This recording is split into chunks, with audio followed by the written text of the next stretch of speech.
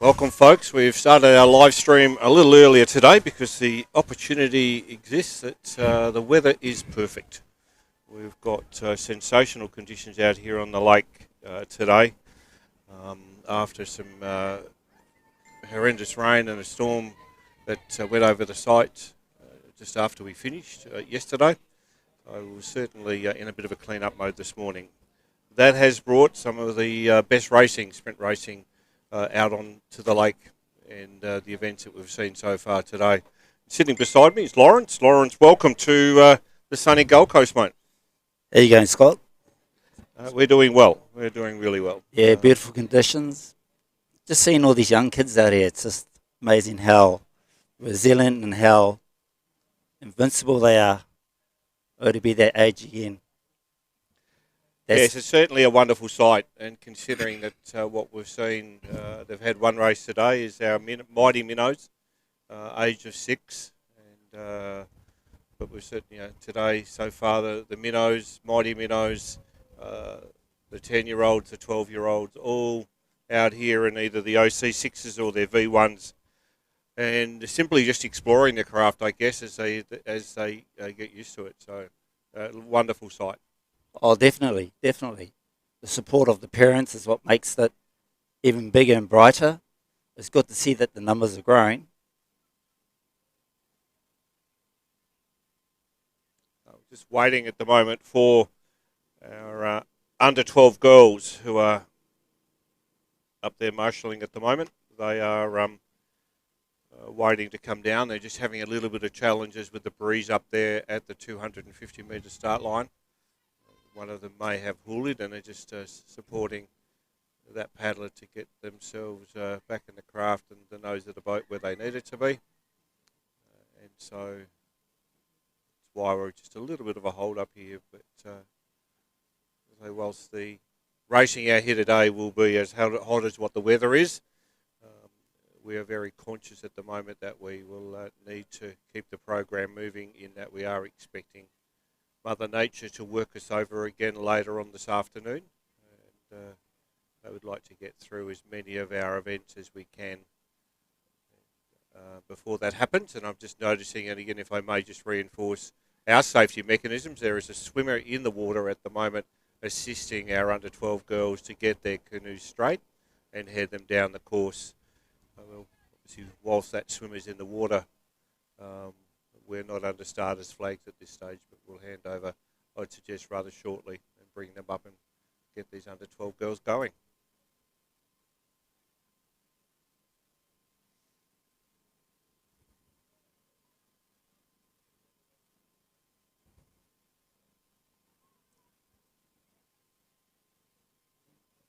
So our older age groups, our opens and elites, and all of our master categories are all looking to qualify for World Championships in Singapore next year, and to date, the racing has certainly typified that. We are getting some sensational times on the water. They're under red flag now, our young 12-year-olds, under 12s. So we'll be handing over to our commentator to announce them down the course to you.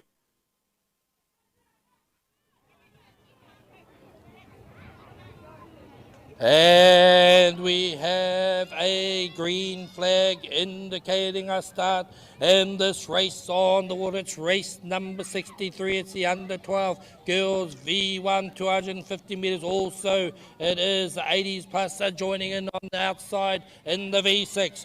In lane 2, it is Lily Brooks from Gold Coast. In 3, Marama McCurdy from Rockingham. 4, it is Rita Ann Angafili from Rockingham. In lane number 5, Lily Forsyth from Rockingham. In lane 6, it is Sui Akwe from Bunbury Wave Masters, should I say. Here they come. On the outside, it is also Cairns OCC in the V6 are pushing hard and coming up there. They've got the lead at the moment. Let's see who's next up there. Down here in lane number 2, it's Lily Brooks is looking strong. Oh, Lily, you're going well out there. Inside Lily, it is there. Marama McCurdy outside. They're also next up there. It is Rita and Angafili. Here they come down there as well. well. Oh, just about had a hoolie there. And the back there, it is Mara McCurdy, I think it is, as they mix up. Let's focus on the front now. It will be down here. Lily Brooks is powering away. Also outside there, Cairns 80s plus will win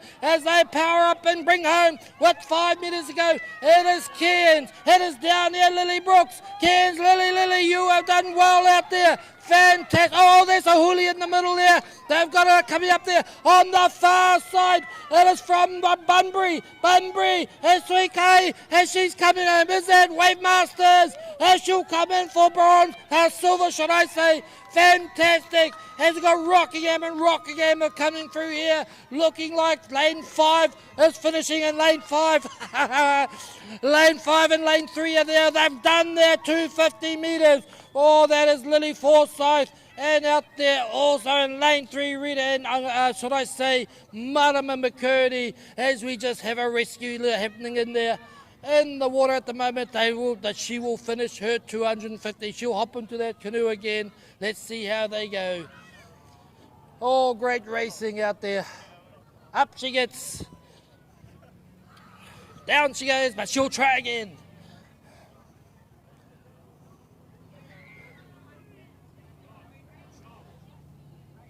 Oh, another hoolie at the past the finish line. Just take a rest there, just take a rest. Just hold on to the waka. You're doing great. Just relax out there. Your Baywatch is coming. There we go. We're going to finish off a waka race here, though, as we bring them home. Lane number 4 it is. Rita Ann, you are awesome. Here we come again, crossing 250 metres. Just relax here. Just hold on. You're good. Well, there you go, guys, if I may, just cutting straight to what was our under-12 girls. So here we have our youngsters out on the course. On the other side of the course in the same race is our over-80s women's OC6 race. So from our youngsters on one side of the course to our more mature paddlers out there doing it as well. A couple of hoolies, but rescue is all over that. And swimmers in the water supporting the young girls and making their way through, in this case, finishing their event, although they hoolied a good 40 or 50 metres from the finish line. So if I may just reinforce, as I was suggesting yesterday, the safety aspects of our sport are never underestimated, and especially as we support our younger members coming into the sport. So I guess, Lawrence, if I may, that's sort of a testament to the fact that people of any age come out and give this sport a go and know that they're in safe hands in doing so. Oh, the safety here is definitely awesome. It's good to see these kids coming out here. They're invincible. They have the support there out on the water. This is what makes the event even more exciting when you have that sort of support. Guys swimming out there to go help out as well. Yeah. Baywatch. And the smile on these kids' faces is something to live for. You're commenting on the way up, two of the young girls that were communicating with each other, two different clubs, just enjoying the space and sharing that moment is, again, a testament to the fact that they're probably from different sides of the country. And the commonality is when you meet on the water, we enjoy the space. Yeah, it builds friendships, bonds. Their social circle gets bigger with this sport in general. Just having these kids coming out here and just chatting along and truly invincible, getting to the start lines. The little hoolie, I think, they just were a bit hot, jumped in the water, cooled down a little bit. But under the skies, I'm going to have a hoolie so I can get a swim in. Definitely. So the next race, we have the under-12 boys. They've just now under a red flag. And we'll hand over to our commentator to announce the under-12 boys 250 metre V1.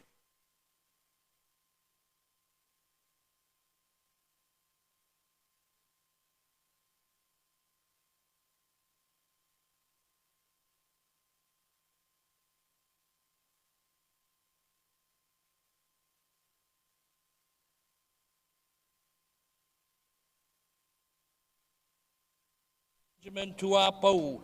In lane 5, Kolana, Jalen Watson Modi. Lane 6, Malulaba Hayden Ryan. Lane 7, Bayside, Mace Johnson. And rounding off this field from Malulaba out there in lane 8, it is Leo Ryan. Let's see how they come down this 250 metres. It is a straight final, so there's no seedings in this. In lane 1, we have there Lawrence. In lane 2, it is Tyson.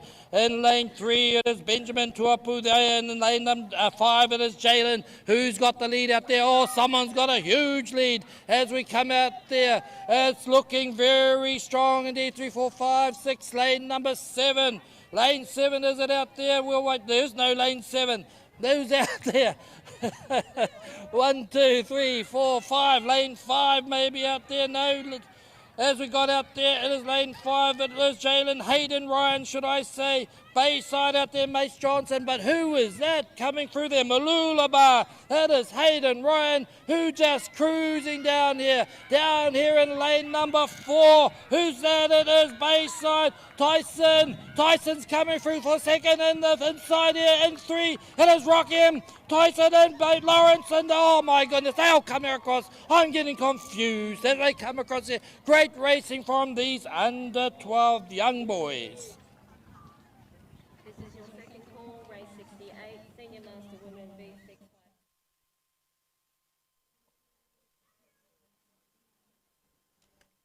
The under 12 boys, even at under 12, they look far more confident out in the water than I think that I would. It's a great sight to see the young Malulaba paddler there in, I've just lost his name. Hayden Ryan was the winner of that final. So, lovely conditions. It's for a these strong young club, that Malulaba. Yeah. Jenny does a really good job with those juniors. That's the backbone to every club, is when you got juniors. Yeah. It's the future of the club. Yeah, and therefore, the future of our sport. And optimistically, we can keep them engaged in the sport as they grow up, and life brings on other priorities. But if they can see that there are other pathways for them in the sport, that optimistically we can keep them involved. And starting at this young age, they get to taste it. And Definitely.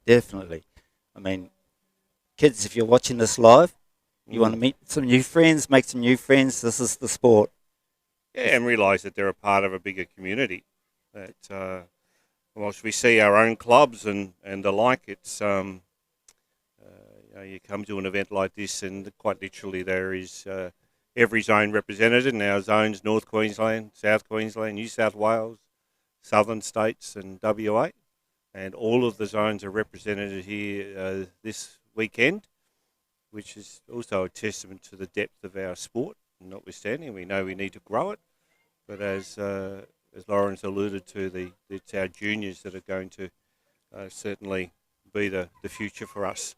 I'm going to hand over back to our commentators. We are going to witness now Open Women V6 1500 final.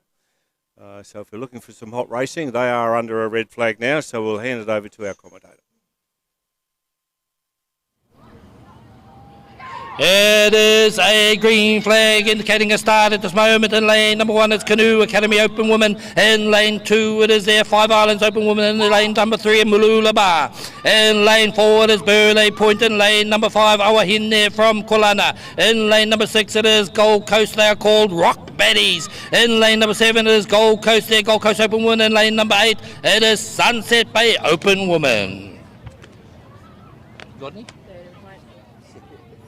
Third and final call, race 68, Senior Master Women V500. Lane 2, Hikili, OCC. Lane 3, Redford, Roxy.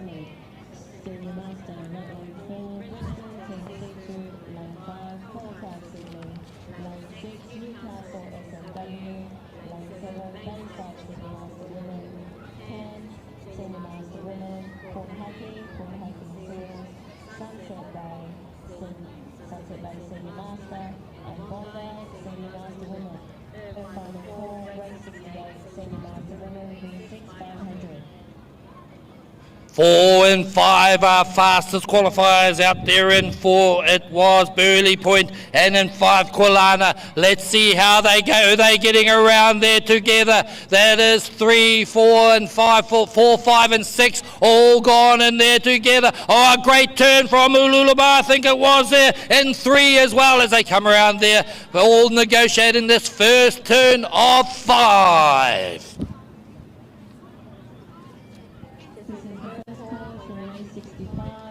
Senior Master Women V6, 500. Lane 2 Nusa, Senior Master Men. Lane 3 Gold Coast Senior Master. Lane 4 Hikili, OCC. Lane 5 Polynesian Va'a Law, Polynesian Va'a. Lane 6 Kulana, Up the Wild. Lane 7 Malulaba, Senior Master. Lane 8 Redcliffe, Rock Solid Senior Master. Lane 9 Outrigger, Team Green A.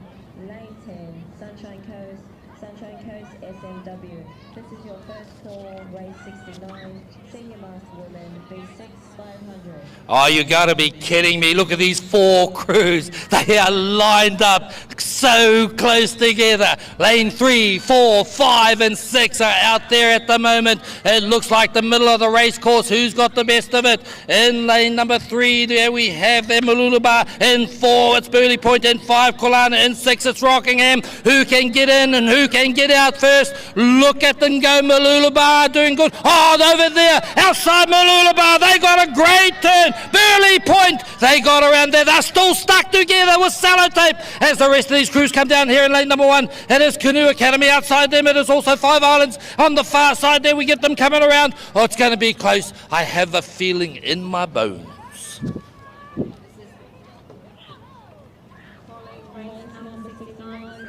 Just for those that are watching at home, just realise our drone is on the far side of the course.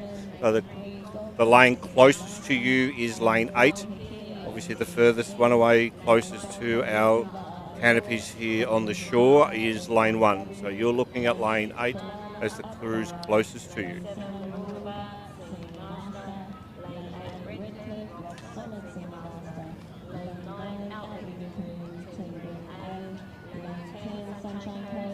Sunshine Coast SMW, lane 11 Mandurah, Tukia, lane 12 Sunset Bay, Senior Master.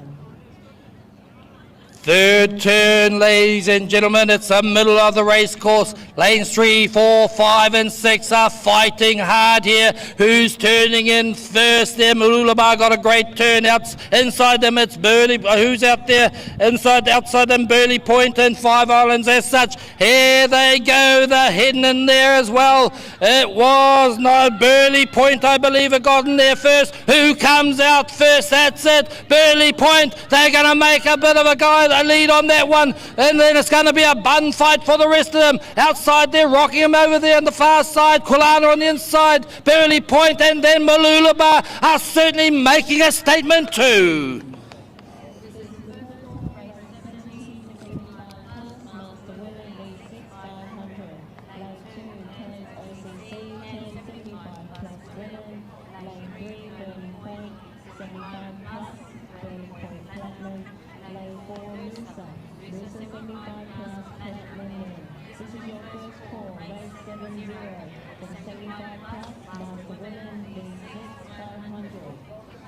It's all in the turns, Manu, as they say, or did he say sauce? I don't know. I'm watching the wrong program. As we come down here, it is Burley Point that's got the lead at the moment. It really is in the turns, being chased by Malulaba close to us. On the other side of them, it's Kulana. On the far side there, it is Rockingham. But Burley Point have picked up the lead. It might be a bun fight for those bronze and silver at this stage, but it's all in the turn. Anything can happen. There's 2 more to go. Around they come. You'll see that teamwork. Can they get that close in there? Oh, that's pretty beautiful indeed. As Burley Point get around, we have their Malulaba. They got around. They'll come out in second. Kulana and Rockingham are fighting it out. That's how they're coming out. Don't forget the rest of them on the far side there. Also is Gold Coast out there. Sunshine Coast on the far, Sunshine Base, as I say, on the far side. Coming down here, a Canoe Academy, 5 Islands. They're getting around their turns also.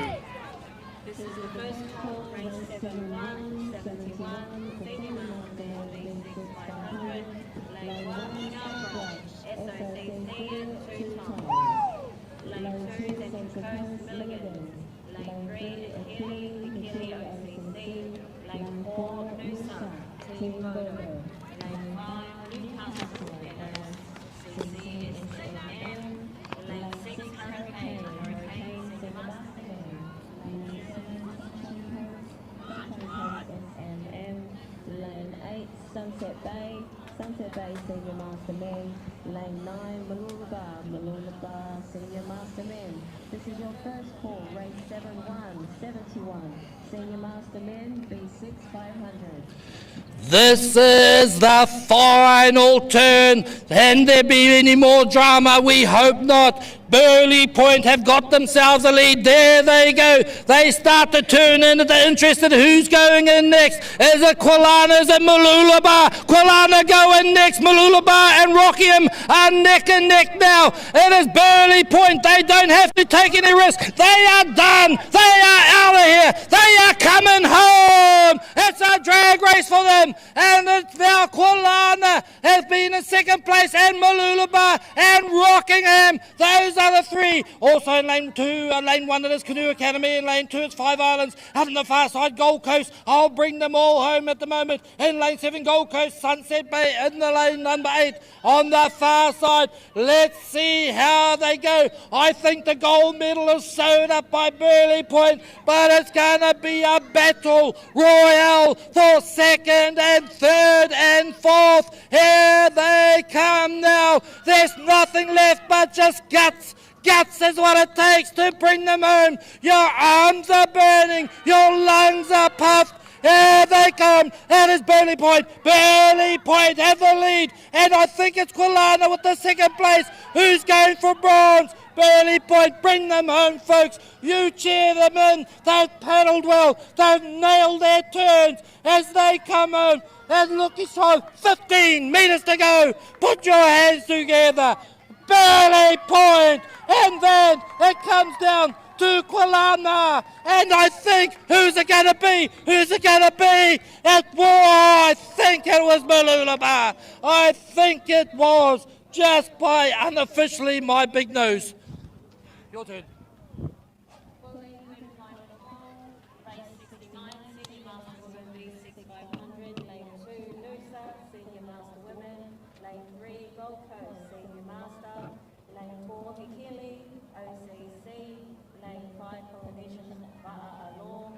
Polynesian Bar SMW, lane 6 Kulana Upper lane 7 Narulaba Senior Master, lane 8 Redcliffe Rock Solid Senior Master, lane 9. There we have it, folks. That is the Open Women's V6 1500 metre final. Some sensational turns there by all of the crews. Burley Point certainly gave us a great demonstration of how to turn one of these craft on a Thrisman. So yeah, sensational job to all of the crews out there. Races within races, and crews not willing to give up an inch. So great demonstration from our Open Women's crews. So definitely inspiring, and it's good also to see some of the family members out there. You got Olivette from Kiwilana, from Western Australia. Then I've got the other cousins. They're all related from Burley, which is Sandy Retai and Nia Rudolph. So it's really inspiring to see them out there having it up with each other. yeah, And Malulaba, they haven't disappeared. They come back. They go quiet for a little while. They sit back, and you expect the giant to turn up, and they've turned up. I think they'll let this one go, but it'll be interesting to see the final. It certainly lays a strong foundation again for the future. And you look at the quality of what we've just witnessed here this morning with our Open Women, and just watching as the under 14 boys V1 250 metre final transition their way up to their start line. And so we've got 6 paddlers in the under 14 boys, which will be followed by the under 14 girls. So it'd be good to see what that 2 years does in the skill and the development of the bodies as they're looking after this waka as they bring it down the racecourse. Bit of confidence. Oh, a bit of confidence, yes. 2 years, it's amazing. They get confident, bulletproof, can do anything. To be like that again. as they say, time on the water. Exactly. So the conditions out here, they remain certainly very conducive to some good paddling. There's a little bit of a ripple on the water with a slight breeze that will certainly aid the paddlers. It's certainly pushing them down, although it's certainly not a strong breeze, but the water surface is broken by that breeze, at least down this end of the course. Definitely. Be a testament to their paddling skills, and this is where they grow a bit of confidence. It may look flat, but when you've got crosswinds, you've got to take that into account. Little runners on the water, pushing the opposite way to try and hold that va'a in the middle of the lane without going outside of your lane. So you got to navigate that sort of a race. Yes, at 10 metres, sometimes it seems like a long distance, and other times, like about now, where you're a V1 paddler, can seem very, very narrow when you've got to travel over that 250 metres and keep yourself within your lane for the duration of the 250 metres, or in the older age groups over the 500. Yep, gaining that confidence, at that age. And as they get older, you'll start learning how to piece that race together, the course, how you're going to start, when you're going to drive, get to the halfway, see where you're sitting. Do you go early or do you hold out for that last 100 metres? And then to see what you've actually got left in the tank. Exactly. And whether you can get that lift when you need it, and whether you're up the stroke rate, or maybe go a little bit deeper and see if you can find some good catches and a bit of drive off the legs. And that's it. Long and strong, slow and fast.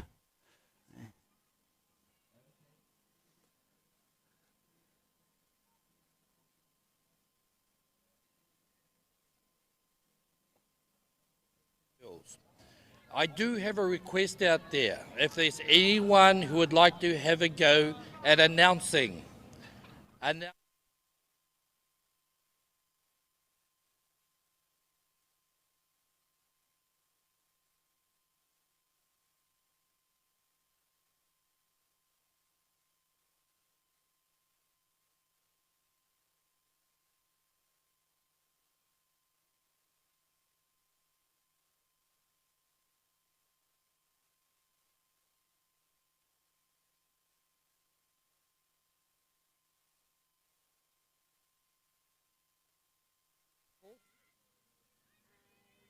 Okay. So here's how we do announcing. So third and final call, race 7-1, Senior Master Men, V6 500. Lane 1, Scarborough, stop at 2 times. Lane 2, Central Coast, Milligan. Lane 3, Hikili OCC, Noosa, Team Photo. Lane 5, Newcastle, SMM. Lane 6, Hurricane, Senior Master Men. Lane 7, Sunshine Coast, SMM. Lane 8, Sunset Bay, Senior Master Men. Lane 9, Malulaba, Senior Master Men. That's your third and final call, race 71. 71, Senior Master Men, V6 500. And there you have a perfect example for commentary. Okay, and so announcing, should I say, that was, and commentary is commentating the races. How did I get into this? By accident.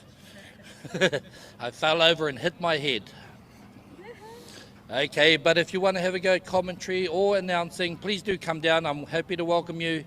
And so we can build the stocks of commentators and announcers here in Australia. We got a green flag out on the water, so here's a little bit of a commentary that we'll go through now. It is race number 66. It is the 14 and under boys V1 250 metres. This is a straight final. There's no heats in this one. In lane 1, representing Rockingham, it's Cruz Angafili from Rockingham, should I say. In lane number 3, it is Mace Johnson Bayside. Lane 4, Rocky Tuarai Rockingham. Lane 5, Benjamin Tuapo from Bayside. In lane 6, it's Ibrahim Machan Bayside. He stole my haircut, he did. In lane number 7, it is Caleb Sainsbury from Bunbury. That's how they line up in this particular race, and we look out across the race course down, looking pretty good. In lane number 1, it is Cruz Angafili coming along there. Out there in lane number 3 of it is, or 4 it will be, because Cruz is in 2. In 4 it's Rocky Tuarai, but in the middle of the race course with the beautiful hair coming through there, it's Eparai Machan. I think it is out there who's got the lead. Here he comes, so inside him it will be Benjamin Tuapo, Caleb on the far side, who's up there or thereabouts as well. But it will be at the moment, it is Ephraim at the moment who's got the lead. And then Caleb is chasing then. Also Rocky's there, is trying to get there. Mason goes back a bit. Here they come as such. It is going to be Ephraim who will come and take out that goal. Down here in lane number 4, who is that? It is Rocky Tuarai. And down just in 2, it will be Rocky and Cruz Angafili who got in there just ahead, all together with Caleb on the far side there as the rest of these young men come on home. Second call, race 72, 19 and under boys, V6, 1000. Lane 2, Rockingham, OCC. There they are. Lane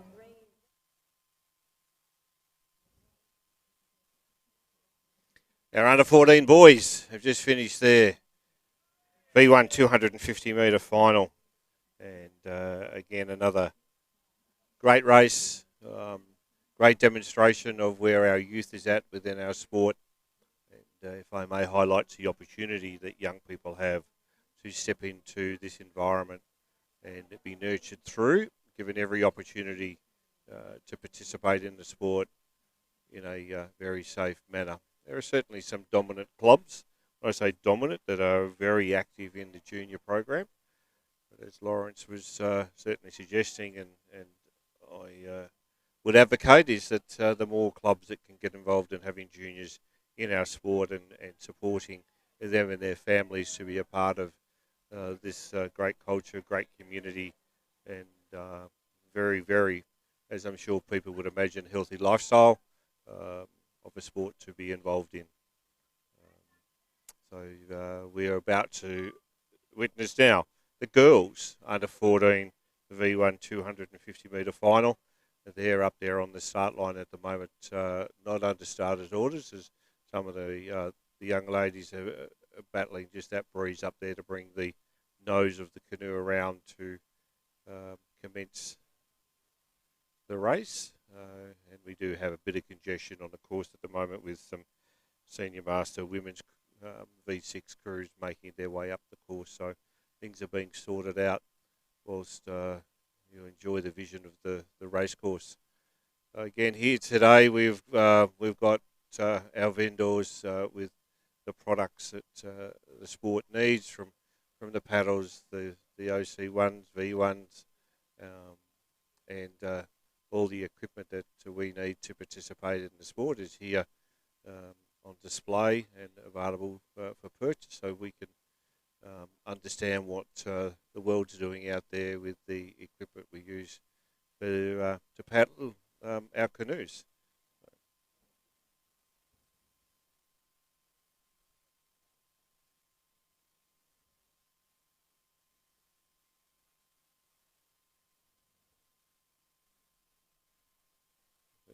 The temperature out here now, which is just cracking through the 27, 28 degrees. The light breeze is certainly aiding, making the conditions a little bit more bearable for people. Notwithstanding, we're reinforcing the need for the rehydration, and we do have the ice truck on site. That helps people just to fill up their water bottles when they need. And I'm just looking at the flag situation out there for our under 14 girls, getting those flags sorted as well. As we move the safety boats around the course to make sure that this course is available for the girls to come down uninterrupted.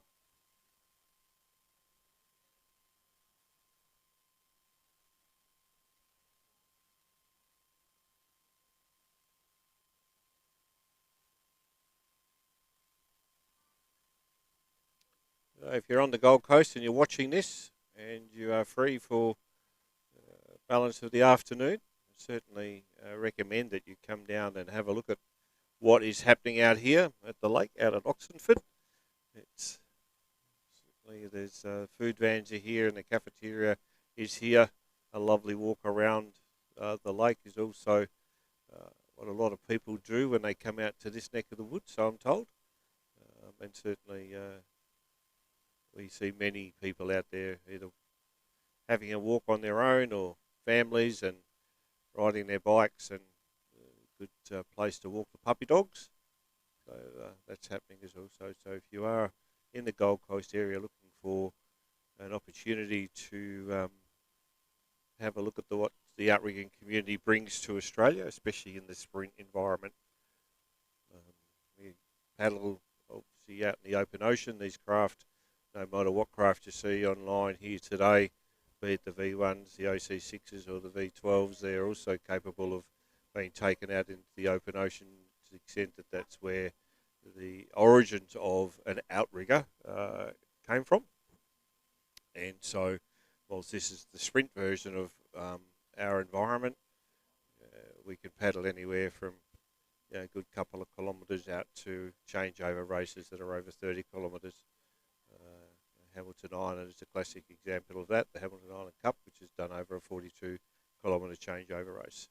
Under 14 girls are under starters orders. They have a red flag now, and we'll hand over to the commentator to bring the ladies down the course. Race 73, third and final call for race 73, and read the line, and then you just read across. Yeah. And then once you've read it, tick it. Yeah. Oh, that's right. And this is yours as an announcer. Yeah. Okay, I won't be long. Go for your pen, I don't know. Oh, they started. That's right.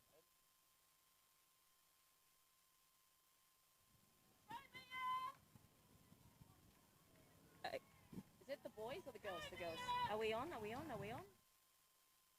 Test, test, test. Just switch on for the, that's the switch.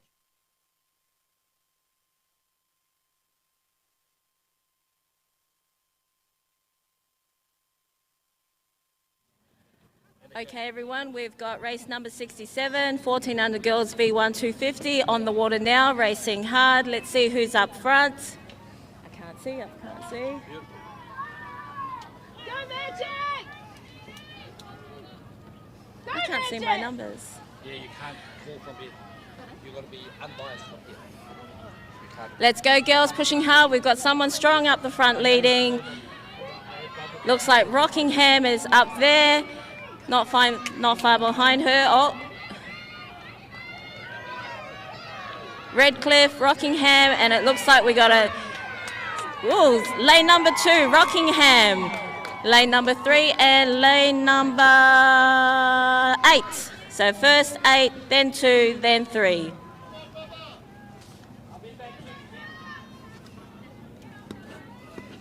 Okay, so we have to keep an eye on the flags so that we don't fall. Yeah. So yeah, if you want to start calling,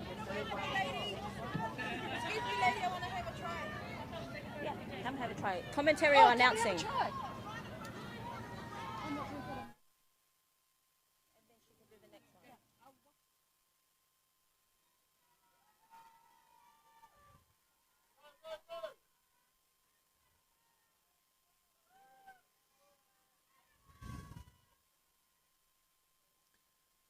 As we bring the last of our paddlers in the under 14 girls 250 metre V1 final across the finish line now. See here in the background here, the family and friend support for all of our paddlers makes this a really enjoyable environment for them. Although, as we've alluded to, the paddling of a V1 does take time on the water to get used to, in that they have no rudders on these craft. And so all of the work you do to generate your direction is done through the same paddle that you generate your power from. So your blade work obviously plays a significant part in your ability to get down the course efficiently and effectively. And so it does take, as we alluded, time on the water, getting used to it. Notwithstanding, every bit of water you do get on can result in very different conditions. Whether it be as flat as what today is, might be on the surface, but underneath there could well be in a tidal environment, the current, like out in the open ocean. Obviously, you have different conditions to contend with. So that is our under 14 boys and under 14 girls V1 250 metre finals done for this championships. And as we move on to now, what is 2 heats of the Senior Master Women V6 500. So Senior Master Women are a very competitive age group within our sport. Testament to the fact that we have 17 crews, 18 crews that will be vying for a spot in the final, which will be later on today. And just looking down the team list here, or the crews, we have crews from many of the clubs here over the course of the weekend. So yeah, we're going to see, suggest some very efficient racing. This is a straight race over 500. Heat 1 is under a red flag orders now with the starter. So we're just waiting for the green flag, and I will hand over to the commentator there we go, green flag. We have a green flag up, ready for race 68 Senior Master Women. In lane 2, we have Akili OCC. Lane 3, we have Rock Solid Senior Master. Lane 4, we have Team C2. Lane 5, we have Kowakai Sydney. Lane 6, we have the NOCC SMW. In lane 7, we have the Bayside Senior Master Women. Lane 8, we have Cairns Senior Master Women. Lane 9, we have the Port Hacking Seals. Lane 10, Sunset Bay Senior Master. And lane 11, we have Bondi Senior Master Men. Let's get behind these women, everyone. Cheer them on. This is Heat 1 of Heat 2. Heat 1 of 2. Sorry. You tell me when to say this. Wait till the race is done. If you want to, because there's a few, you can read through. Or no, just wait. How are you? Do you want a commentary? No, thank you. Why not?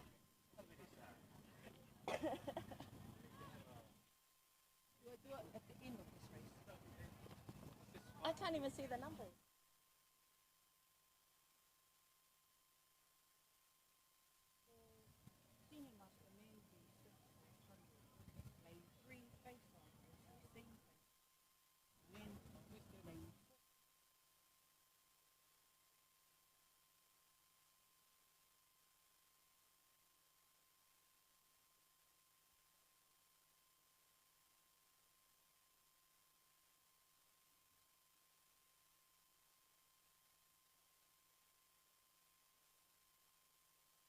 Bay Senior Master. Hold on, who's them? Them.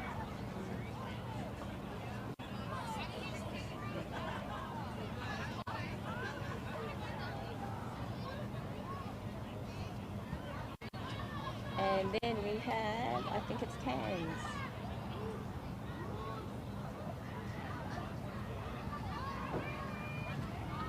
Is this 1,000?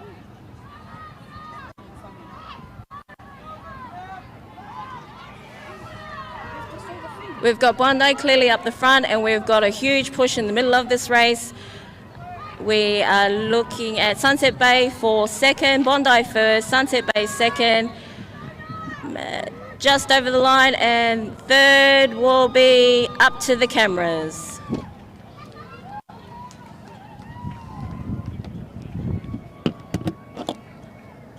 Well, there's Heat 1 of the Senior Master Women V6.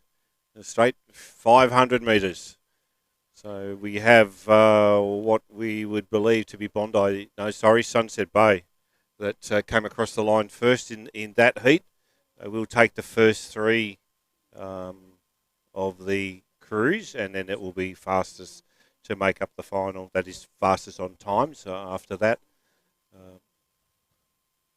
for the balance of the placings. So we have then now moving on to the second heat of the Senior Master Women V6 500. So Heat 2, we will have in lane 2, Noosa, Gold Coast. Hikili in 4, Polynesian Vaha in 5, Kawali in 6, Mooloolaba in 7, Redcliffe in 8, Outrigger Canoe in 9, and Sunshine Coast in lane 10.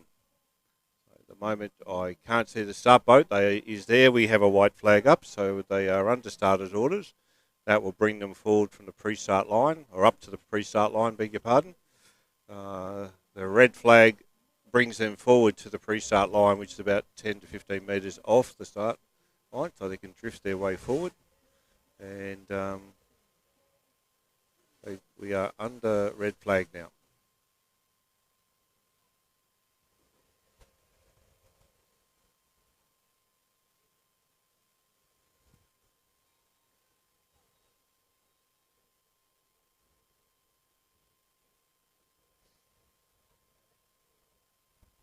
Conditions for this 500 metre race are pretty good, you would argue.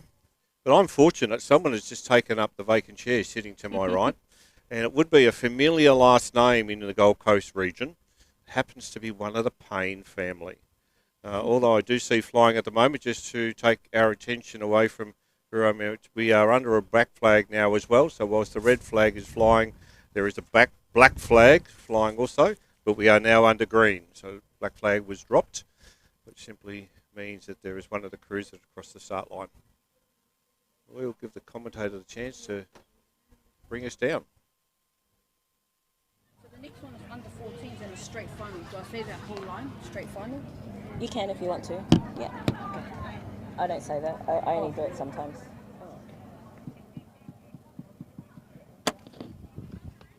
In lane 2 in this race, we have Noosa Senior Master Women, lane 3, Gold Coast Senior Master, lane 4, Hikili OCC, lane 5, Polynesian Va'a SMW, lane 6, Kwalana Up the Wā, lane 7, Mooloolaba Senior Master, lane 8, Redcliffe Rock Solid Senior Master, lane 9, Outrigger Canoe Club, Team Green A, lane 10, Sunshine Coast SMW. And lane 11, Mandurah Tukia. Lane 12, Sunset Bay Senior Master. Do you call them SPOC and SOCC? Or I just say SOCC. And SPOCC? Yeah.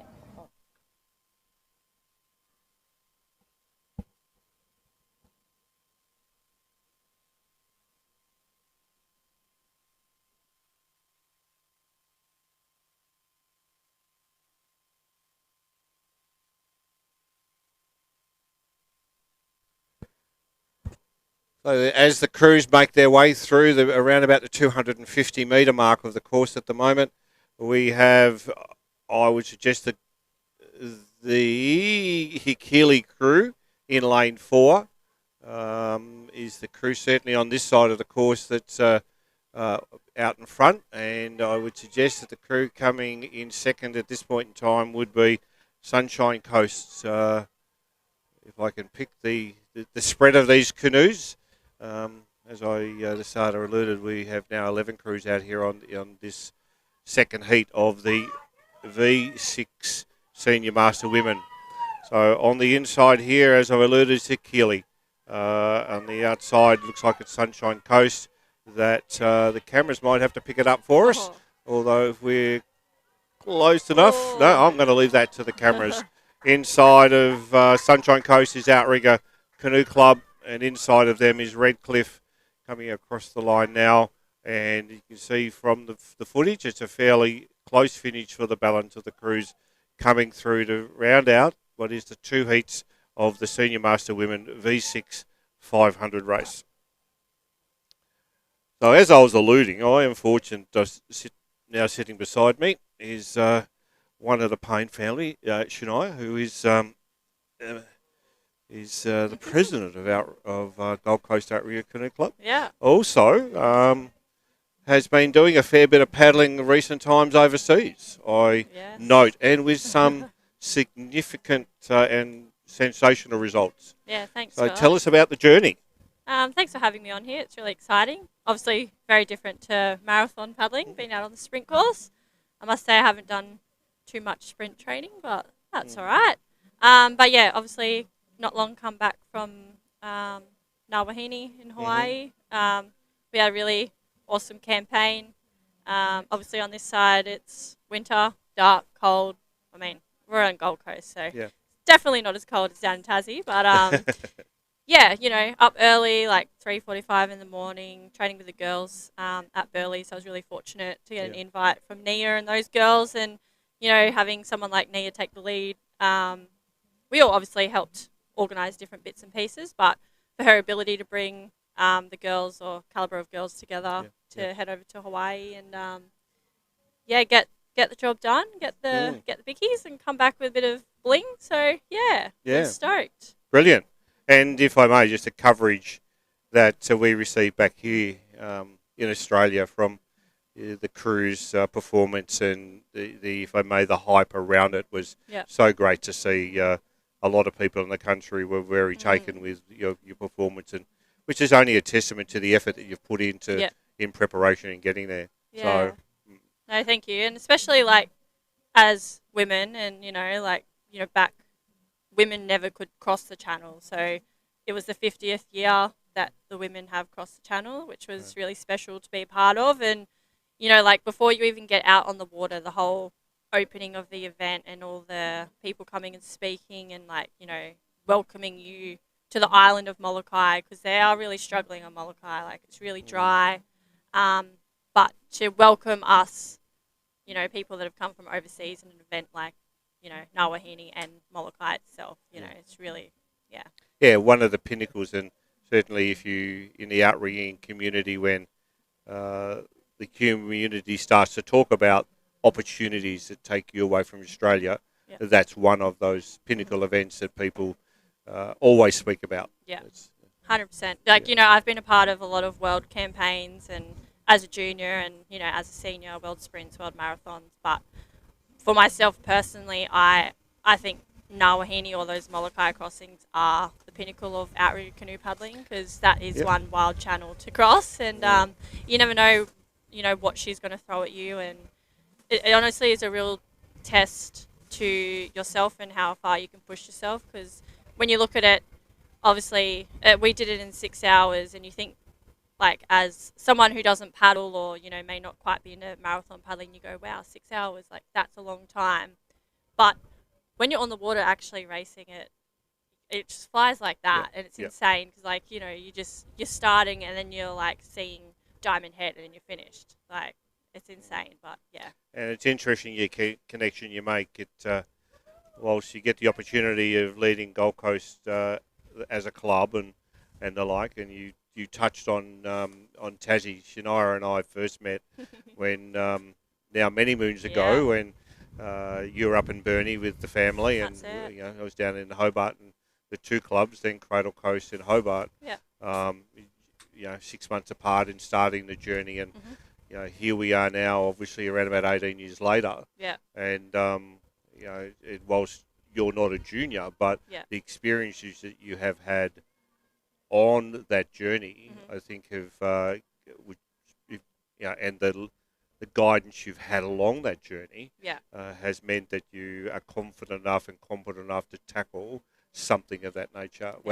And we've been talking today, and you say about the opportunities for young people, and if I may, then to say your journey testifies to the opportunity that's for young people to come into this sport. So, 100%. Like, I've been paddling since I was, 9 or so years old when the club formed down in Burnie, and I came from a surf life saving background and pretty much gave that up and just continued with outrigger canoeing. And obviously you've got Dad and Mum to thank for that, like what they did down there, and yourself as well with those small little clubs, and what we built, especially as like a junior program. It was really cool. And then actually I had my first national sprints here about whenever that was, 11 or so years ago, and my sister Kiana and I did a little recreation of a photo that we had here on the bank when it was like 40 something degrees. So it's really cool, that it's back here on the Gold Coast, and looking out at the sprint course, and like our club's done a lot of work, but honestly Dad, phenomenal effort behind the scenes of what he has done to get a course like this, and it's really cool. And if whilst we'll come back to your point, it's a world class 2 off 2.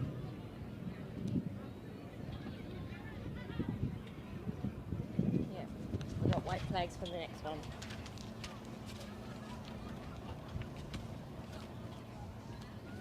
I'm on to my second call for Yep. 25 and 76.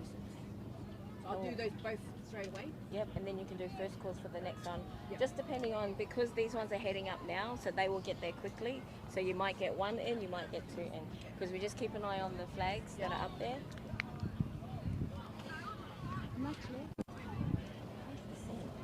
100%.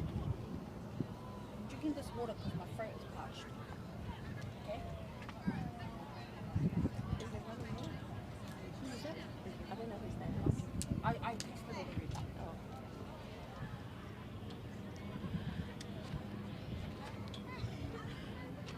Okay, we have a start on this race. This is race number 70, 75 plus master women V6 500.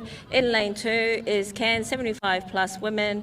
Lane 3, Burley Point 75 plus Burley Point Platinum. And lane 4 we have Noosa 75 plus Platinum men. Race 70.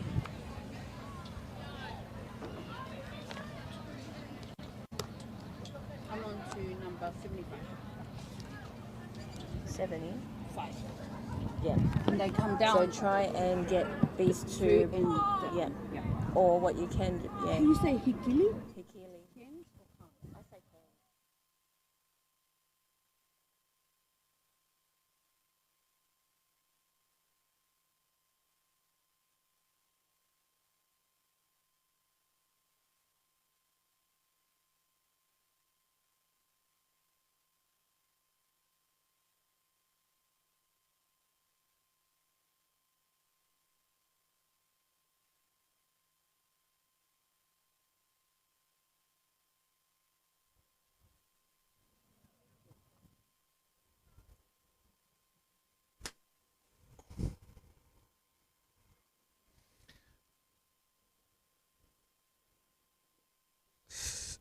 Our 75 plus master women, V6 500, are now moving through the 250 metre mark, which well inside that for our leading crew, which is Cairns. They've certainly put a commanding gap over the Burley Point crew. As the commentator alluded to, we also have a 75 plus platinum men's crew out there, and that's Noosa over there in lane 4. And the Burley Point crew coming up to within now about 50 metres of the finish line, and certainly their timing is looking good for the ladies here. So that's appears to be, that is the guys' crew. My mistake.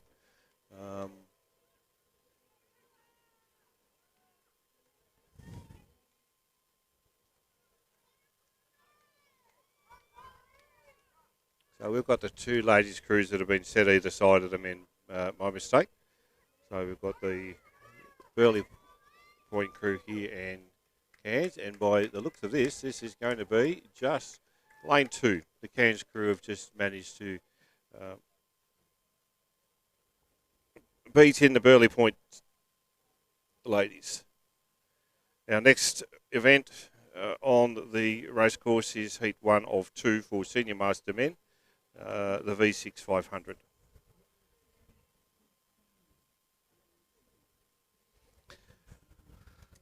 So as we cut across to the racing, Shania, you were mentioning about the course and the amount of work that has gone to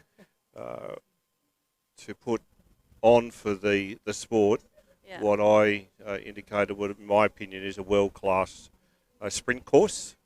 It certainly looks fabulous, and the whole environment. But behind all of that takes a whole lot of work. 100%. So yeah. I certainly appreciate not only your club but the family involvement in getting it to this. Has taken not just days but months of work. Maybe a month probably of work, I'd say. Yeah, and just, finer details of, fixing things and little bits and pieces. And obviously we're not the only stakeholder on the lake. We share it with Coomera Dragons, obviously the Yacht Club, the Rowing Club, and they have support boats that are out there quite often, beside the crews that are training. And a few ropes got snagged here and there, and it gets a bit frustrating because you know how much time and effort you have to keep going and adjusting the lanes. But you know, everyone here has made great use of the course. You know, as a club, we kept the canoes here from the sprint regatta, and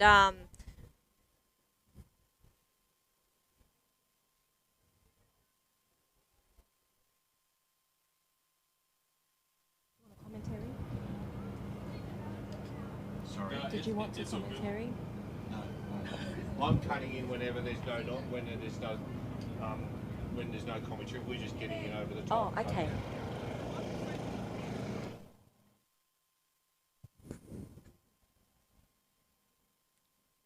Yeah, sorry about the gap there. We were just discussing some of the course commentary. But on their way down to join us here now, down to the finish line, started is the Senior Master Men's V6 500 Heat 1 of 2. Lane 1 is Scarborough, Lane 2 is Central Coast, Lane 3 Hikeali, Lane 4 is Noosa, Lane 5 Newcastle, Lane 6 is Hurricanes, Lane 7 Sunshine Coast, Lane 8 Sunset Bay, and Lane 9 is Mooloolaba.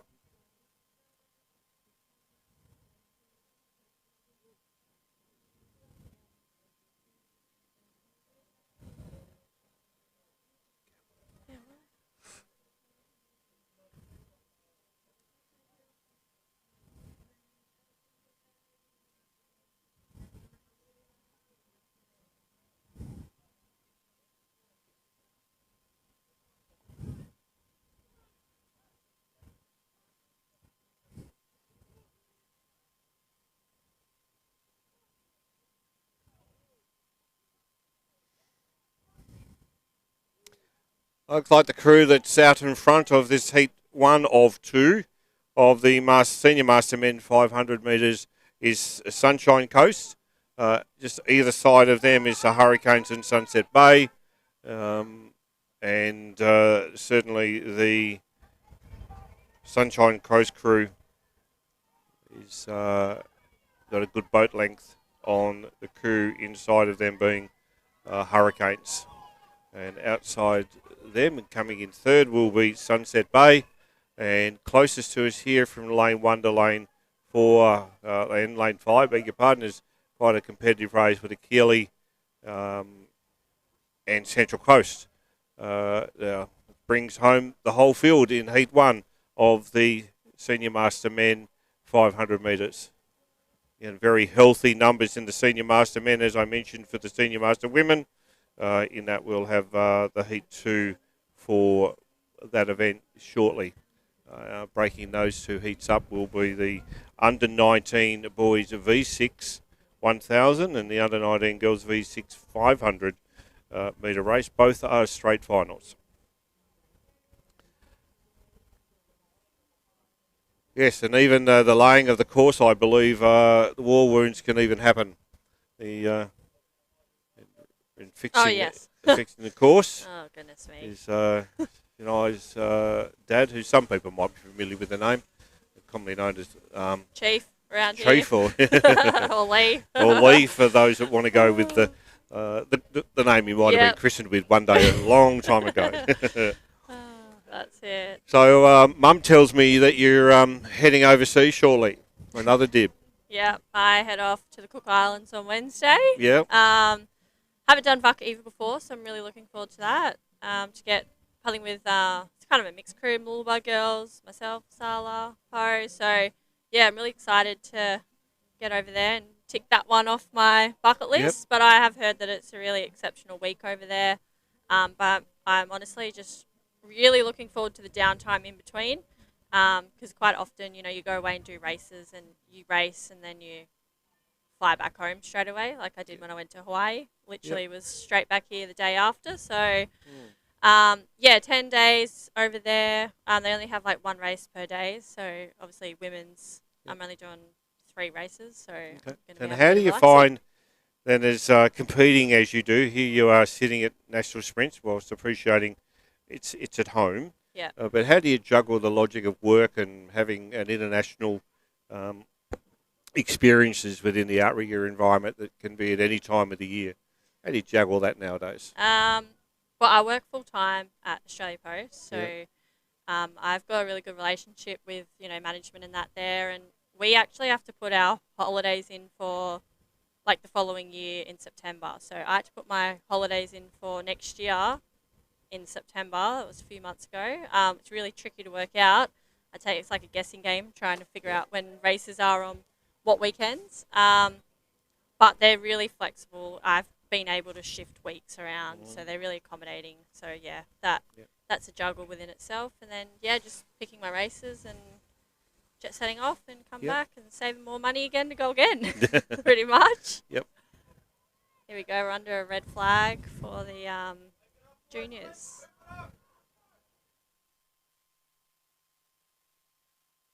There we go.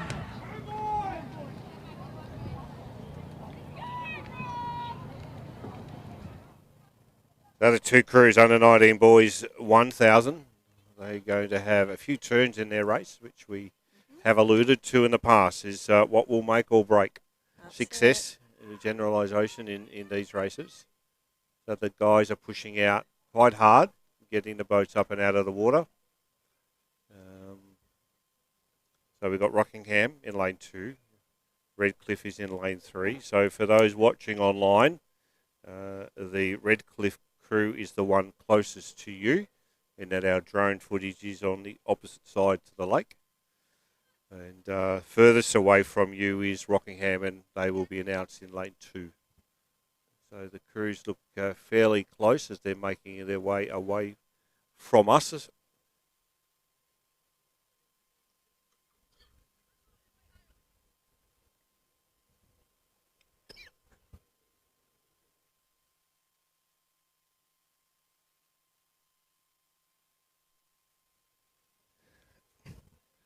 The first turn is being navigated now, and the drone footage you can see is sensational to see the competency of these young crews, the steerers as they navigate their way around. You can see at the moment the Redcliffe crew have just about put a boat length on Rocky, but now they get to push themselves up the course. You can also note that the stroke rate now has changed a bit. Shania, you're out there this morning in the 1,500 metre for the Open Women. Yes. Sure what seat you're in, but I wouldn't more than like you. Steer a seat this time around. Yeah. How did you find that? I've been steering pretty much since I started paddling, so it's always nice. My sister kind of stepped out or was kind of not really paddling anymore, so someone had to go and fulfill that seat again. So I've gone from seat 1 back down to seat 6, so it's always nice. Yep. It's tricky during turns because, as you said, in a turns race, honestly, you could be out in front and anything can happen in a sprint race. So, we've got Redcliffe coming into the turn. Those the Redcliffe boys coming into their second turn. The work being done on the steerer, so got a good half a metre there on the marker. Rocky just a fraction further behind, but they're going to bring themselves well and truly around inside of their lane. You can note the two little white boys that sit either side of the numbered or the coloured marker is the turning lane. They're about another 10 metres in front of that is a second white buoy, which just gives an indication that they've come around inside their lanes.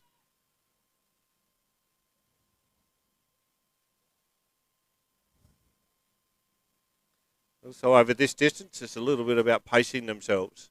Make sure that they do have a little bit of something left in the tank when they do the last of the 250 metres. So they're making their way up on the second last leg for their last turn. And then this is a straight final for these two crews. So they wouldn't be leaving too much out there on the racecourse today.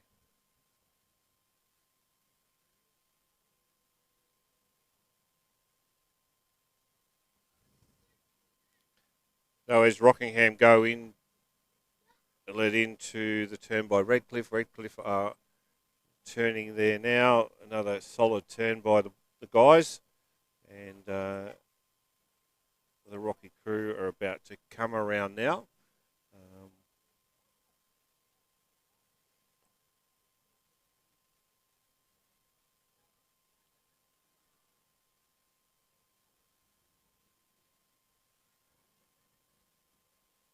Redcliffe now have got a couple of good boat lengths on the Rockingham crew, so they're pushing out nice solidly. Stroke rate has eased just that little bit. Their stroke looks still nice and long. Their changes overs are crisp and they're looking very clean.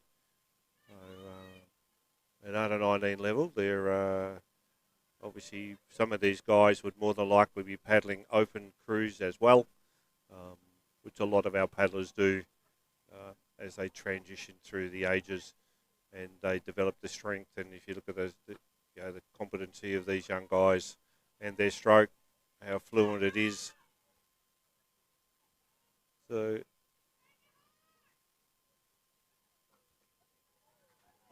that's our Redcliffe crew. As we can see, they've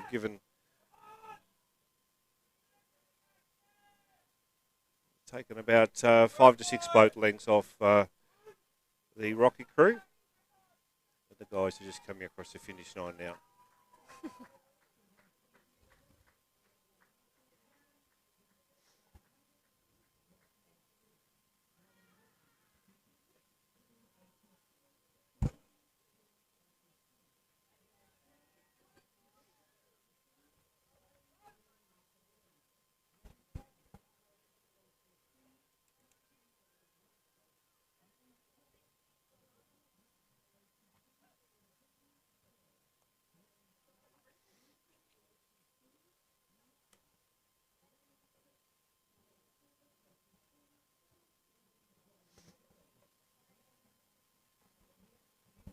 Is anyone coming after me?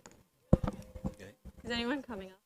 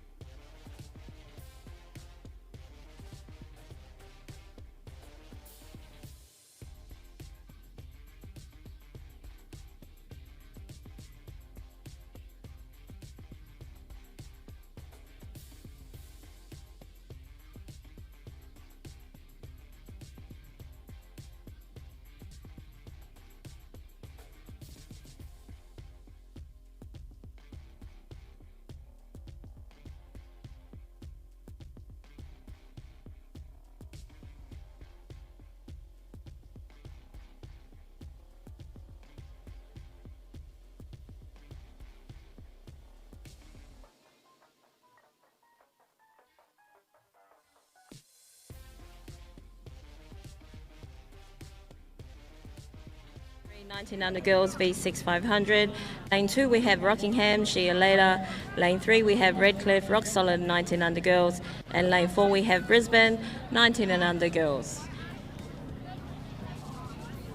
And I've got a short race for 79, 23. So should I say that on my second call? So the under 19 girls V6 500, 3 crews on their way down the course now. Rockingham in 2, Redcliffe in 3 and Brisbane in 4. Conditions have flattened right off here for these crews, so the racing conditions are sensational. By an early look from the Brisbane crew, may have taken some water off the other two, which is Rockingham and Redcliffe. Our drone footage you are seeing closest to you is the Brisbane crew. Inside of them is Redcliffe and Rocky.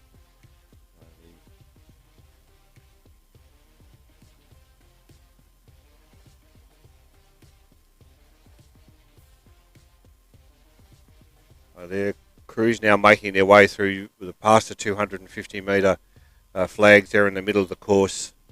With around about 200 metres to go here to the finish line, with Brisbane certainly now have a very strong lead over Redcliffe and Rocky. And the stroke rates now, they're starting to dig a little deeper to get the last little bit of energy out of the arms and the legs and the back as they finish off this course, off this race. This is a straight final. The Brisbane crew, as you can see there.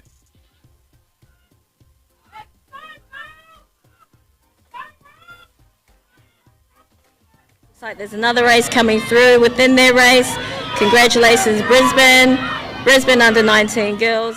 And then we've got, is it Rockingham? Is it Redcliffe? Is it Rockingham? Is it Redcliffe? Rockingham, Redcliffe. Looks like Redcliffe have come in second, Rockingham third. Nice race, girls.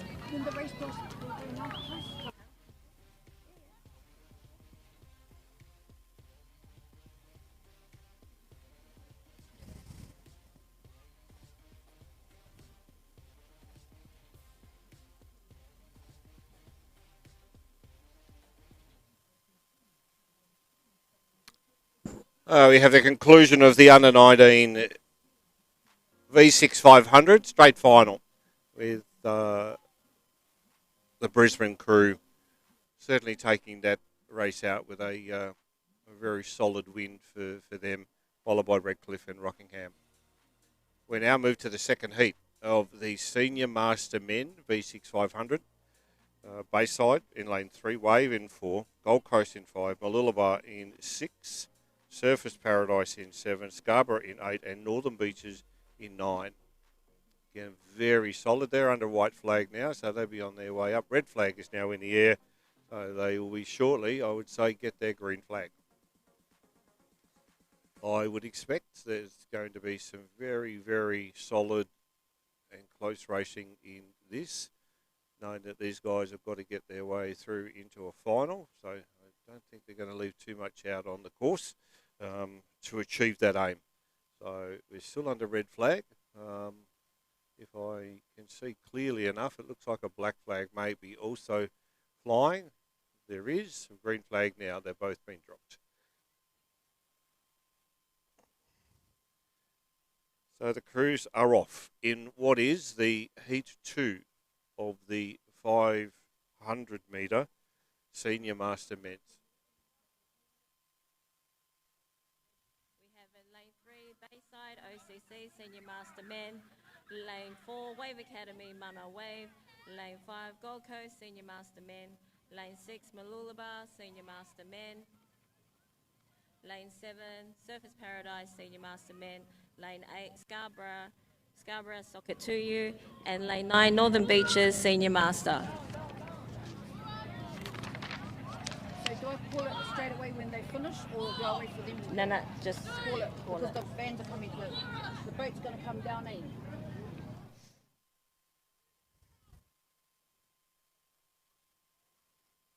A good clean start here for all of the crews. They're transitioning through the 250 metre mark now, with obviously half the race is done. The footage we have out there is indicating that Surfers Paradise have got 3/4 of a boat length on Northern Beaches, which is the crew closest to you, with the drone footage. Inside them is Scarborough. So then we've got Surfers Paradise. And inside them, I'd say it would more than likely be, if I've got the right crew, it would be, I was going to say Mooloolaba, but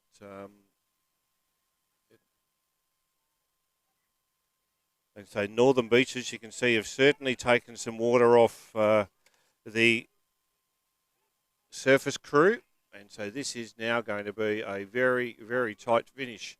The drone was certainly giving us some good finish line. Here we go. Here are these two crews. So that's a camera job with Northern Beaches and Surfers Paradise. The two crews involved with what I would suggest from the naked eye, it might have been Northern Beaches just by one bob of the steerer's head. So as a balance, the crews make their way through. Solid racing from these crews: Bayside, Wave, Gold Coast, Mooloolaba, Surfers Paradise, Scarborough and Northern Beaches.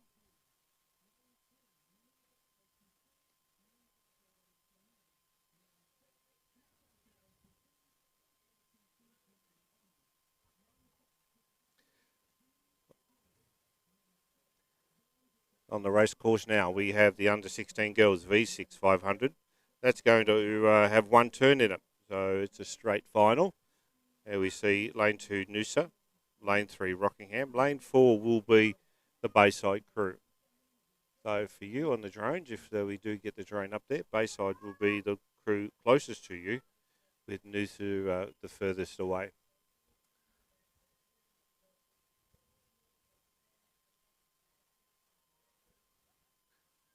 So the ladies are now under a white flag. This is the under 14 500 metres with one turn. The girls will go down the course 250 metres and then look to come back. So they're under a red flag now. One of the crews here, lane 2 Noose, is just a little bit slow in getting themselves up to the start line.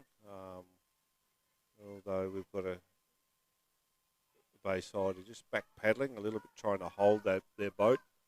Their black flag was up, it's now down, and we've got a green flag. So they're off and racing here in the under 16 V6 one turn straight final.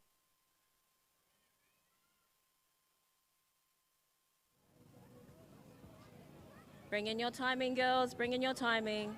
Keep paddling.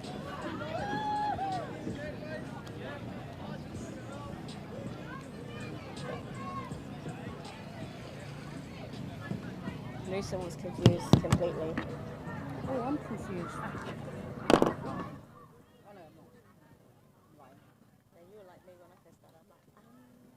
I'm just reading what's up here and here. I'm just reading what's got on the back. Under 14 girls, V6, head away from us for their first turn, their first and only turn in their 500. We have Noosa, Rockingham and Bayside. Bayside out there in lane 4, the closest to you on the drone. They are certainly got a good boat length out in front of you.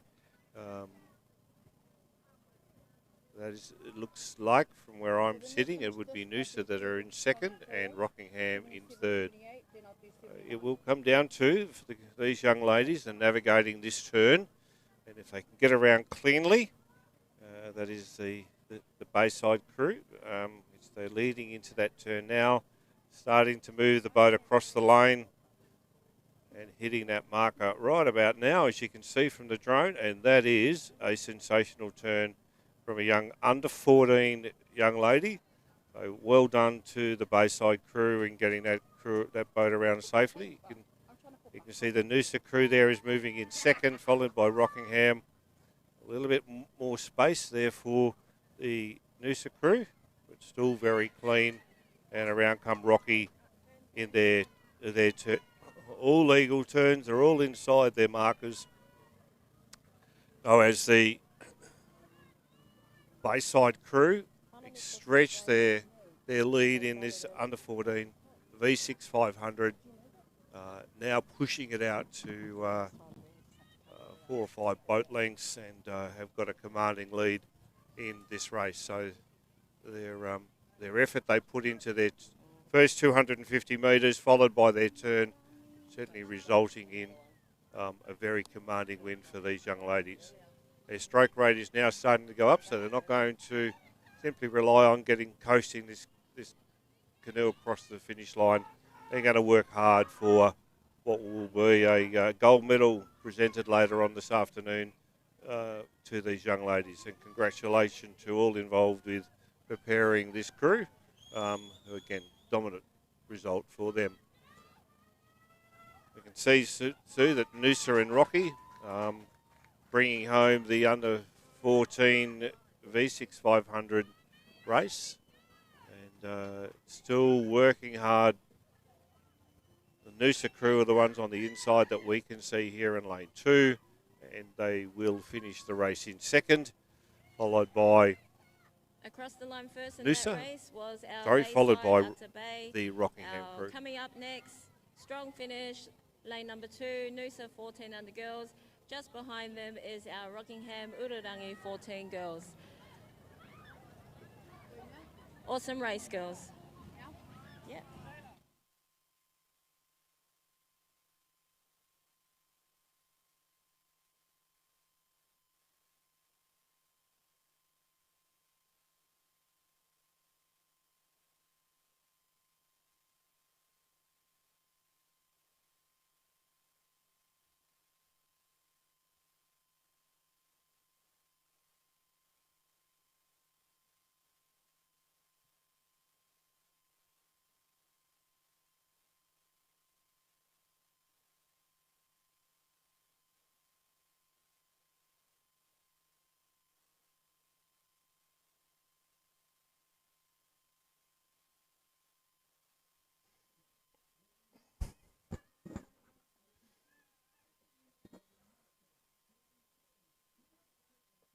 As we can see, the racing now, we're just waiting for what will be the first of 2 heats in the Golden Master Men V6 500. Great race for the guys. So we have in lane 2 Noosa, lane 3 Sunset Bay, lane 4 Five Islands, lane 5 is Keely, lane 6 Sunshine Coast, lane 7 will be Gold Coast. So that's first of 2. The second heat for the Golden Master Men will follow in approximately 10 minutes' time, with another 7 crews that will be involved in that race. So we've got 6 crews for this one. Transitioning up the course at the moment, we are the Golden Master Women, who also heat 1 of 2. And we'll have 10 crews in the first of the 2 heats for the Golden Master Women.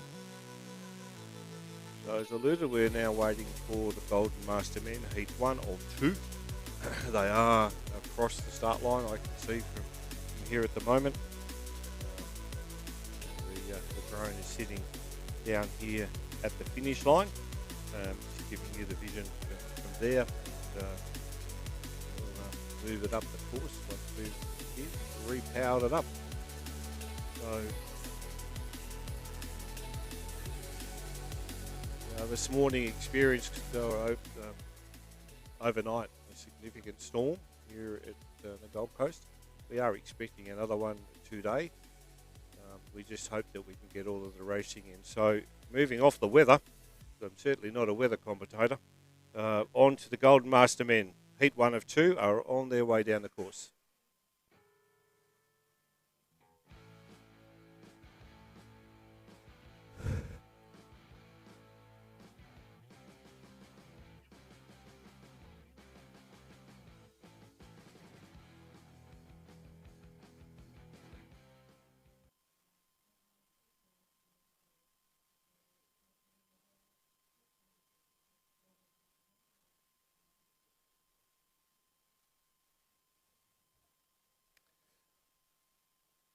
Golden Master Men V6 500, heat 1 of 2. So at the moment, the crews, whilst there's a slight lead there for it suggests it's the Gold Coast crew. Inside of them by 2 is a Keely. And through the 250 metres, those 2 crews are very, very close to each other as far as their distance up the course. So that's Keely and Gold Coast. So in the crew, you can see there is Sunshine Coast. The Keely have now just moved ahead slightly of the Gold Coast crew. The crews now would be certainly picking up the stroke rate. They're coming through now well and truly past the 250 into the last 200 metres of the race. Gold Coast have made their way back. They have certainly now working their way back into this race, And it was my mistake with Hikili. It is, in this case, it will be the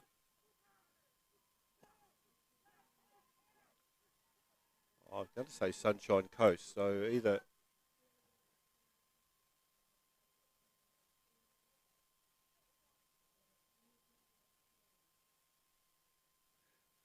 it's safe to say Gold Coast to come across the line first. And just trying to, it might have been Five Islands, my mistake, that have come in second, followed by Sunshine Coast and Hikili.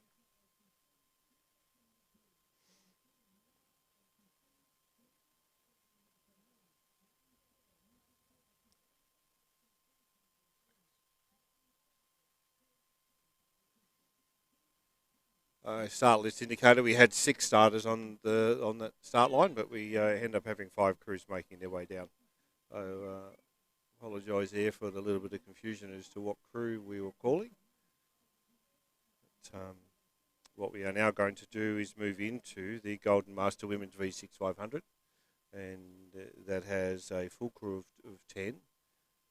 A full field of 10, and lane 1 is Keely, lane 2 is Burrum District, lane 3 Hurricanes, lane 4 Kawani, lane 5 Noosa, lane 6 is Port Stephens, lane 7 is Outrigger Canoe Club, lane 8 Kyokai, lane 9 is Panamuna, and lane 10 is Newcastle. That is the field for the Open Master Women V6 Heat 1 of 2.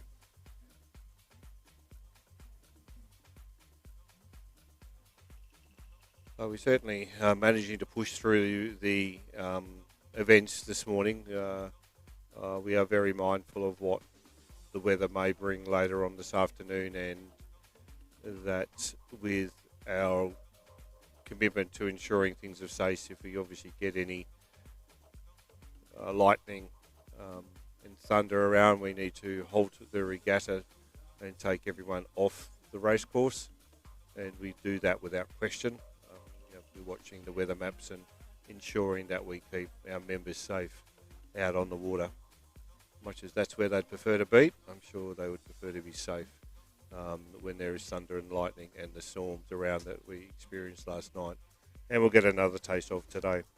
So the Golden Master Women 500 metres V6 Heat 1 of 2. I can note that the crews are making their way across and sorting themselves out on the start line. They are under a white flag now. But it can't be too far from getting started, although I see a little bit of movement across the course, not necessarily coming up to the start line at this stage. Although we are now under a red flag, so we are now only a short time away from getting these ladies, say, Heat 1 of 2 in the Golden Master Women 500. Although black flag has just been raised, so someone has encroached on the start line. We try where we can to ensure that there isn't black and red are down, but we certainly try and ensure that all of the craft are stationary and not encroaching on that start line before we start them. We certainly don't want people, where possible, paddling or racing under a black flag, which means someone is going to be DQ'd.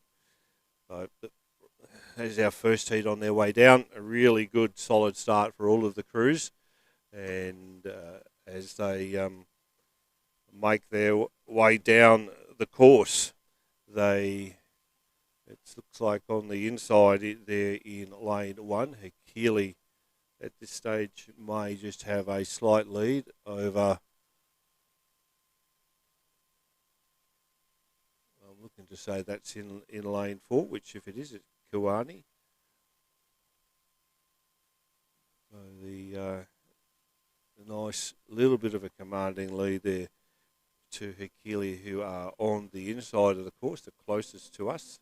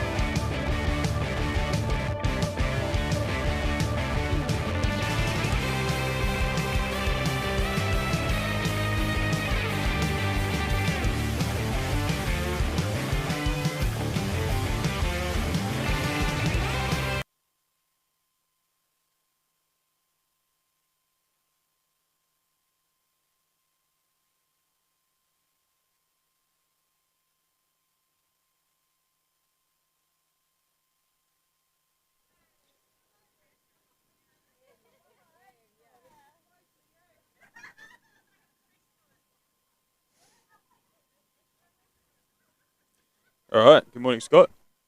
It is still good morning. It is still the morning. I did morning. just check that. Morning. How you doing, mate? Mate, I am good. Thank you.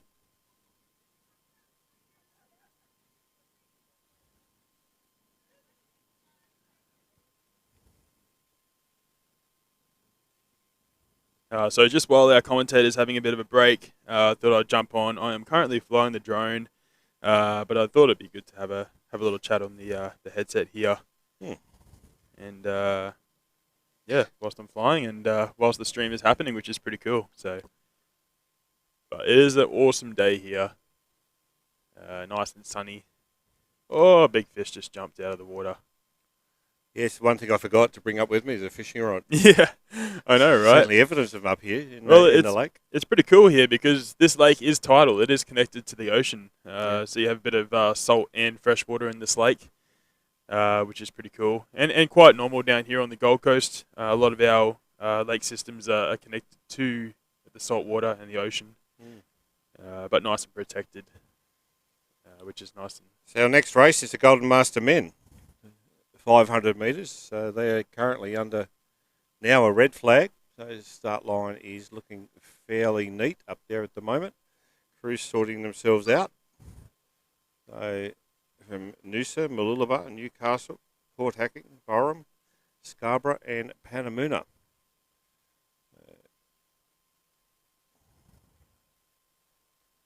So there's the black flag up in the air. Is the fact that a couple are moving their way back. I reckon Mooloolaba might just now be, yeah, they are. There we go, under green flag, and off we go. Here in what is the second heat of the Golden Master Men, 500 metres. It's a solid start from all crews there. Yeah, Scarborough just taking a little bit of a lead. What will be the first 100, 150 metres.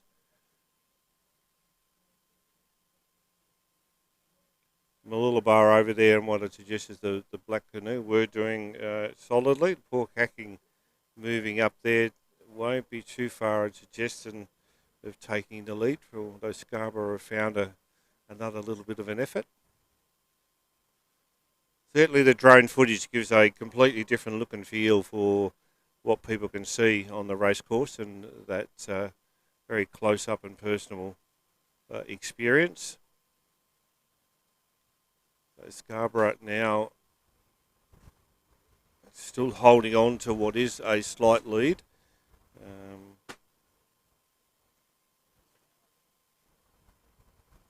As I speak, the quick cutaway has resulted in Port Hacking to they're finding another effort. So knowing that what's on the line here is crews making their way through to the final later on optimistically today. And crews, and Port Hacking, as you can see, in lane 5 there with Scarborough, and the second crew over there, what appears to be in the black craft, is the Mooloolaba crew. These two crews out in front have got a good boat length on the balance of the field. And there's in the background there, all the tents and where all the clubs are located, panning out to you see further over the back there is where our vendors are. But back to the racing, and we've got the Port Hacking, who have just taken out this second heat over Scarborough. Excellent racing from those two crews. And we go back to throwing a blanket over lanes 3, 4, 5 and 6. And lane 2 here is the Noosa crew, rounding out the finish of the Golden Master men's second heat of the 500 metres. So again, some solid racing there from the experienced guys in our sport, who enjoy the competitive nature as much as what anyone else does in this sport, and bring a very great dynamic to the whole environment. So our Golden Master Man and Senior Master Men, etc., certainly solid numbers in the sport, and where we can, it would be great to increase our footprint with some of our younger members. So that is a part of the aim. So we certainly are tracking along quite well here today in accordance with the program. Managed to get things through very seamlessly. The officials have got a good handle on getting the program through. It looks like the breeze has changed, coming into our faces just slightly now. That breeze is welcome, to be honest. It got a bit steamy under the tent before here. It is a nice warm day, and that sun does have a lot of bite. But I just want to say, that the people here have been lucky to go and have a chat with different people, interview a few people throughout the week here, or the last day. And everyone is on such a high vibe.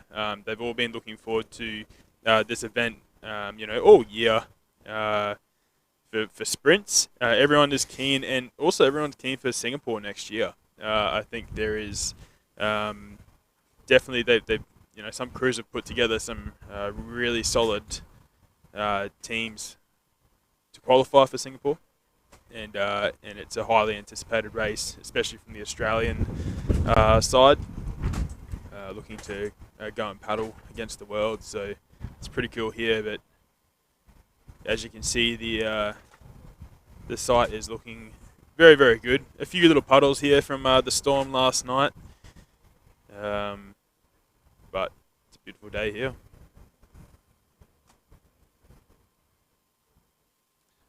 Yeah, you mentioned the vibe around the place, guys. It's certainly something that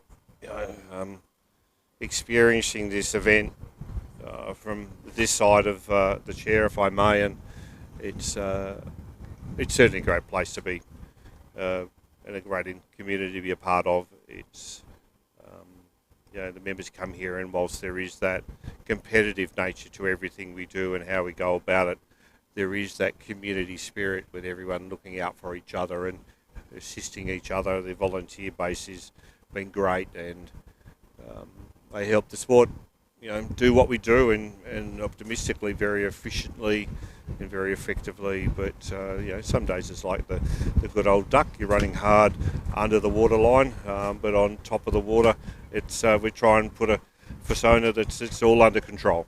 So just some days it happens a little easier than others, but right now it's a really good space to be a part of. So and optimistically, a really good future.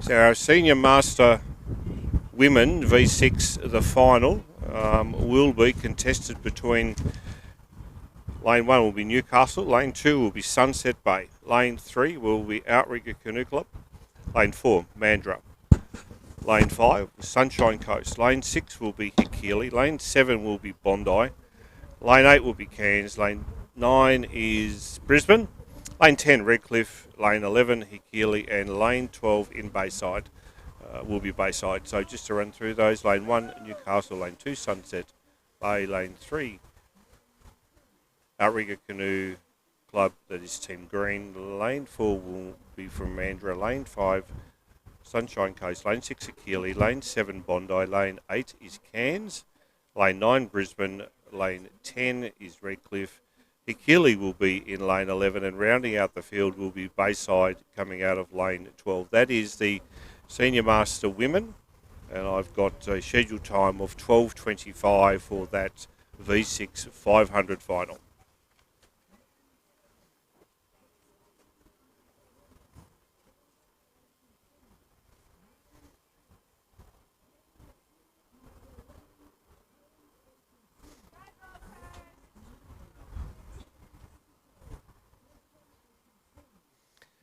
Our next race on the course will be the mixed, as a mixed under 14 crew, generally three males and 3 females, as a generalisation, and we have Rockingham, Gold Coast and Bayside clubs are represented in what is the under 14 mixed V6 500 straight final. They are making their way down the transition lane here right now, and we should see them returning within the next 7 to 10 minutes.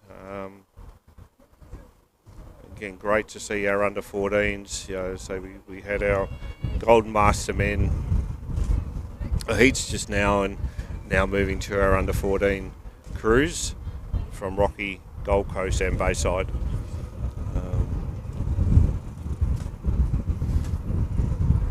The breeze is just picking up a little here at the moment, coming into our faces from the opposite side of the racecourse, and lending itself to push some of these younger people around the course a little bit. So the steerers are going to be mindful of staying in their lanes as they transition up the course, and it's still going to make for some rather quick racing.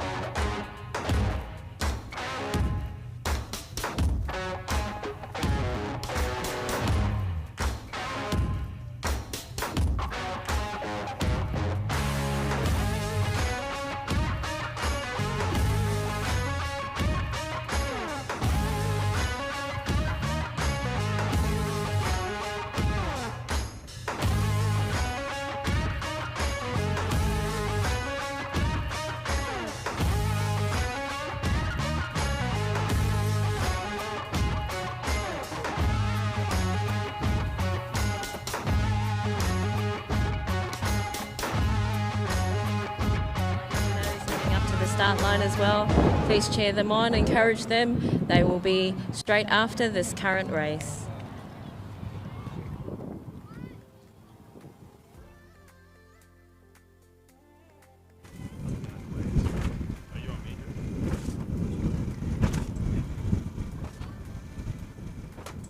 Just a little bit of a pause there as we take stock of the circumstances here at the lake, on the sunny Gold Coast. Under 14 mixed V6 500s. making their way under white flag onto the start line. Just to reiterate, Bayside, Gold Coast and Rockingham in 4, 3 and 2. We're watching here at the moment is our mighty minnows making their way up the transit lane. We've got their adult steers in the back of the crew. So back to our racing, under 14 mixed, under a red flag. They're waiting for our green flag, which they've just got. So they're going to head up to us.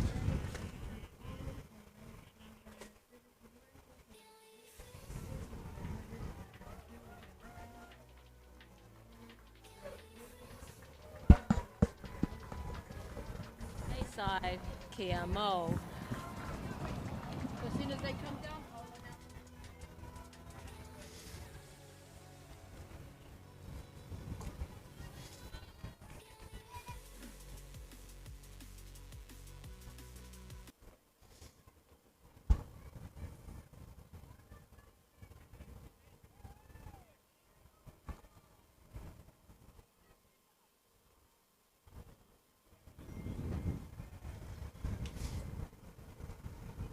So the three crews, that is Rockingham, Gold Coast and Bayside in the under 14 mixed 500 in their OC6s, so heading up to here at the up to us at the finish line, and whilst the vision on them, as you can see, is not giving us a clear indication at this stage who is leading the race, but so they have got a bit of a changing breeze coming across the course now.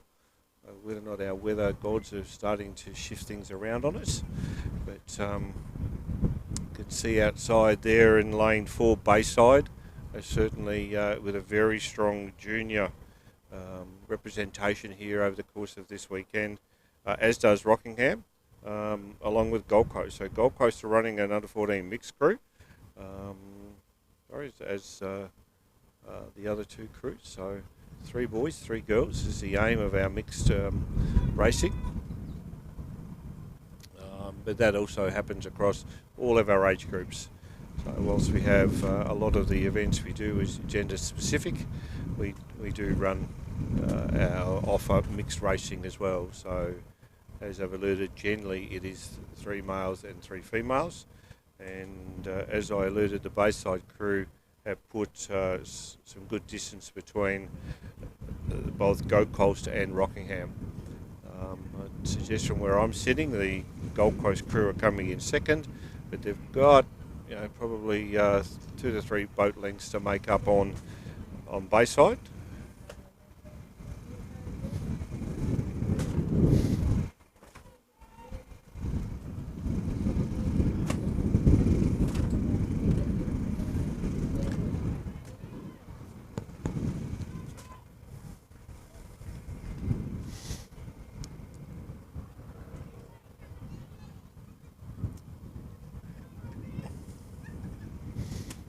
Bayside still finishing this event off very strongly, pushing in what looks like to be a little bit of a headwind for the crews, but they certainly managed to get this craft up and going well. Under 14 mixed, Scarborough are coming across the line in first place for this straight final. But here comes the race within the race, is that Rockingham, though, at this stage are just dragging themselves away from Gold Coast. So the Rockingham crew coming through in second position, followed very closely, just that boat lengths behind, will be the Gold Coast crew into third. That's our under 14 mixed V6 500 final. I've also just been handed the progression sheet that is to the final for the V6 500 Golden Master Men. So that is due to start at 1:38. Lane 1 will be Panamuna. Lane 2 Mooloolaba. Lane 3 Burrum. Lane 4 Hikili. Lane 5 Five Islands. In lane 6 will be Gold Coast, and in lane 7 Port Hacking. Scarborough are in lane 8. Sunset Bay in lane 9. Noosa in lane 10. And the last 2 crews in lane 11 is Newcastle, and lane 12 will be Noosa. That is the Golden Master Men 500 metre B6 race.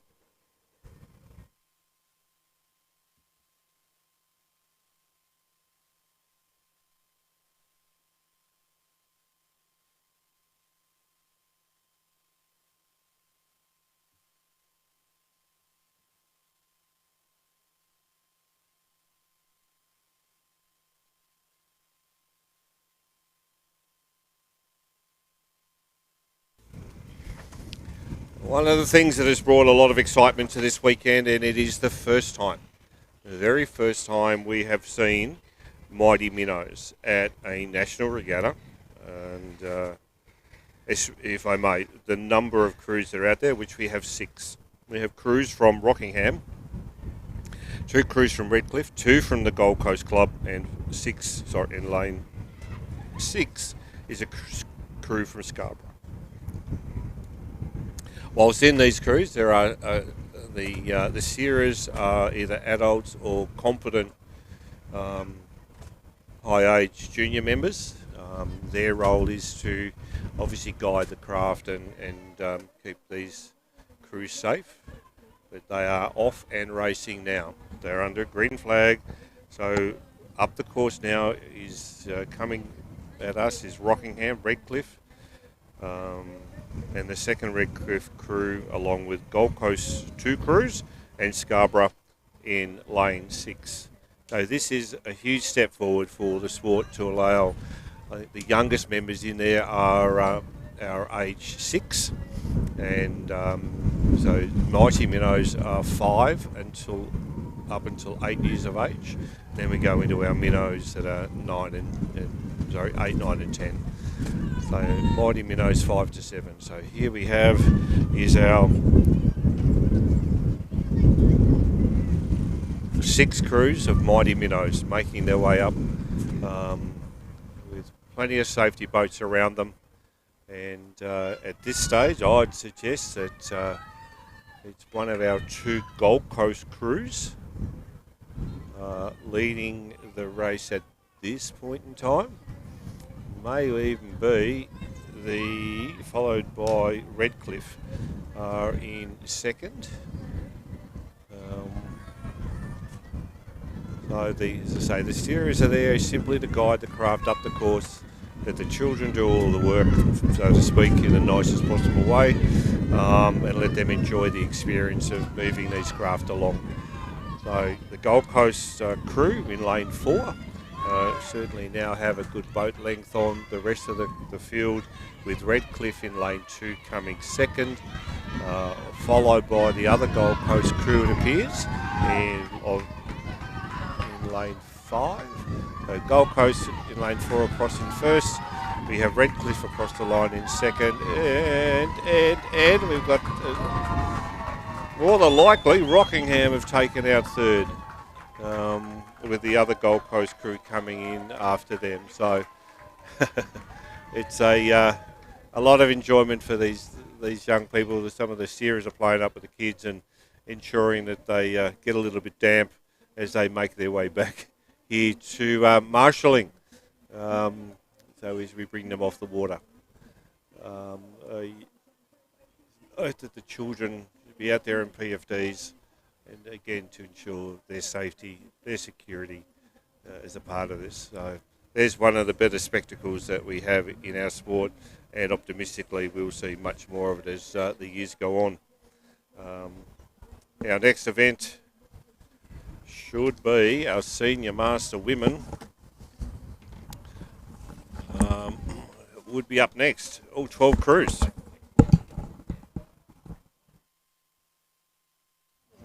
Keep going. Keep going.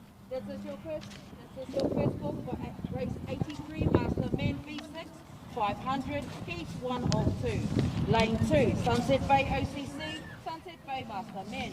Lane 3, Northern Beaches OCC, Northern Beaches Masters Men. Lane 4, Hikilikins OCC, Hikilikins OCC. Lane 5, Malulaba OCC, Malulaba Master Men. Lane 6, Te Ikanui OCC, Homo Ono. Lane 7, Maya OCC, Maya OCC. Lane 8, Coast Coast OCC Cough Big Boy Club. Lane 9, Brisbane River Dragons, BRD Master Men. Lane 10, Sunshine Coast OCC, Sunshine Coast MMM. Oh, that was my first call for race 83 Master Men B6 500, heat 1 of 2. Keep going.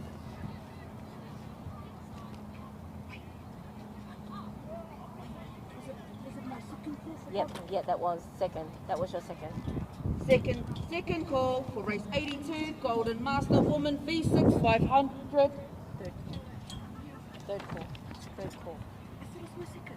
No, you've done two already. Just do your third. Just do it. That was third call for race 82 Golden Master Woman B6 500, heat 2 of 2. Lane 3 Balulabar OCC, Balulabar Golden Master. Lane 4 Sunshine Coast OCC, Sunshine Coast GMW.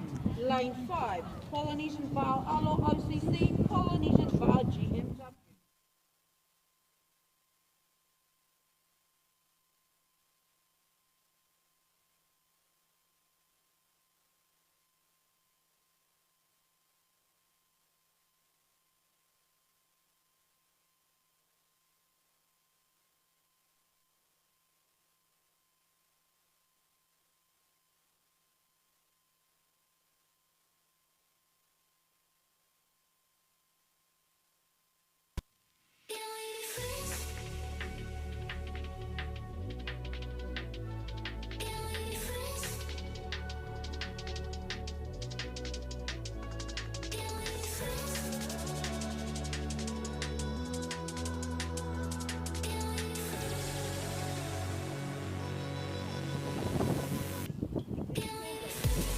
Lane 5, Balulabar OCC, Balulabar Master Men. Lane 6, Te Ikanui OCC, Homo Ono. Lane 7.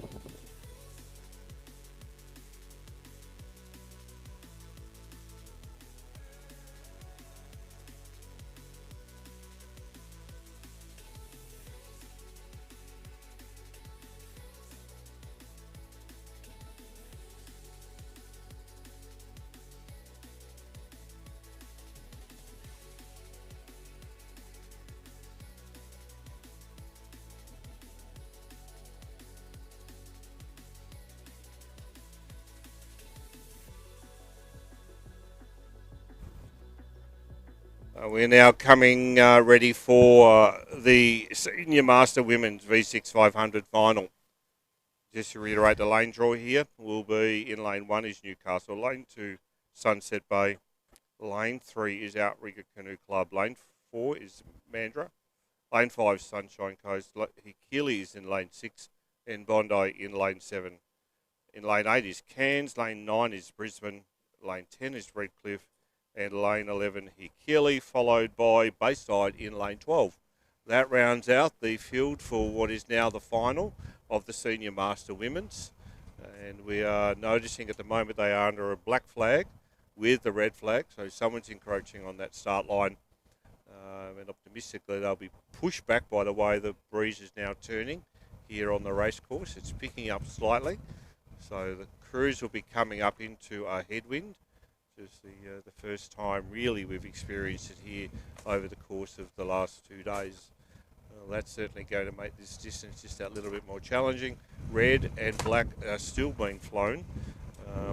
So highlighting there is green. Green is up, and so the race is now underway in the Senior Master Women 500 metres. So that's our final.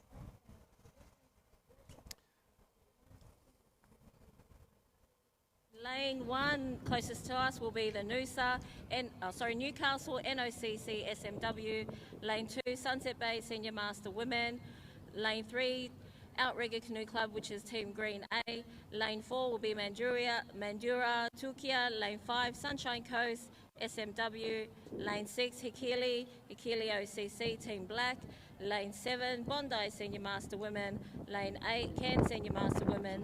Lane 9 will be Brisbane, Team C2, Lane 10, Redcliffe, Rock Solid Senior Master Women.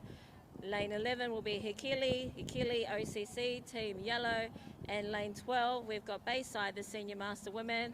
This is currently on the water, our final for the Senior Master Women V6 500. The crews now are well underway in the Senior Master Women. They're moving through up to the 250 metre mark. As alluded, the breeze is now certainly picked up. The crews in the middle of the course. Healy certainly appear from here to have a slight lead over the crew on their outside, which is Bondi. So Healy and Bondi at this stage appear certainly to be the two crews that are fighting out for at least the first two placings here in the Senior Master Women's V6 500. And whilst we've got a little bit of break as the canoes make their way up to the finish line, sitting beside me is a race out on the water. It looks like it's not much in front. So I'm going to try and see who I can pick from this angle.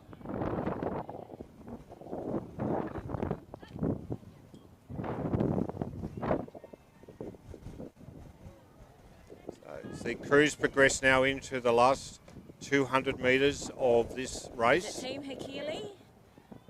Might be Team Black. Hikili just in front.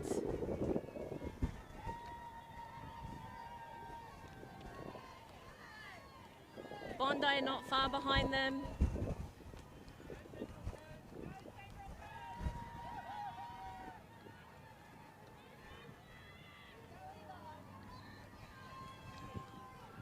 Looks like a Healy over the line, then Bondi.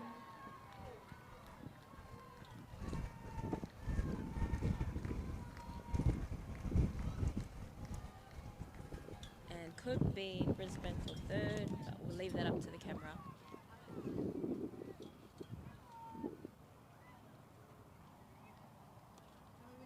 Yep, go.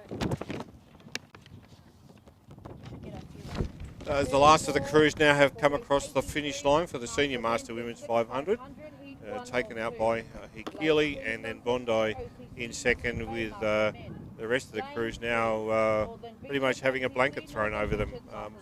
Some very good racing. As I was alluding there, just as the commentator kicked in for that race, in beside me at the moment for the next stint on the microphone is a gentleman that I met, as I have done, I guess, quite a few people around the Brazil World Championship environment, Bob King. Bob is from Newcastle Club, so welcome, mate, to have a chit-chat. Thank you, Scott. Appreciate the opportunity. Yeah, an absolute pleasure. Bob and I enjoyed the opportunity. Bob went over there in a paddling capacity, and the story goes that he and 5 other blokes decided to come home with some extra luggage. Certainly did. Yeah. And the colour was? Gold. So, yes, Bob represented Australia, and they managed, to say, to come home with a gold medal. Standing on the beach, witnessing all of this for the first time, the buzz around that space, and to have the crew, I think it's back up, wasn't it? Wasn't it a repeat performance for the crew? Or was it? It was this is the Master 70s men crew. They won it in Samoa 2 years ago, and slightly different crew makeup this time, but we were able to certainly repeat the effort, and we won quite convincingly at the end of the day. It was very pleasing. It was, and it set arguably a bit of a tone for Australia's representation over there, whilst we came away with one other gold medal at the time, and the Open Women.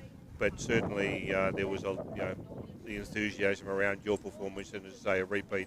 The balance of that crew was really, really good feeling in the Australian camp. Absolutely. I didn't expect it to be as vibrant as it was. Looking back on it, you could almost say it was a mini Olympics by the opening ceremony, the spectacle of that, the quality of racing, the professionalism of everyone involved in it. It was just outstanding. Yeah, and certainly, as you say, the comparison to the Olympics will it is the pinnacle of our sport as we speak today, and the Brazilians put on an event, and the IVF, in all fairness and credit to them, that match that perception of where what that event is in our calendar. Yeah, absolutely. Yep. As we speak at the moment, we are waiting now for the Golden Master Women's V6 500, which is the second heat of that event. As I alluded, Bob is from Newcastle Club, and here recently, Bob, in the local TV news, was interviewed not only as a testament to the result of the crew in Brazil and the gold medal performance, but also, and I think in one sense more so, Bob's recent journey, say recent, but over the last number of years, Bob's health. There may have been a time when even remotely getting in an OC6 or back on the water was a distant thought. Absolutely. It was, I must say, making the Australian team was a dream come true. And just over 3 years ago, I thought that dream had disappeared. Unbeknownst to me, at the time, I suffered a heart attack and a cardiac arrest and passed away for a few minutes. And was fortunate enough to be brought back. And I had to stop paddling for nearly a year to recuperate and get my body and my health back to priority. So, as I say, I thought my dream was gone.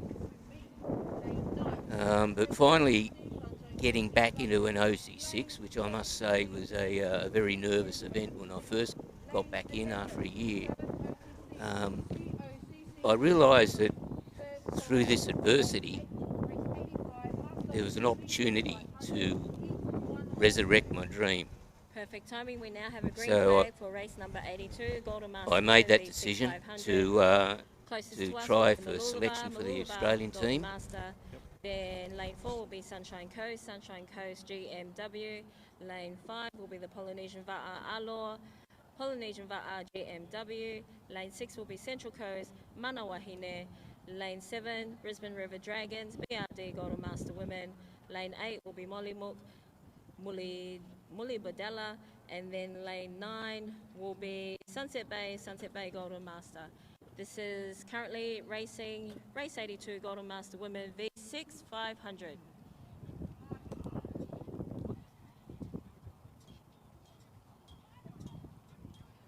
I'll put it in the bin. I'll find the bin. They keep blocking us in. Leave it here. Final call on unders, and then second, and then straight forward.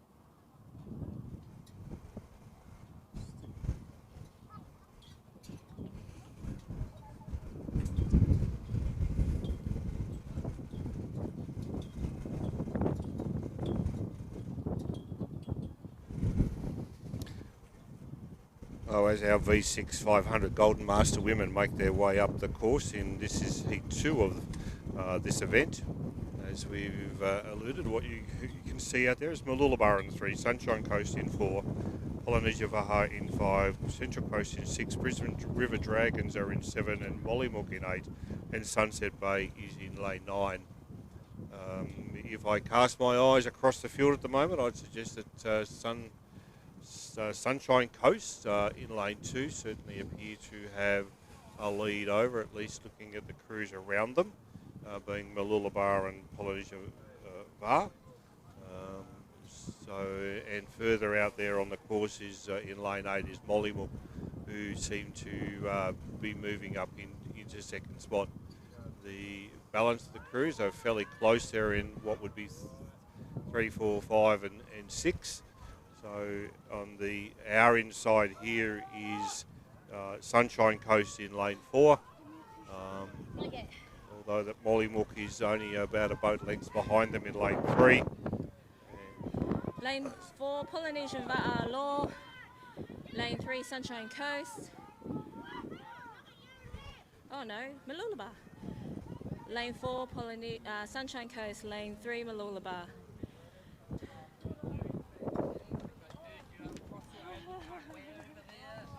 I'm happy to give it back. Oh man, I can't see numbers out there. I'm like, So the balance of our crews there in the second heat of the Golden Master Women's 500 finished the race. And, so well done there to Sunshine Coast, followed by Malulaba, and the balance of the crews now having finished that race. Hey Bob, when on the road to recovery, how important once you realise that getting in an OC6 or a canoe and back to the environment, maybe within the club space, how did that sit within as a priority in life? Well, I must say, Scott, I've been paddling now for 28 years, and some of my peers have been paddling a lot longer, but 28 years is a fair hit of years, and it has been part of my life for that length of time. So I really wasn't ready to sign off at that stage. So I thought, well, if I've recovered and had this adversity and risen above that, I've got nothing to lose. I'll train hard now once I got my body back into shape and my mental state, I must say, because it was pretty hard after the cardiac arrest. And so I thought I'll try out, and fortunate to make the team, and really I was ecstatic about that. That in itself, just to make the Australian team at that stage, it was the best feeling. And we locked in straight away with my fellow team members who I really hadn't paddled with before. We knew we had a good crew from day one. We set out a pretty solid training program through the coaching efforts of AOCRA, and we set our sights. We knew we had a target on our back in Rio because of being the incumbent champions, and there were some very good crews lining up. The Hawaiians, USA, Canada, Brazil. We didn't know, how well they would go, but we thought we'll just give it our best shot. And we took off, and the Hawaiians, we were neck and neck for the first 4 kilometres of a 16-kilometre race. We were neck and neck with the Hawaiians, but when we turned the first buoy, we dropped them. We left them behind, and we just went further and further ahead.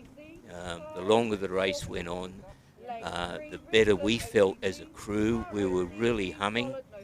Our timing, our stroke was excellent. And coming into the finish, I had a quick look over my shoulder to see where we were, and I said to my fellow paddler, I was in seat 2, and I said to my mate in seat 1, I said, geez, Tony, I think we might have this. And we did. We finished just under 3 minutes ahead of the Hawaiians, which at that level of racing, World Championship racing, is outstanding. We didn't expect, just to win it alone was the best. But by that margin, we couldn't believe it. We just felt like keep going.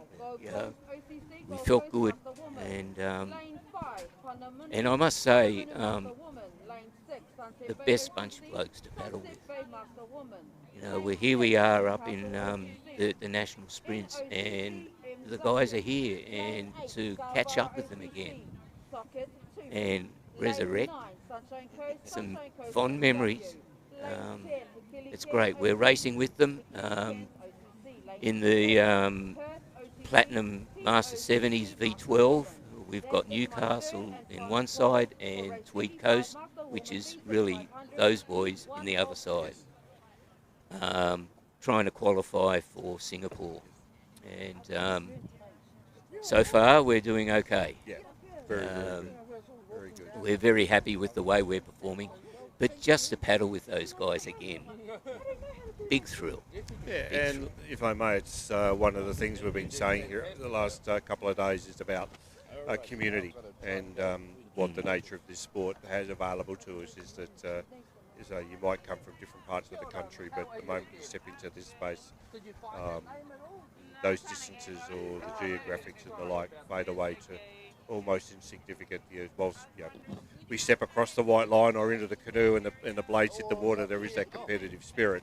Absolutely. Off the water, though, there is that sense of belonging in a community. The camaraderie and the belonging I've never seen it in another sport. I think that's why I keep, one of the main reasons why I keep paddling. Firstly is personal enjoyment, but the camaraderie from the other clubs, it's brilliant. You just don't see it in too many other sports. Good afternoon, Australia, and welcome back to day number 2. What did you do while I was away? You changed the wind and the water. As we look out there for our next race out there, let's see who it is. Get my bearings. I believe it is race number 83. That's okay. I do it with my glasses.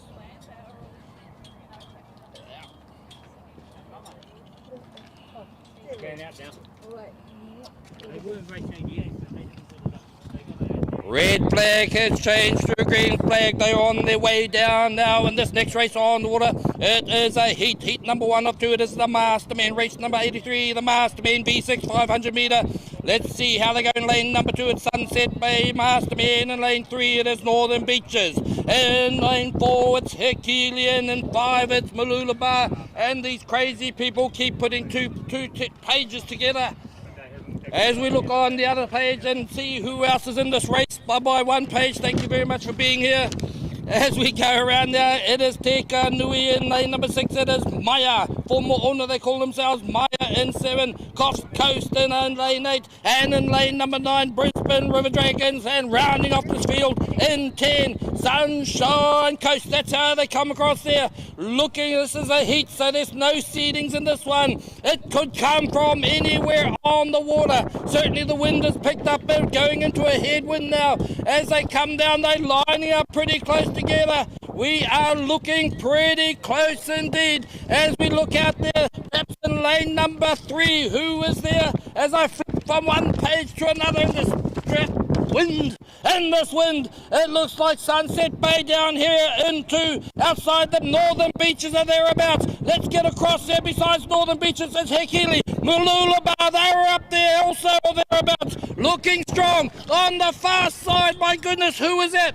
We'll have to get someone printing here as the pages are all over the place. The teams are across 2 pages. And I can't even see Tika Nui is in 6, Maya 7, Coast in 8, and in Brisbane in 9, and in 10 it's Sunshine, who's across the far side there, looking like they're going good. Sunshine Coast, Brisbane inside there, and who else? Am I reading the right page here? Let's just see as they come up in the middle of the race course. They're coming down there. It's going to be close. On the far side in the middle and down here in lane number 3, it will be there are the finishers. And do excuse me, but again, I'm not blaming anyone, but it's hard to get across 2 pages. That is crazy. Well, Lana said that they're lane 10, but it's not on here. That's okay. That was from Clay. Yeah. Yeah, that's fine. I trust him. I'm doing my second. I do not like that. Second call for race 86, 1600 girls V6 1000 straight final. Lane 2, Bayside OCC, Masariki. ROCC, Inetua. Lane 4, Noosa OCC, Noosa Novice Woman. Lane 5, Redcliffe OCC, ROCC Solid Novice Wahine. That is your second call for race 86, 1600 girls V6 1000 straight. So there we see what was the heat 1 of 2 for the Mastermen V6. And Bob, you were just telling me about The crew that came across the line there in first, lane 6. Second place. Second place. Tia Kanui, which is my old club. I was with them for many, many years. And I moved up to Newcastle, as I mentioned before, really to focus on my preparation and training for the Worlds. But these master boys from Tia Kanui who came second in that heat, and they only just missed out on first. As I was just saying, Scott, these boys have only been paddling, I would say, less than 2 years. They're former rugby players from the Terrigal Club down on the Central Coast, and they came across, or they were talked into getting into a six-man, and they gave it a shot. And like, they're young, they're strong, but they love it, And I think that's one of the keys. They've fallen in love with the sport, and here they've just proven it. This is the biggest race that they've ever been in, certainly from a sprint perspective. They cleaned up the state titles recently in their division. But now here they are. They've just got second in their heat. So they're looking good for the finals. Good, yeah. They're a good bunch of blokes. But here's a classic example of enthusiasm in the sport with these young blokes. And as I say, they haven't been paddling very long. So to achieve that, it's great to see.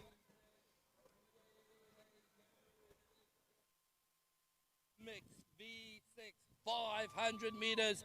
It is a ripping start out there in lane number 1. It is Waita from Bayside Alpine Canoe Club.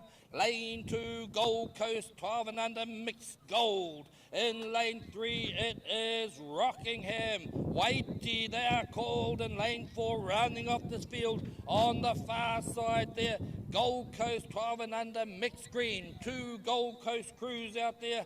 Fantastic to see there. Let's see how they got a tailwind at the moment, so it's carrying them down there. It is one turn, and we'll see how that turns out as they negotiate 180 degrees on this 250 metre walk. Just reminding you who's out there. In lane 1, Bayside. Lane 2, Gold Coast. Lane 3, Rockingham. Lane 4, Gold Coast. That is the lineup as we see it at this moment. They are going to get around to that 250 metre mark, do a 180 degree turn. That's going to be a little bit difficult as they turn left and they start to get the wind.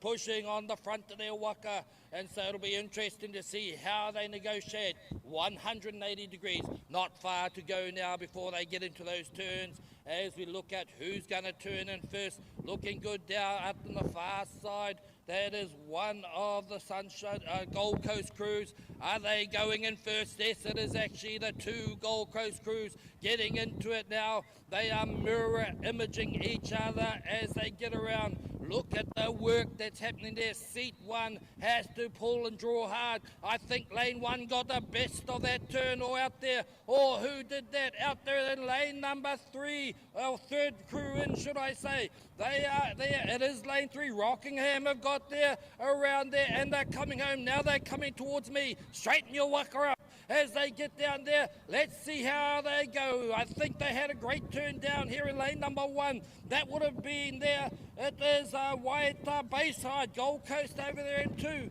Out there in 3, there is Rockingham. As they come home on the far side, it is Bayside also, or who is it there? Gold Coast, should I say. How dare I misname crews? And away they come now. This is it. This is the last leg. One turn only as they bring it back. A headwind, and they are working hard. Working hard indeed as they push up there. Who's got the lead? Maybe on the far side. It could be there. Gold Coast mixed green as they're fighting it out with Gold Coast. I think also down here it's Bayside is who they're fighting it out there with now. Pushing hard, keeping on, pushing all the way through. It's Bayside and Gold Coast out wide. That's where the competition is at this moment in time. Let's see how they go. as they keep it up now. It is only less than 50 metres to go. I think it might be on the far side that they've got it. Gold Coast, that is Gold Coast Green at the moment, have it in front of them. Been coming down here on the inside in lane number 2, I think it is. Gold Coast Gold, and it's going to be close, but it will be on the far side. It will be Gold Coast for gold and Gold Coast for silver. No, it's only a final. It is the final. And down here, lane number 1, it is Bayside. Still coming through. Let's call them all the way through. As Rockingham are out there as well. Waiti, they will come and do their 250, 500 metres. That is 250 times 2 as such. So let's bring them home, ladies and gentlemen, because they even put in 100%, given their everything for 250 times 2, making 500 metres. Third call for race 86, 16 under girls V6 1000 straight final. Lane 2, Bayside OCC Matariki. Lane 3, Redcliffe OCC, ROCC Hinetoa. Lane 4, Noosa OCC, Noosa Novice Woman. Lane 5, Redcliffe OCC, ROCC Solid Novice Wahine. That was my third and final call for race 86, 16 under girls V6 1000 straight final. Third call for race 87, 16 under boys V6 1000 straight final. Lane 2, Bayside OCC, Kai Kohuru. Lane So that 3, brings the Redcliffe master OCC, women ROCC Solid onto Novice the course. Heat 1 of 2 are in the transit lane at the moment. They're making their way down to the start of the course. We have our transition starts to our left through the crews go through marshalling and load into their canoes. Then they make their way down the course when they've got a 500 metre start that doesn't involve the turns, obviously.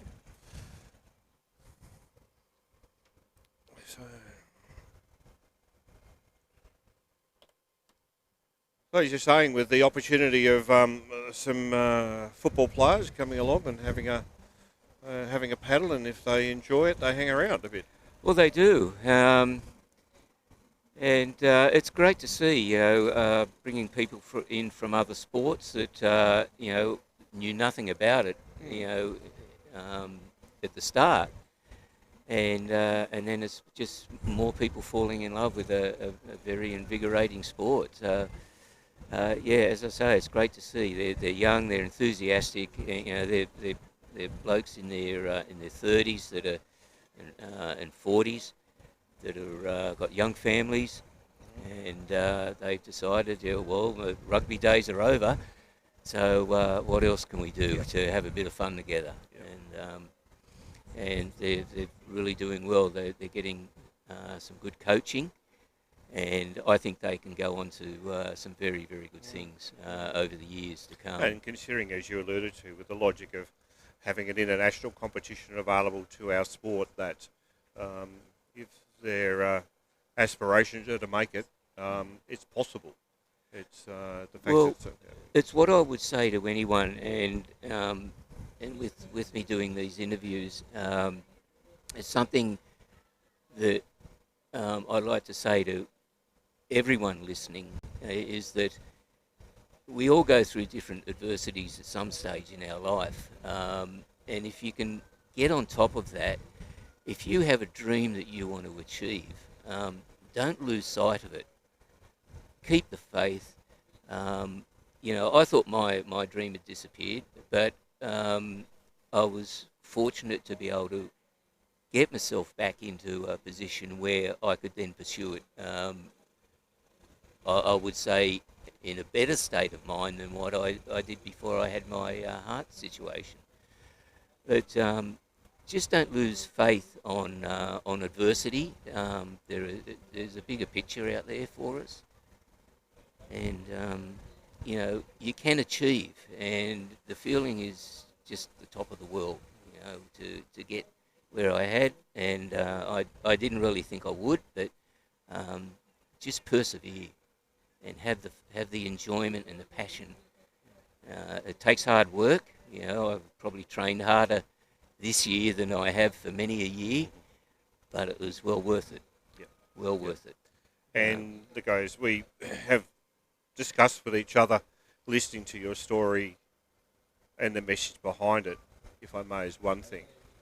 But the manner in which you deliver that story just shows, if I may, the enthusiasm and the effort you've put into that to get yourself to be mentally strong enough to tackle the physical challenges is as big a part of the battle for anyone that will go through it. But I guess, if I may, then there is always a light. And if you can see it in your tunnel, then in there lie opportunities. Yeah, absolutely. If you're willing to go and grab a hold of them. So Yeah. as I said, mate, I congratulate you on your commitment to your own health and well-being and the people around you. Because there's the inspiration that I take from what your story is such that I think people, as you say, we all have some element of adversity, but you've got up, picked yourself up, and you're a world champion. Fantastic. Scott, thanks for the opportunity to share this. Once again, it's great. Thoroughly enjoyed it. Absolute pleasure. Thanks, Lovely mate. to be of acquaintance Thank too. you. Number 85, it is the Master Woman V6 500 metres, heat number 1 of 2. Lane 1, Brisbane OCC Master Woman. In lane 2, it is Burley Point for Master Woman. In lane 3, Port Macquarie Maroro. Lane 4, Gold Coast Master Woman. Lane 5, Panamuna Master Woman. Lane 6, Sunset Bay Master Woman, and lane 7, lane 6, lane 7, Newcastle Master Woman, and lane number 8, Scarborough, It To Me. And so it will be in lane 9, Sunshine Coast Master Woman, in lane number 10, Hekili is in there, and it is Perth. From the west coast, come a long way. It is their Master Woman as they come down now. Let's see how they are doing. Again, I say to you all, you can see it better than I can. If you're at the far end of this race course, I'm just talking to myself at the moment. I am watching the racing out there and trying to see who's got a lead. Looking pretty good in lane 2 at the moment, Burley Point. I seem to be saying that name quite often as they seem to have a decent lead. The rest of them are chasing. Who's out there? Lane 1, Brisbane. Lane 2, Burley Point. Lane 3, Port Macquarie. Lane 4, Gold Coast. Lane 5, Panamuna. Lane 6, Sunset Bay. Lane 7, Newcastle. Lane 8, Scarborough. Sunshine Coast. And 9 and 10, Hekili. And Perth on the far side. Here they come now, no doubt about who's got the lead. It is close to us there. In lane 2, Burley Point. Outside Burley Point, Port Macquarie. Are they the two that have made the difference? Don't discount who's on the far side there. That is their Sunshine Coast there. Hekili outside them. Drop back a bit as well. Perth. And so it looks strong out there for Sunshine Coast. Scarborough there also drop back, but let's focus down here on the inside. In lane 2, it's Burley Point. They're putting in the big ones. Look at them go. They are pushing up. They're not holding anything back. Put your hands together. Burley Point will take it out there. Well done indeed. Second place looks like it will be Scarborough, Sunshine Coast out there, and in the third place here, it will be in lane number 2. Lane number 4, should I say. Lane 4, there was Gold Coast gone through there. Great racing you just watched. Race number 85, the Master Woman V6 500 metre, heat 1 of 2. This is your second call for race 88, Master Men V6 500, heat 2 of 2. Lane 2, Bayside OCC, Bayside Master Men. Lane 3, Newcastle OCC, in OCC MM. Lane 4, Redcliffe OCC, Rock Solid Master Men. Lane 5, Gold Coast OCC, Gold Coast Master Men. Lane 6, Noosa OCC, Team Squire. Lane 7, Rockingham OCC, Rocking Chairs. Lane 8, Perth OCC, POCC Master Men. Lane 9, Burley Point OCC, Burley Point Master Men. Lane 10, Kualana Va'a OCC, K Rock. This is your second call for race 88 Master Men V6 500, heat 2 of 2. Starting down the scene, which one? Should I do one? Just one? Because they're not ready yet. No. So, yeah. First call for race 89 Master Woman V6 500, heat 2 of 2. Lane 1, Sunset Bay. OCC Sunset Bay Master Woman 2. Lane 2, Port Hacking OCC, PH OCC Dolphins. Lane 3, Canoe Academy OCC Kaimana. Lane 4, Maluluba OCC Maluluba Master Woman. Lane 5, Melbourne OCC Melbourne Master Woman. Lane 6, Coffs Coast OCC Salty Girls. Lane 7, Brisbane River Dragons BRD Master Woman. Lane 8, Maya OCC Lane 9, Brisbane OCC Team Bernard. Lane 10, Surfers Paradise OCC SPOCC Master Woman. Lane 11, Cairns OCC Cairns Master Woman. Lane 12, Bayside Outrigger Canoe Club Inc. Bayside Master Woman. This is your first call for race 89 Master Woman V6 500 heat 2 of 2.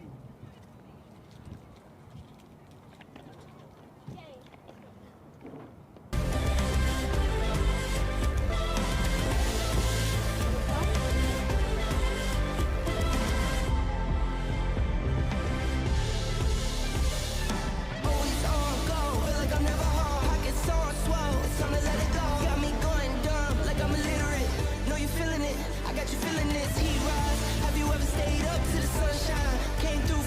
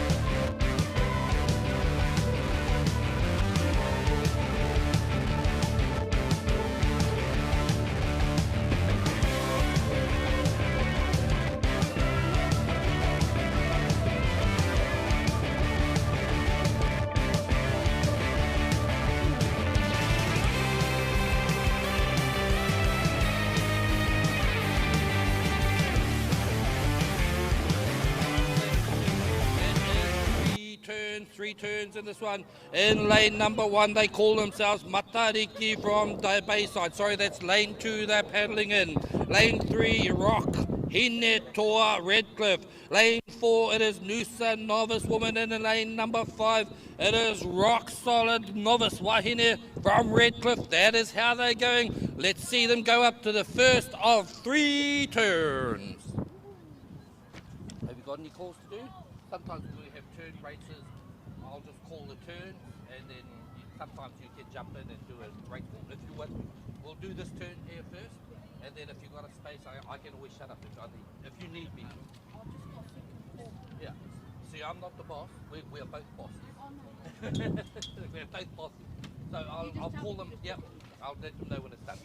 Here we go. We're going to see who gets to that first turn. And it's not just about who gets into the turn first. It's usually who comes out, who starts paddling straight ahead. If you look at seat number 1, as they go into this turn, they'll turn left, as you see in the far lane, and they're doing it all synchronized at the moment. That is the far lane got into it first. That would be Redcliffe.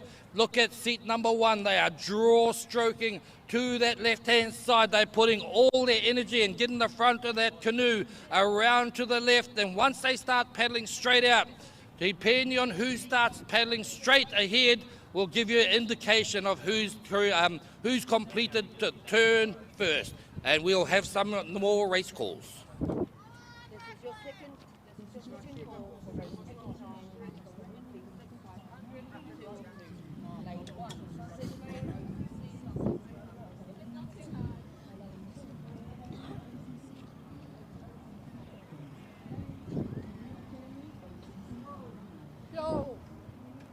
Yo, bro. I just get a bit of height. Hey, I'm at the top story at Kanapido. My dream got busted.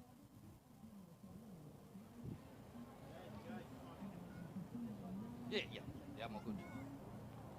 Here they come for their penultimate turn. Looking pretty strong on the far side there. It is Rock Solid, they call themselves, and they definitely have a lead out there. A very handy lead indeed. Who's got that second place? Maybe it is inside them.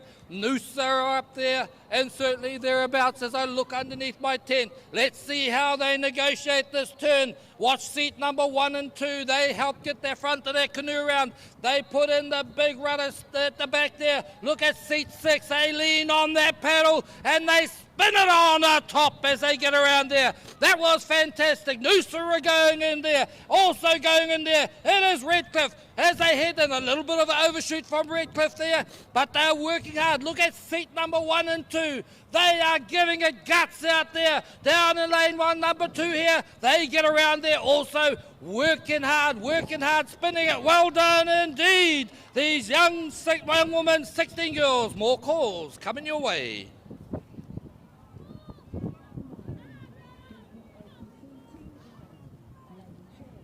Putting her under pressure.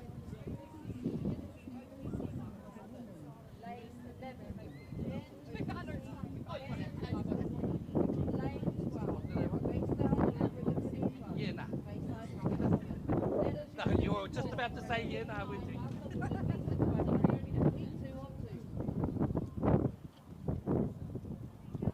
There you saw some great turning down there. And my experience is that these young women, these junior women, are very, very adept at doing turns in these waka canoes.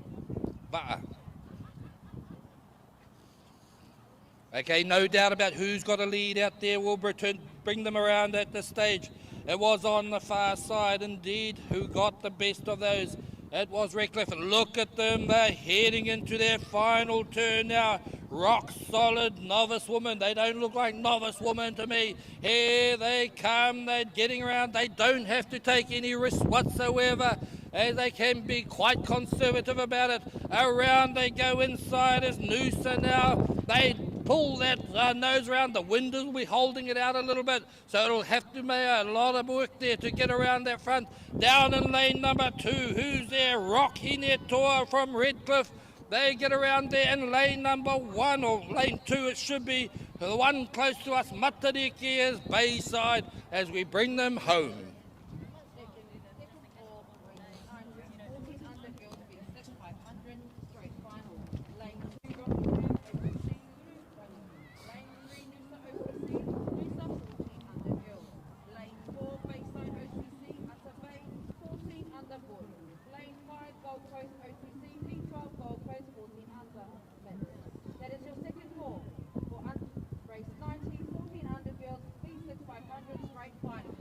Oh, this is outrageous. Look at the lead that this crew has at this moment in time. They've extended it every turn. It shouldn't be allowed, but look at them. They've done it well. Redcliffe, they call themselves rock solid. That is certainly proving the point at the moment. At the moment, they are in first, Daylight second, but they're still Noosa. They are coming through. They're pushing as hard as they can because they're being kept honest behind them. But put our hands together, ladies and gentlemen, for the winners. It is Redcliffe who've done that well. Gold medal heads their way. And Noosa are pushing up there. They're being chased hard there by another Redcliffe crew, Rockine Tour, but they will hold on for this one with only 15 metres to go. Let's put our hands together. Silver medal, Noosa! And then coming through with a third place and a bronze medal with 10 metres to go. It is again Redcliffe, and we'll keep coming on. They will call everyone home because they've done fantastic. It is Noosa and Redcliffe, and now it is also Matariki from Bayside. Third call for race 89, Master Woman, B6 500, B202. Lane 1, Sunset Bay OCC, Sunset Bay Master Woman 2. Lane 2 for Hacking OCC, PHOCC Dolphin. Lane 3. So another solid performance from under 16 girls, although that race did have some novice women's crews in it, but still very, very solid performance by the crews out there in the 1000, navigating their 3 turns. And on that note, we now move to the under 16 boys for a V6 1000. So same distance also as with the 3 turns. There will be 3 crews out there navigating this one, Bayside, Redcliffe and Rockingham. So we look forward to witnessing what the boys can bring to the race course. And under 16, I'm sure they're going to have a lot of energy sitting in those craft, and it will be as they turn for home after 750 metres. It'll be interesting to see what energy levels there will be in that craft. We've now got I'd suggest you have to pull some craft back because there's encroached on the start line. They've still got one of the crew there is over the start line. And back they go. Away we go. We have a green flag, and we'll just call them up to let you know who's out there. In lane 1, it's Bayside. They are called Kai Kohuru. In lane number 3, Redcliffe Rock Solid Novice Men. In lane 8, it is Rockingham Outrigger Canoe Club. Okay, thanks, Levi. I'll pronounce it first. Keda, yeah, out there as they go through there. We'll have some more calls if you're ready, if you wish to. Third call for race 19, 14 under girls, Yes. 500 straight final. Lane 2, Rockingham OCC, Ururangi. Lane 3, Noosa OCC, Noosa, 14 under girls. Lane 4, Bayside OCC, Upper Bay. So we have the 2 under 16 crews either side of the novice Redcliffe crew with the novice men. So as they make their way down their first 250 metres. There we go as they head down to their first call, first turn out there. Kid out of here. That's an interesting one, and they are going in there, neck and neck out there. It's lane 3, Rockingham and Redcliffe are around. Who can pull it around the fastest? They both seem to have got out of there pretty quickly. Maybe out there on the far side and down here in lane number 1, Kai Kohuru Bayside. They've got around there now, coming down to their second turn. And get out of here. Get out of here. They are on the far side. That is Rockingham. Redcliffe, rock solid novice men. Kai Kohuru Bayside closest to you. We'll go for some more calls. You can start it. There's 4 for progression race, 91, Golden Master, B6, 500 for men. Lane 1, Panamuna Golden Master men. Lane 2, Malulabar OCC, Malulabar Golden Master men. Lane 3, Burrum District OCC, Burrum Golden Master men. Lane 4, Kili Cairns OCC, Kili Cairns OCC. Lane 5, 5 Islands OCC, 5 Islands Golden Master men. Lane 6, Gold Coast OCC, Ronan Gold. Lane 7, Port Hacking OCC, Team Tommy. Lane 8, Scarborough OCC against the Islands. Lane 9, Sunset Bay OCC, Sunset Bay Golden Master men. Lane 10, Noosa OCC, Noosa Team White. Lane 11, Newcastle OCC, NOCC GMM. Lane 12, New South OCC, Blue. That is your first call for racing.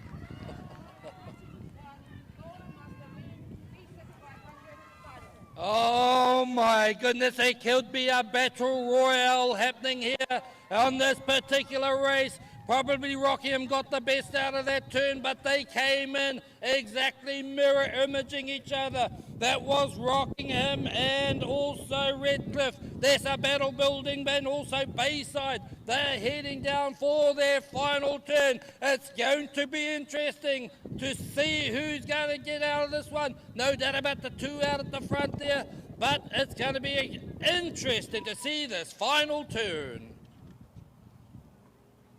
You don't have to if you don't want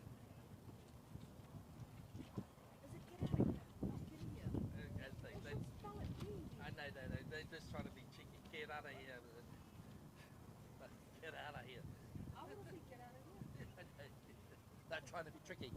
Okay, let's see how this pans out there. They're both pretty even on the straight line. That is Rockingham and also in the middle there, Redcliffe. And so let's see how they do. Who's going to go into that turn first? And it looks like Rockingham are starting that turn early. And they've got themselves a handy lead at the moment. This is it. This is the final turn. They need to stay in their lane and not make any mistakes. Rockingham have got out of there first. They are getting ahead there. Redcliffe are still pulling around. Now they are away as they get out there. Bayside are in their turn. They should get around nice and easily. But I think that Rockingham, just on that final turn, may have made up at least the waka length, at least the canoe length. Bayside, they're around. Redcliffe, they're here, heading home. Rockingham on the way home. Let's see how they go. Second call for progression race, 91, Golden Master men, B6 500 final. Lane 1, Panamuna OCC, Panamuna Golden Master men. Lane 2, Malulabar OCC, Malulabar Golden Master men. Lane 3, Burrum District OCC, Burrum Golden Master men.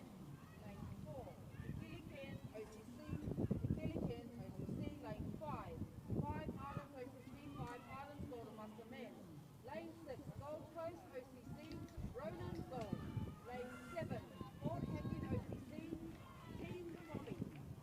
Lane 8, Scarborough OCC, against the odds. Okay, here they come with 15 metres to go. Put your hands together. That's our gold medal. It is get out of here from Rockingham. And they got out of here. They got to the front and they got chased all the way. It is rock solid. Redcliffe in silver. And well done to them also. Pushing hard and they did it all the way. And guess what? They've done 1,000 metres. It is Bayside. Lane 9, Sunset Bay OCC, Sunset Bay Golden Master men. The under 16 boys and the novice men's race, the 1,000 metres, so 3 turns. has come to a conclusion.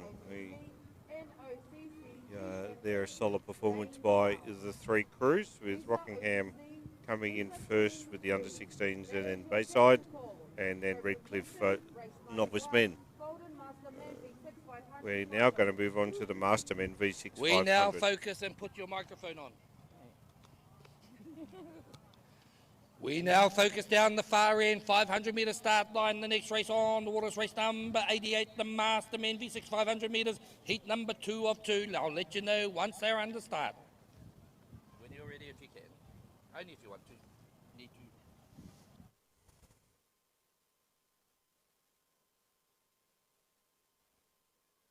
Certainly not getting any cooler out here at Oxenford, to the point where I'm just sitting here looking at the cloud build-up happening around us. The breeze has dropped off a little, although it's never really reached any dizzy heights through the course of the day. But the crowd here is certainly built up quite a deal throughout the course of the day. So knowing that we still have quite a deal of racing to go, if anyone is in the local area, it would be certainly worth your while to come down and say hello, have a look, ask a few questions, and you never know what it might lead to.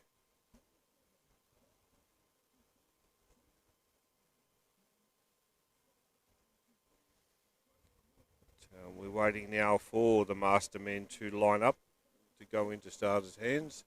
I can still see the crews making their way across the course in preparation for their race. We haven't got any flags in the air at this stage.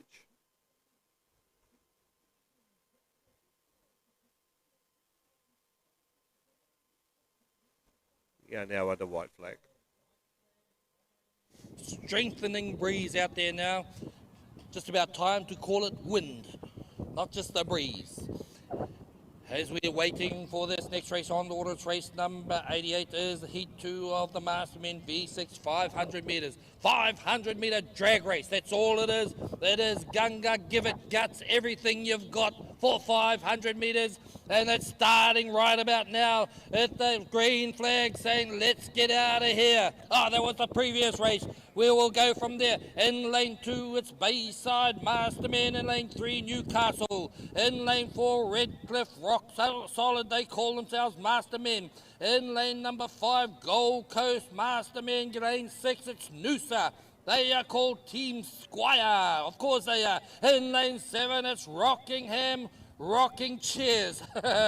Rocking Chairs are coming along there. Perth Outrigger Canoe Club, Mastermen on number 8, and rounding off the field on the far side, that is Burley Point Mastermen. They are looking like they are giving it everything.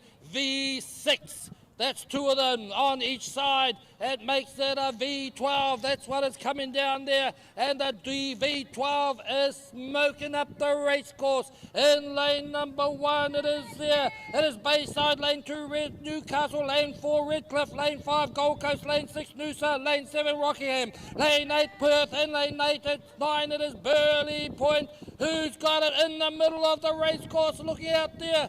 In lane 2, 3, 4, 5, 6, 7. In lane 7, it looks like they're looking strong. Who is that? It's Rockingham. But down here in lane number 3, that is looking strong too. It is Redcliffe who are pushing up. Also in the middle, outside Redcliffe, it is out along there. Noosa are there or thereabouts too. There they come. They are pushing hard. They are giving it everything they got. And who's out front there? It looks like Rockingham, but down here in lane number 3, it is there. It is a lane 4, Redcliffe and Noosa are there as well.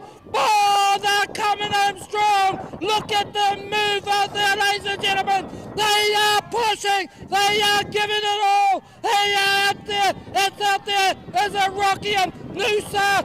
Is it Burley Point? Is it also Redcliffe? It will be out there. Rockingham. Noosa will come in. And third will be Quilana. I think it was on the, who was it? Perth. On the far side. Oh, they pushed hard. Hard. And I'm hardly going to make it. Third call for progression, race 91, Golden Master Men Lane 1, Panamuna OCC, Panamuna Golden Master Men. Lane 2, Malulabar OCC, Malulabar Golden Master Men. Lane 3, Barham District OCC, Barham Golden Master Men. Lane 4, Hikili Cairns OCC, Hikili Cairns OCC. Lane 5, Five Islands OCC, Five Islands Golden Master Men. Lane 6, Gold Coast OCC, Ronan Gold. Lane 7, Port Hacking OCC Team. Master Men V6 500. Race comes to a conclusion. That was heat 2 of 2. So we'll get to enjoy the company of the finalists here later on, just today, if not tomorrow. Really solid race from all the crews, from the Master Men. It was a very, very hotly contested event, as you saw. So we the conditions was we've got that little bit of a headwind into the crews. It's still pretty good racing conditions out there at the moment. So what we have now, the next event is heat 2 of the Master Women V6 500. So Sunset Bay, Port Hacking, Canoe Academy, Malulabar, Melbourne, Coffs Coast, Brisbane River Dragons, Maya, Brisbane Surface Paradise, Cairns and Bayside. That makes up the 12 canoes. Again, what you're going to have is a very good spectacle of a race, and suggest that being a heat, they will still leave nothing out on the race course as they bring themselves up over that 500 metres. It's being led across the course now.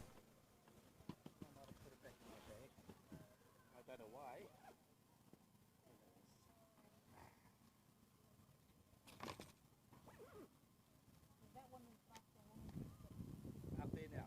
Yep, 89's up there. Full race course.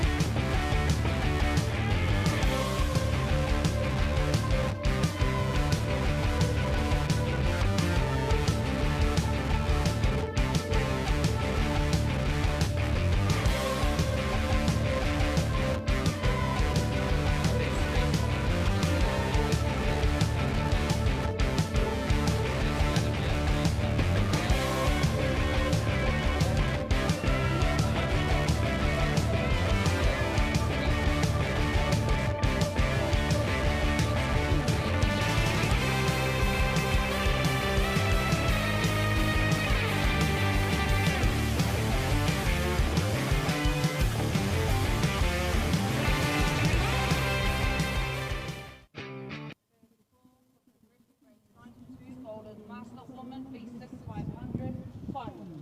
Lane 1, Hawkeye OCC, Hawkeye. Lane 2, Polana Ba'a OCC to Jindy Hills. Lane 3, Port Stephens OCC, Port Stephens Golden Girls. Lane 4, Newcastle OCC in OCC GGMW. Lane 5, Noosa OCC Knockouts. Lane 6, Hikili Cairns OCC, Hikili Cairns OCC. Lane 7, Sunshine Coast OCC, Sunshine Coast GMW. Lane 8, Panamuna OCC, Panamuna Golden Master Woman. Lane 9, Outrigger Canoe Club, Team Green B. Lane 10, Barham District OCC, Barham Golden Master Woman. Lane 11, Hurricane OCC, Hurricane Golden Master Woman. Lane 12, Malulabar OCC, Malulabar Golden Master Woman. That is your first call for Progression Race 92 Golden Master Woman V6 500 final. And we have no microphone. Do now. We have a flag out there. I told you a fib. I told you a lie. I told you a ticker. It is a straight final. It's not a heat. This is a final. Master Woman V6 500 metre. There's been no heat, so there's no seedings. The winner can come from any lane whatsoever. We have a green flag. Get up up there on your feet. This is a final race number 89. It is the Master Woman. Sorry, it is a heat. It is a heat, my bad, it is a heat. I got it all wrong again. I'm giving myself an uppercut shortly. In lane number 1, it is Sunset Bay, Master Woman. In lane number 2, Port Hacking Dolphins. Lane 3, it is a Kaimoana from Canoe Academy. In lane number 4, it's Malulaba Master Woman. Lane 5, Melbourne Master Woman. Lane 6, it's Coffs Coast. They call themselves Salty Girls. Lane number 7 is Brisbane River Dragons. And in Master Woman, and also in lane 8, Maya.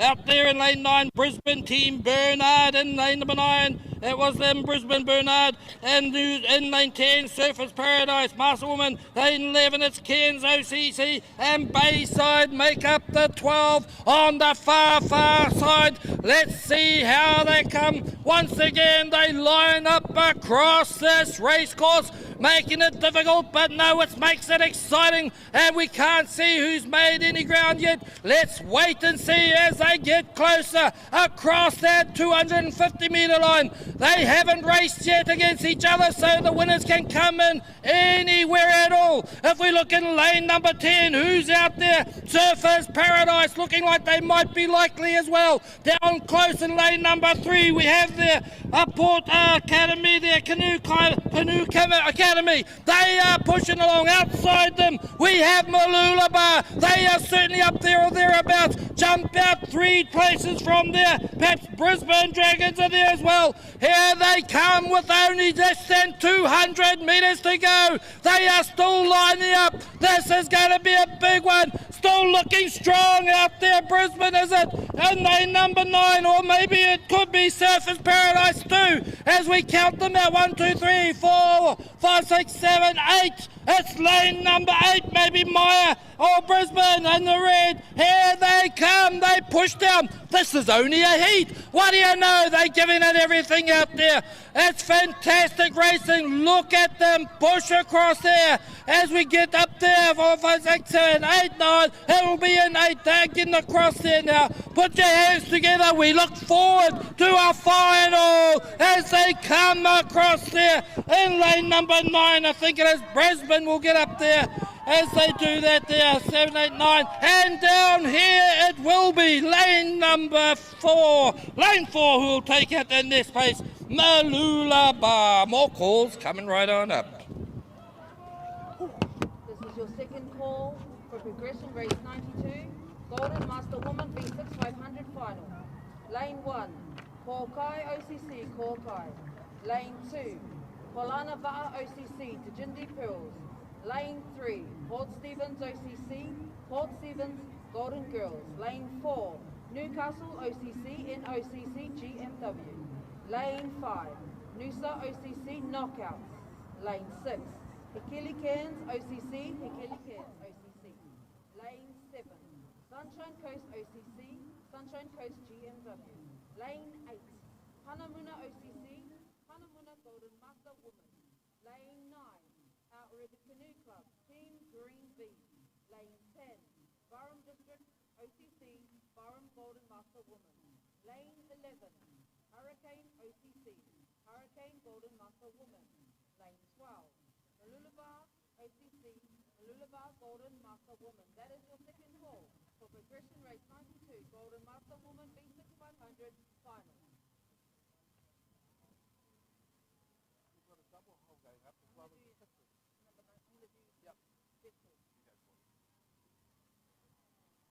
First call for race 93, 19 under girls, V6 1000 straight final. Lane 2, Brisbane OCC, Brisbane 19 under girls. Lane 3, Redcliffe OCC, ROCC solid 19 under girls. Lane 4, Rockingham OCC, Shia Lake. That is your first call for race 93, 19 under girls, V6 1000 straight final.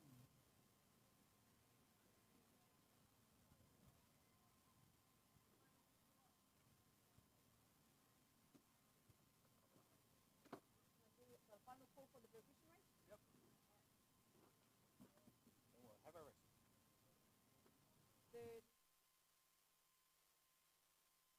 Master Woman V6 500 final. Lane 1, Call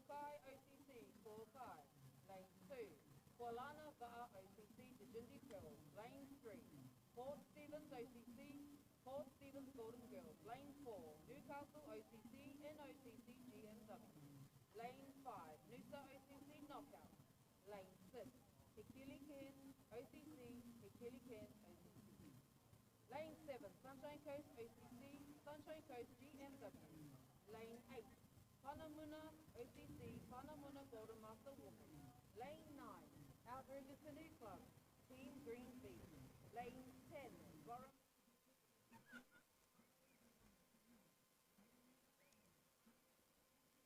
Hurricane Golden Master Woman. Lane 12, Maluluba OCC, Maluluba Golden Master Woman. Rightio. So our commentator's just gone to have a little break. It's Kai here from Paddle Life. We just had our Master Women V6 500 metre. There's a pretty highly contested race there. And I believe it was Brisbane who came out front there. Yeah, that was a crazy race, Kai. It was. It was just like hectic. There's canoes everywhere, and they're coming over the line, and it was like, holy moly, who's first? And John was calling it. He was losing his breath. It was a pretty hectic race. But now from the women here, or from the Masters women, we head over to the 14 under girls V6 500. And I believe that there is a 12-man up there as well. I'm not sure if they're in the same race, if they've merged races here.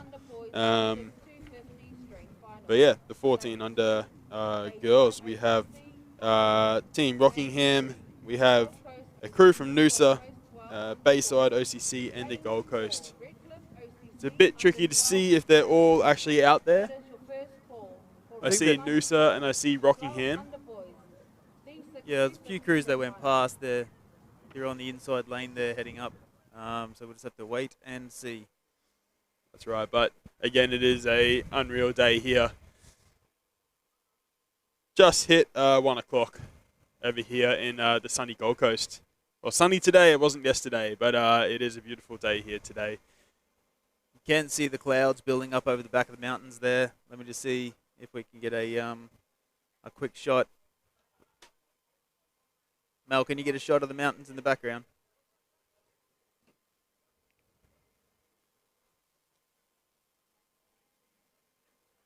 There it is. Lovely shot. I think that's Mount Tambourine Mountain. And the clouds are building up over the back there at the moment. There's cumulus clouds building as the steamy afternoon comes upon us. It's a pretty normal thing this time of year down here on the Gold Coast for some weather systems to build up over that range in the afternoon and come across to the coastline and then disappear out into the ocean.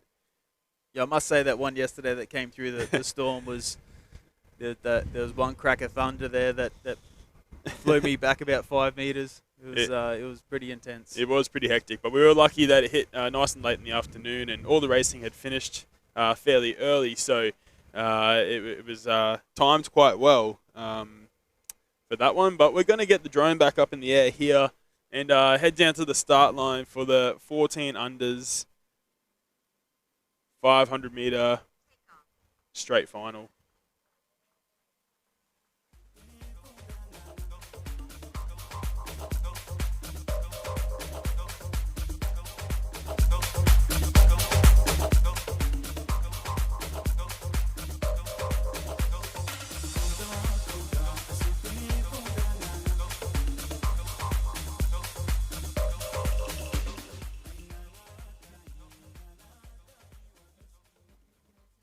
Have live streaming out of here.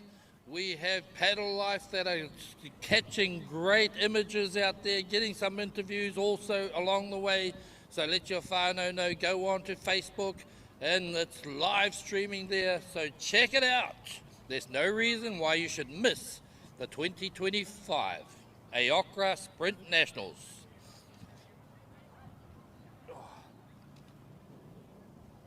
14 under girls. Is it?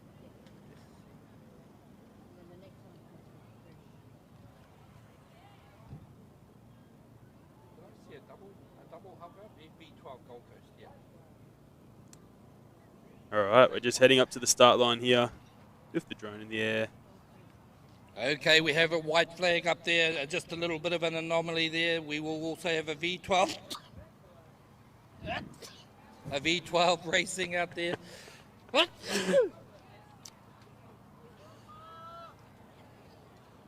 Red flag flying in the breeze there as the wind is dropping a little bit, I believe. Green flag goes up, indicating a start out there in race number 90. It is the under 14 girls V6 500 metres. Lane 2, it is Udurangi from they call it Rockingham.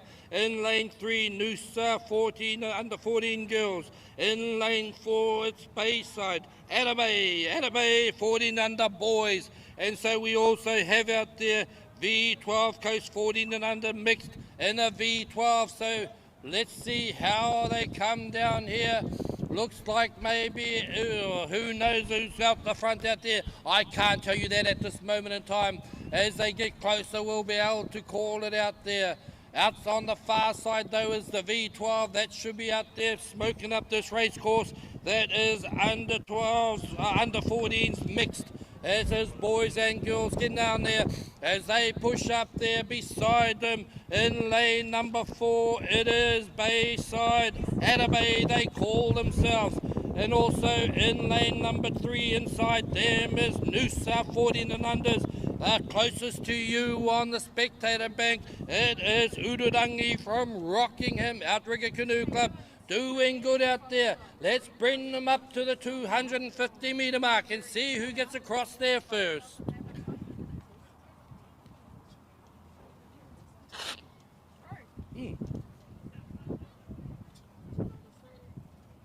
They're pretty.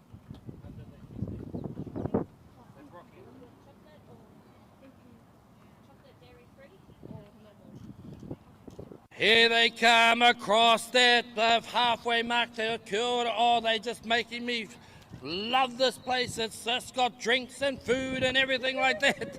As they come up there, it looks like it will be in front of the moment. Bayside, that is there, the Bayside Atabay boys that are coming up there. Maybe in the V12 there we have the under 14 mix. They are coming down in the V12 on the far side. Down closest to you is Udurangi Rockingham, giving it everything and having a battle also with Noosa outside them. There's races within a race on this particular race. I've said that too many times. As they come home, very nice indeed. Bayside have got the lead. I don't see them relinquishing that at the moment. The mixed team out there in the far side, coming down there in the V12 and looking strong, and they push it along, and then there'll be another battle in it as we look back a little bit further back. Let's focus on the front. Who is this up here? It is out there in lane number 4, lane 4. It is Bayside. It looks like a mixed crew there also as they push up hard there. They board it home. Well done to those teams. They put your hands together, ladies and gentlemen. There was a great race and well paddled, well steered there. And the V12s come home now also. This is a mixed crew and they're put in there. Absolute 100% effort. 15 metres to go. Put your hands together for them as they bring it home. We now have at the still coming home. We'll call them all in. In lane number 3 it is. It is indeed Noosa who've got the lead over Rockingham, I believe, as they push it home and start to come home. 15 metres to go. Noosa are just about there. Last change they did. Put your hands together. They get 3rd place. Still coming down this race course, and inside there, lane 2 it is. And put your hands together for Udurangi from Rockingham. This is your second call for race 93, 90 under girls, 1,000, straight final. Lane 2, Brisbane OCC, Brisbane 90 under girls. Lane 3, Redfern OCC, ROCC solid 90 under girls. Lane 4, Rockingham OCC, Sheila Lane. That was your second call for race 93. Here we are back at the race course after what was the finish of the 500 metres, which had a number of different crews within that one final. And so we had a V12 race and under 14 girls and a under 12 a mixed crew and a V12, beg your pardon. Gold Coast under 14 mixed crew. So we are now moving our attention to the Golden Master Men V6 500 metres, and all 12 crews for the men. That will be a pretty solid race, knowing that a lot of these crews are also looking to qualify for club participation over in Singapore. So to these crews, this will they'll be pushing fairly hard. Won't leave too much out there on the water once it is all done and dusted.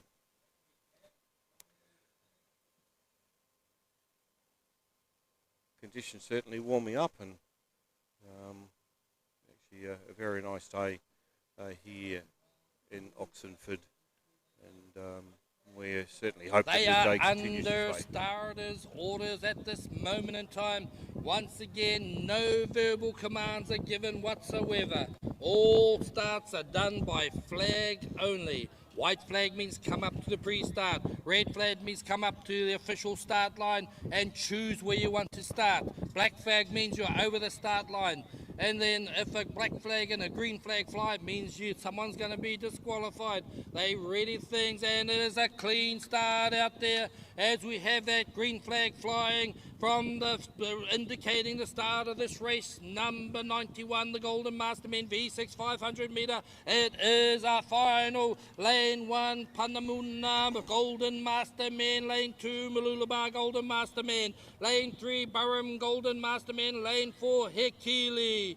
In lane number 5, Five Islands. In lane number 6, Ronan Gold. Lane 7, that's from Gold Coast. In lane 7, it's Team Tommy Port Hacking. In lane 8, Against the Odds, it's Scarborough. In lane 9, Sunset Bay, Golden Master Men. In lane 10, Noosa, Team White. In lane 11, it is Newcastle, Golden Master Men. In lane 12, it is Noosa, Team Blue. They are coming down this race course at a great rate of knots indeed. Probably drop back a little bit. Who is that in the far side? In lane number 11, it's dropped back a little bit, and we'll see how they go from there as it's coming to this halfway mark.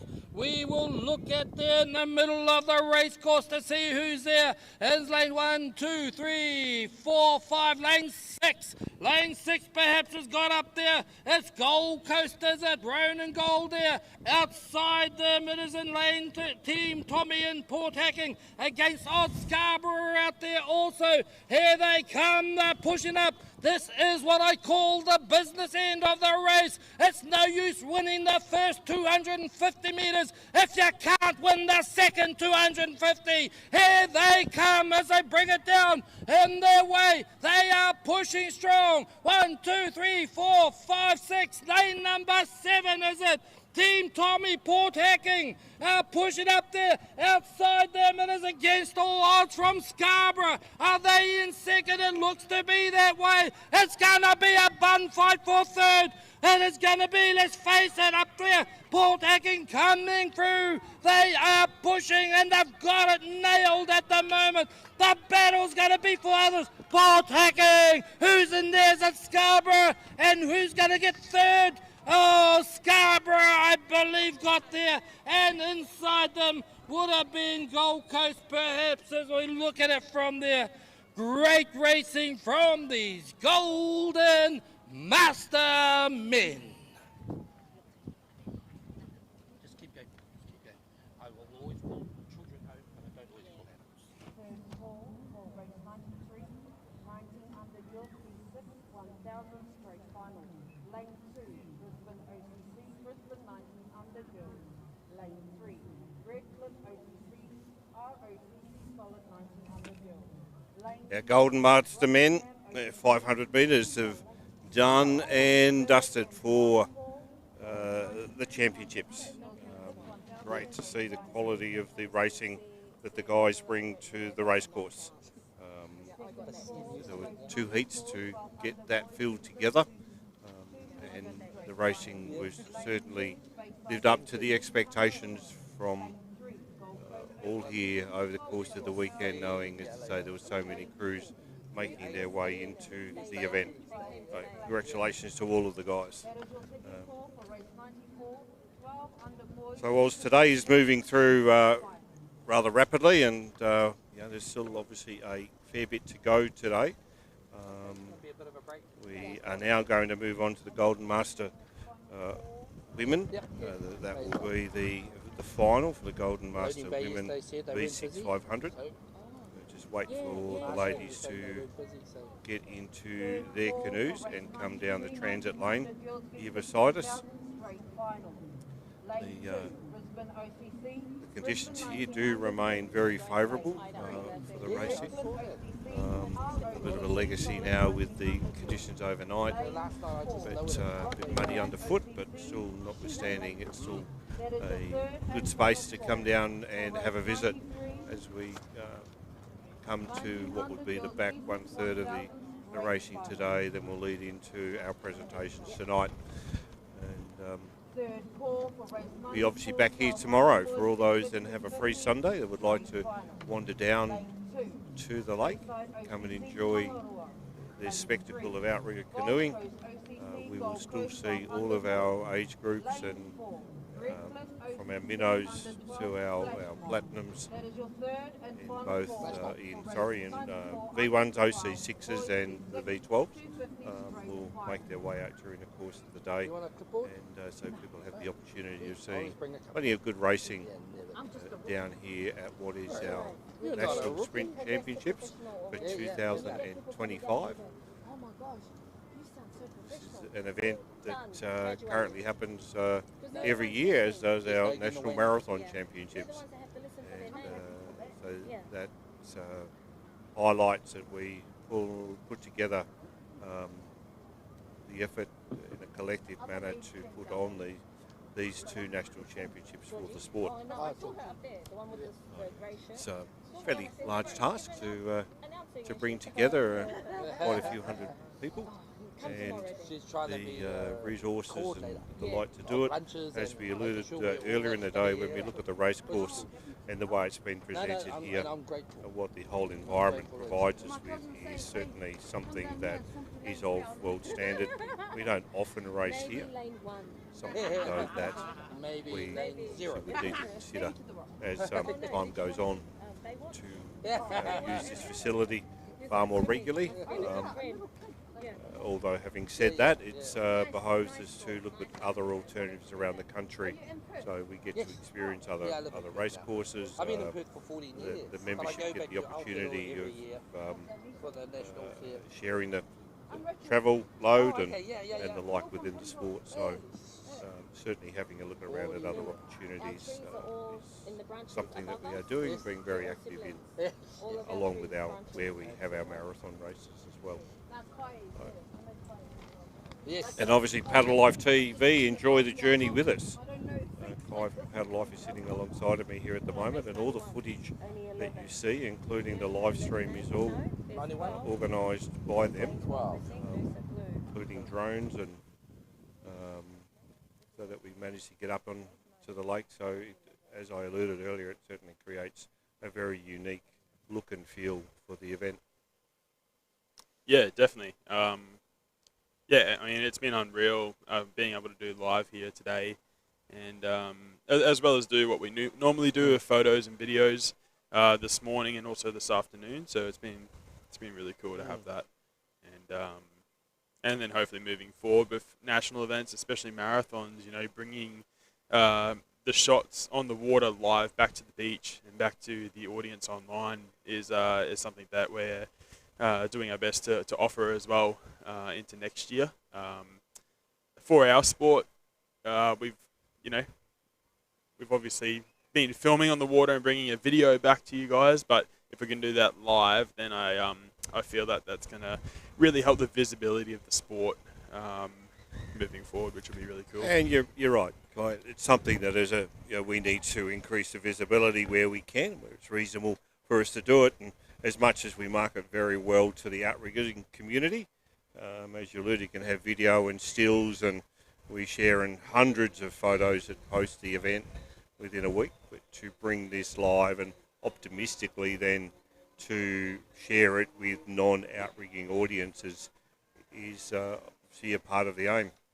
That's right, and I think we want to grow the sport, and Paddle Life TV. That's kind of been our ambition from the very, very beginning. We started really filming our own events as we were paddling. So Mel and Joe would jump in whilst I was paddling, and get really cool photos and videos and stuff like that, so we could share it on our socials. And we love doing that so much.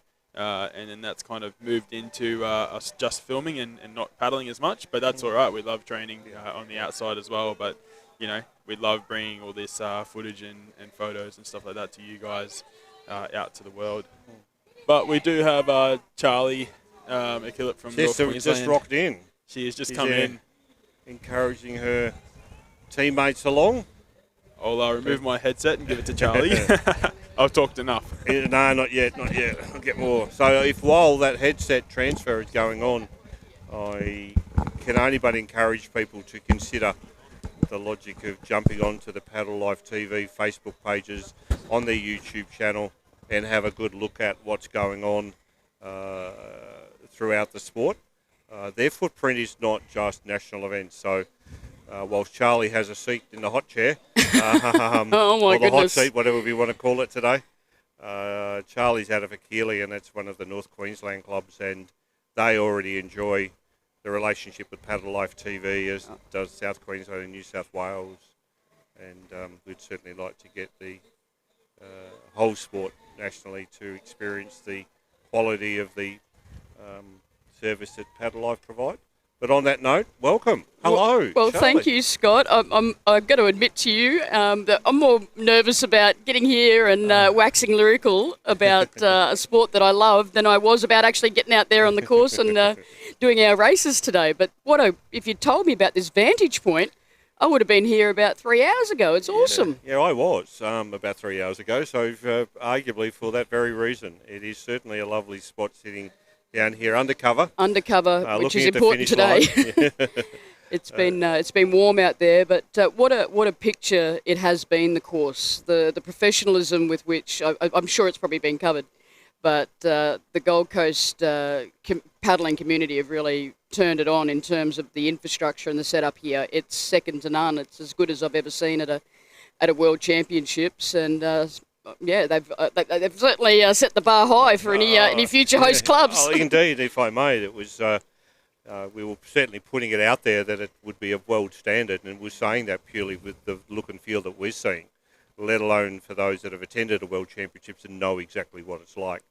The Gold Coast Club and the time, effort and energy that they've put into preparing it and they're now delivering it is as I say, it's certainly to a world-class standard, and to have this in our backyard. And Scott, how much it takes out. It takes a village to put this together. The amount of work that people like Lee Payne and his Indians, yes, that the chief has corralled to do this. The other Gold Coast clubs, you see Surface Paradise and Panamuna and Cellabella. Yes. Yeah. Their volunteers are everywhere, and they don't rest. I think one of the things that Hakili have loved about coming down here is that we get so busy training and doing our thing that you're always in a hurry. You never kind of really get a lot of time just to hang out on the beach. You're just coming and going. So when we come down here en masse, we're just loving the experience of coming to another place, participating in the sport that we love. Obviously, we've got our competitive goals, but we just love hanging out with each other and chewing the fat, eating each other's snacks, and having a ball. And everyone's been so friendly and welcoming. You can really feel the mana here. It's a fabulous event. It is. It's that community that I guess that the sport likes to consider it has. But when you come into this space, it demonstrates it is there. And it's something special. Yeah, it is. It's something special, and it doesn't take long to reunite with faces of the past and voices and the like, and it is one of those real special things about what outrigging does. And please, a lot of people potentially watching would say it's just another sport, and maybe it does, but we've got a culture that goes back many, many years, and to be the custodians of it today is a true the opportunity. We shouldn't take it for granted. No, That's we that's should. one thing Yeah, for sure. for sure. And when you come down here and see how much effort goes into these events, you don't, because we are Indeed. very fortunate to have people that are so committed to creating these opportunities to participate in the sport that we love, and I know how much Hakili loves reciprocating that. When we have people come to our area to participate in the Mini G and the Great Barrier Reef Ocean Challenge, which paddlers from around Australia and even further afield have done every year for the past 15 years, it makes you feel proud of what you can achieve together, and it makes you also reminds you of just what you've got in your own backyard. That's right. This is something that people travel from around the world to experience, and how lucky are we? We get to do it 3, 6, 8 times a week, whatever your training schedule demands. So. Very true, very true. Just looking to see where we are on the race course. There's a race that is looks like she's lining up down there. The Golden Master Women's V6 500 final is what I would believe will be moving and lining itself up on the course. I notice we have no flags up at this point in time. No. But when we come back, we'll Hakili as a club. It's one of those, as Charlie's mentioned, en masse. They have arrived here in their black and gold. I reckon if you're a Richmond supporter, you'd probably think we'd just move Richmond up to Tigerland. We're calling ourselves bumblebees, or I am anyway. I think we sting like a bee, fly like a bird, something like that. So we'll come back and get a bit of an understanding of what Hakili's all about in North Queensland once we witness what will be. Well, you're about to see it on this course, Scott. We've got some Golden Master women out there that you would have in your crew any day of the week. There you go. Yep. So they're under white flag. Starters orders. We wait now in anticipation to a red flag indicating that they are to come up to the official start line.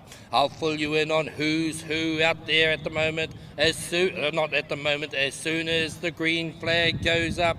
We await now, the red flag is flying. It is going to be an interesting race. It is a final. It is a medal race. It is the right to be called national champion as the green flag goes up and we have a start in this race number 92. It is the Golden Master Woman V6 500 metre. It is a final. Lane 1, it's Koakai. Lane 2, Jindy Pearls from Quilana. Lane number 3, Port Stephens Golden Girls. And lane 4, it is Newcastle OCC. In 5 on my piece of paper it says the knockouts from Noosa. In 6 it's Hakili. 7 it is Sunshine Coast. In lane number 8 Panamuna. In lane number 9 it is Team Green from Outrigger Canoe Club. In 10 it's Burrum District. In 11 it's Hurricanes. In 12 it's Mooloolaba Bar as they start to get close to that 250 metre mark. Let's see how they get across there. This is a final. The fastest is in lane 6 and 7. That's the fastest qualifiers, but that doesn't always stand up to the test here, as this is a final and anything can happen in a final. Lane 6 is Hakili. Lane 7 is Sunshine Coast, who is up there or thereabouts at the moment. 1, 2, 3, 4, 5. In lane number 6 it is there. It is Hakili perhaps out there. Outside them also we have their Sun Coast.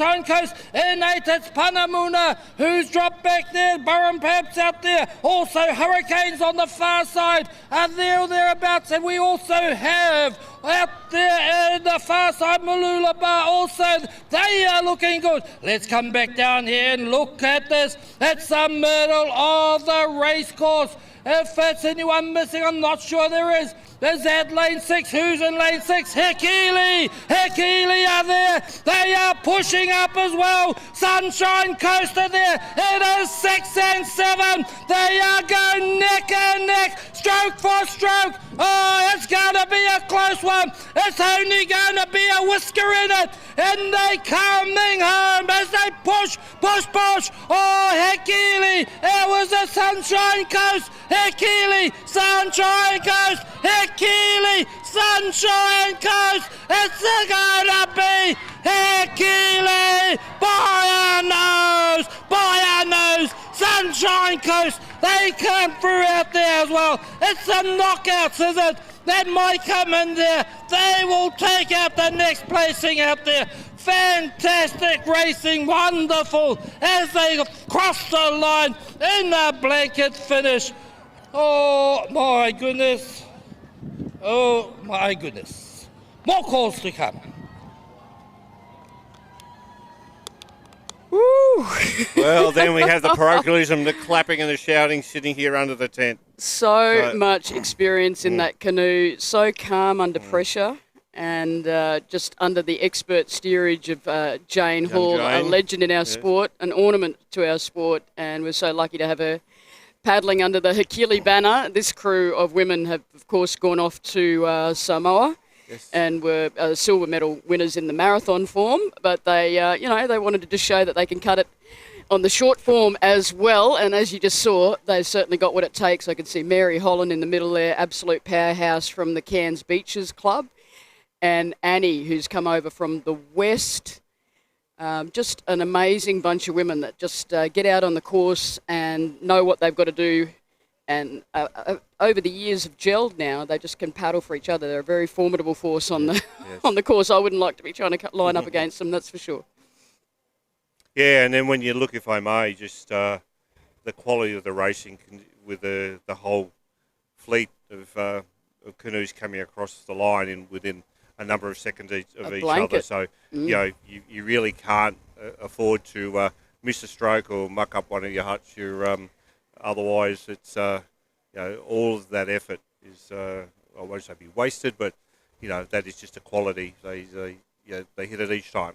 That's sprint racing, isn't it, Scott? That's the fine line between pleasure and pain, and you either love it or you hate it. I think there are people in the sport that veer away from the sprints. They feel that it maybe doesn't fulfill them as much as getting out there and being able to do a marathon race that takes 2.5 hours to complete. You get back to the finish line, you know that you've truly put in. But how amazing is our sport that you have that diversity of challenges and experiences in the canoe every time you step in there. It's a different experience just on account of how different the elements are going to be, the conditions, who you're in the canoe with. But to be on the finish line of a 500-metre sprint, you've done two and a bit minutes of work, and you're as gassed as you are if you've done 2.5 hours. That's right. Very, very true. Very true. And there's not too many sports that you can manage both of those forms and still be competitive. Yeah, and as we've been highlighting during the course of the day, and whilst witnessing the Golden Master women, here we are now just about to introduce the under-19 women to their 1,000 metres. So they're going to enjoy the opportunity of doing a few turns. And as we've mentioned through the call here over the course of the weekend, the turns can make and or break.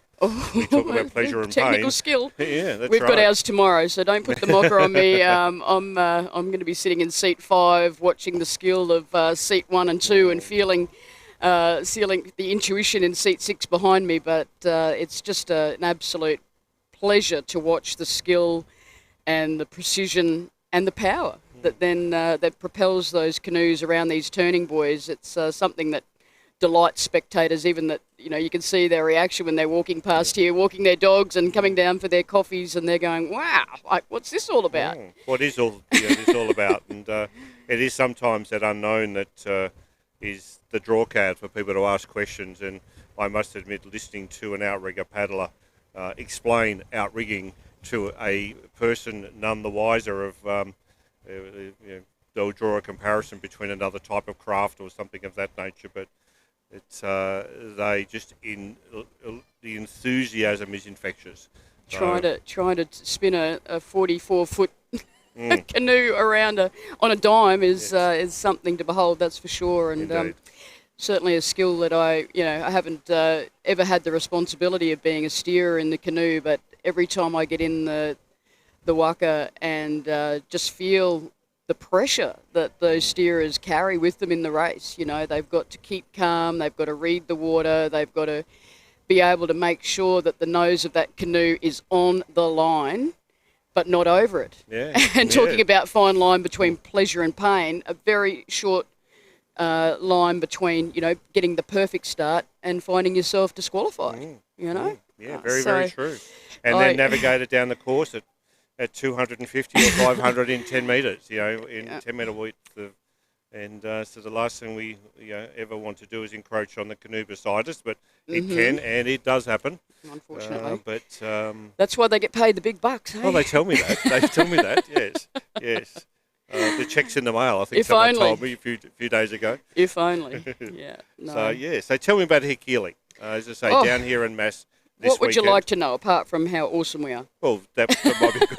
That's not really what this is all about, is it? Just a big 15-minute plug for our club? I think everybody's proud of their clubs, and that's one of the reasons why we turn up at an event like a national titles, because it is a benchmark. It is an opportunity to challenge yourself against the best that are available at any given time in your sport, and it is truly representative. You're seeing paddlers here from every state of Australia, and some collaborations as well out there that are truly awesome. So you come here to challenge yourself, and that's what Hikili has kind of set its sights on. I think for the past 4 or 5 years, it hasn't happened overnight, but there's been a real push towards our coaching team to come to these events and make sure that we do have these goals to continue to drive us. And then every week we are now operating on a program, a system that, when I first entered the sport about, I don't know, how was it, 5-10 years ago, there wasn't that kind of thing. You turned up, you went hard, you went home. Crews, 3 turns to come. I'll let you know who's out there shortly.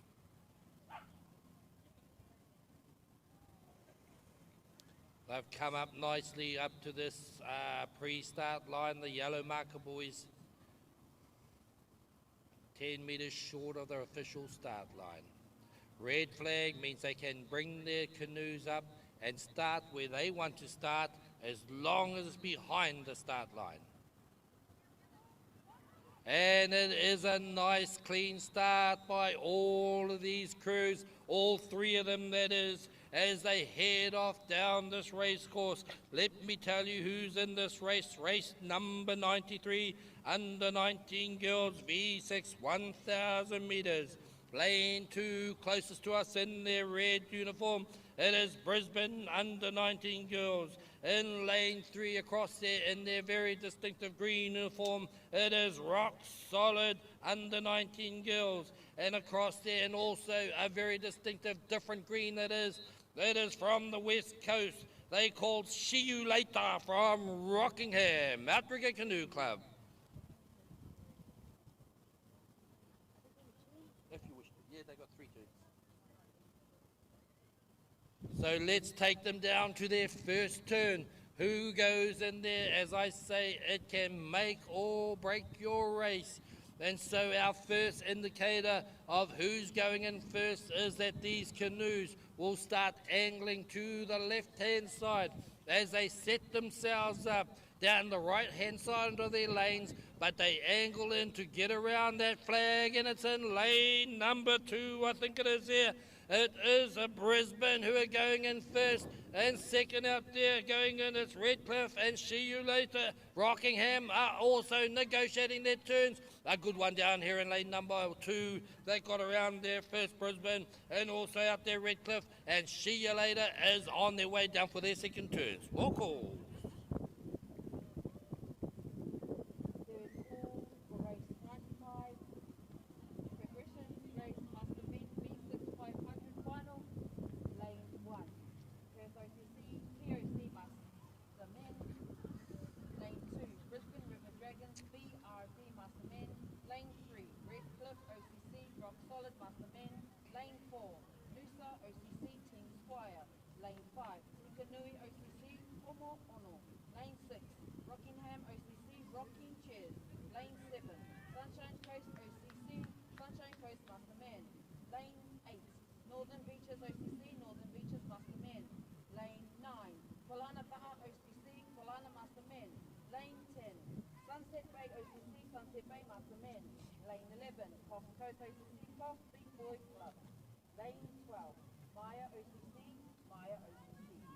is your third and final call for race 95, progression race, Master Men B6 500 final.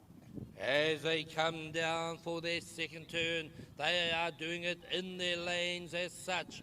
As they come up now in lane number 2, it is their Brisbane. They get around there. Look how close they get this to that marker boy. That is pretty schmick indeed. As they get around there, worked hard and they are away. Oh, out there in lane number 2, it has out there. Redcliffe have got around there. And they did a tight one. Rockingham are coming up there too. And they will be getting out there. Again, that was a better turn from Rockingham. And they've closed the gap. We're going down for our third and final turn. More calls to come.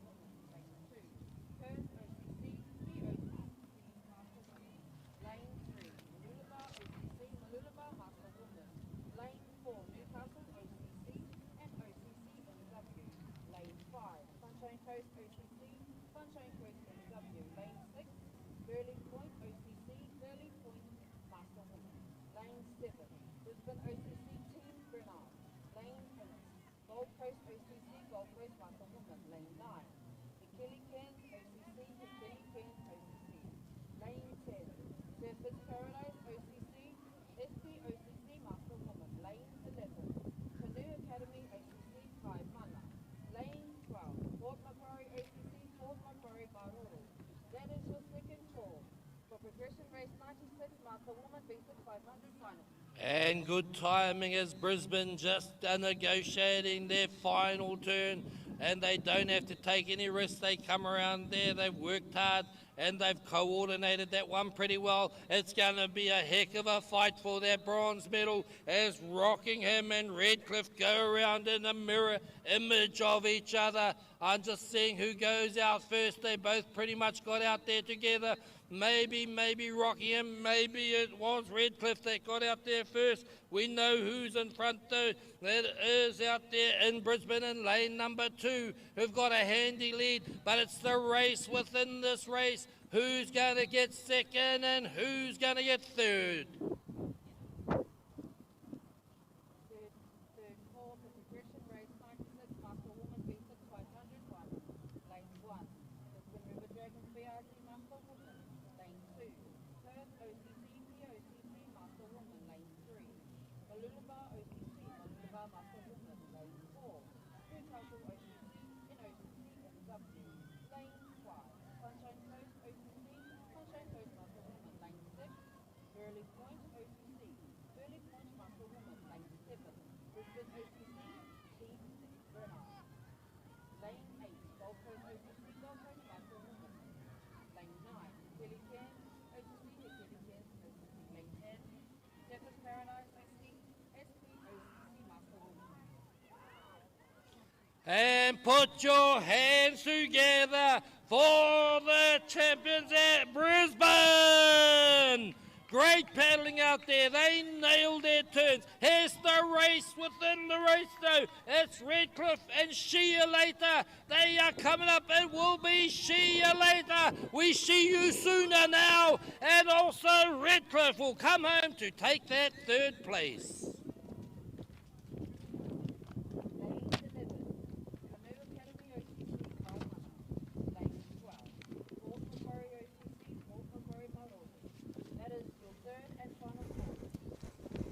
That brings our under-19 girls to their finish line. There you go. Clinical display by the Brisbane OCC girls there. They put it all together on the park and were a cut above. But it was interesting just to see that that Redcliffe were able to claw that back from See You Later. Yes. It goes to show that, it doesn't matter where you are at the halfway mark. Very, very true. Yeah, very well true. done to all the There's always competitors life there. in the end. Yes.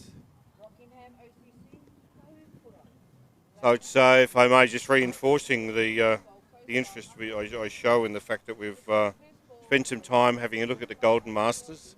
Now we just moved and witnessed under 19s, and now we're about to head to under 12s. The Mighty Minnows, or no? No, under 12s. I think there must be a couple of Mighty Minnows in there with them, looking at the size of some of these young lads that are about to make their way up. I'll tell you what, I wish I'd started when I was this young. There is no seedings in this one. I'll let you know who's in it. Knowing what we know now. Yes. Not too far away. So there are 3 crews in this. So it's Bayside, Gold Coast and Redcliffe. And all South Queensland crews at this stage, as we watch the SARP boat making its way down and put the crews under white flag. So we will shortly see these under 12 boys, all 3 crews, 250 metres of pleasure and pain as they make their way back to the finish line. This is obviously a straight final for the lads. Come up to the start line. We're not Sarda's just trying to bring them up now, so they're under red flag.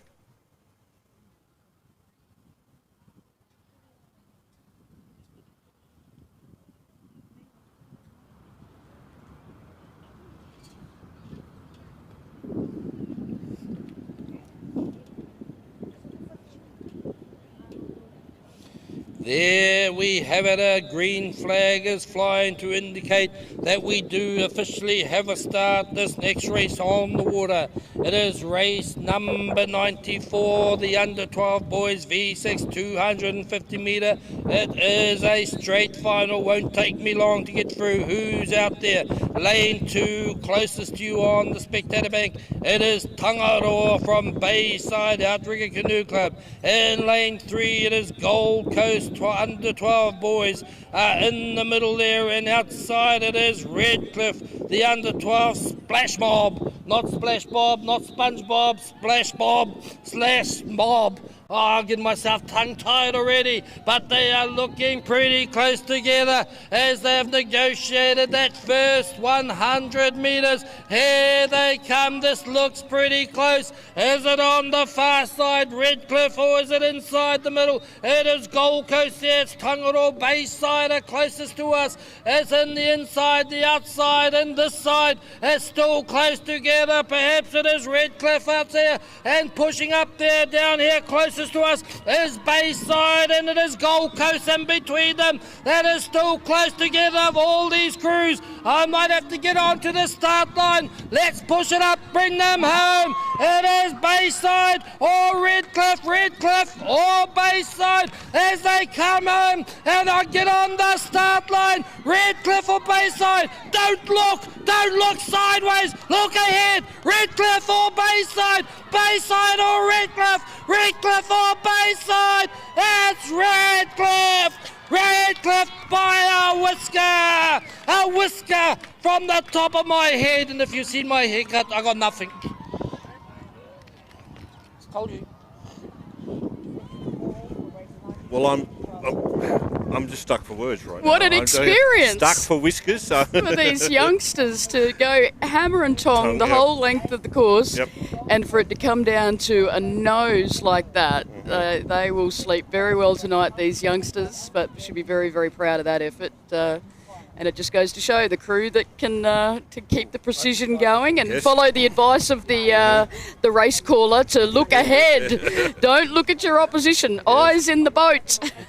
Get our advice from anywhere we can take it. Is that right? Absolutely. Yes, and when you have the enthusiastic race caller like that, it's hard not to listen. It's been so nice to see the young kids just coming together, and the rivalry between these 3 clubs, Bayside, Redcliffe and Gold Coast, it's been on like Donkey Kong all day. Yes. Yes. And I don't think that's going to I don't think it's finished stop yet. anytime soon. No, so, which is a really, really good thing.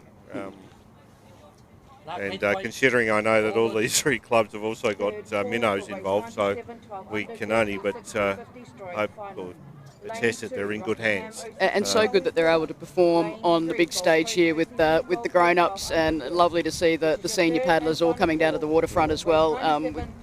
They're all very, very supportive. We're very proud of the juniors coming through in the sport.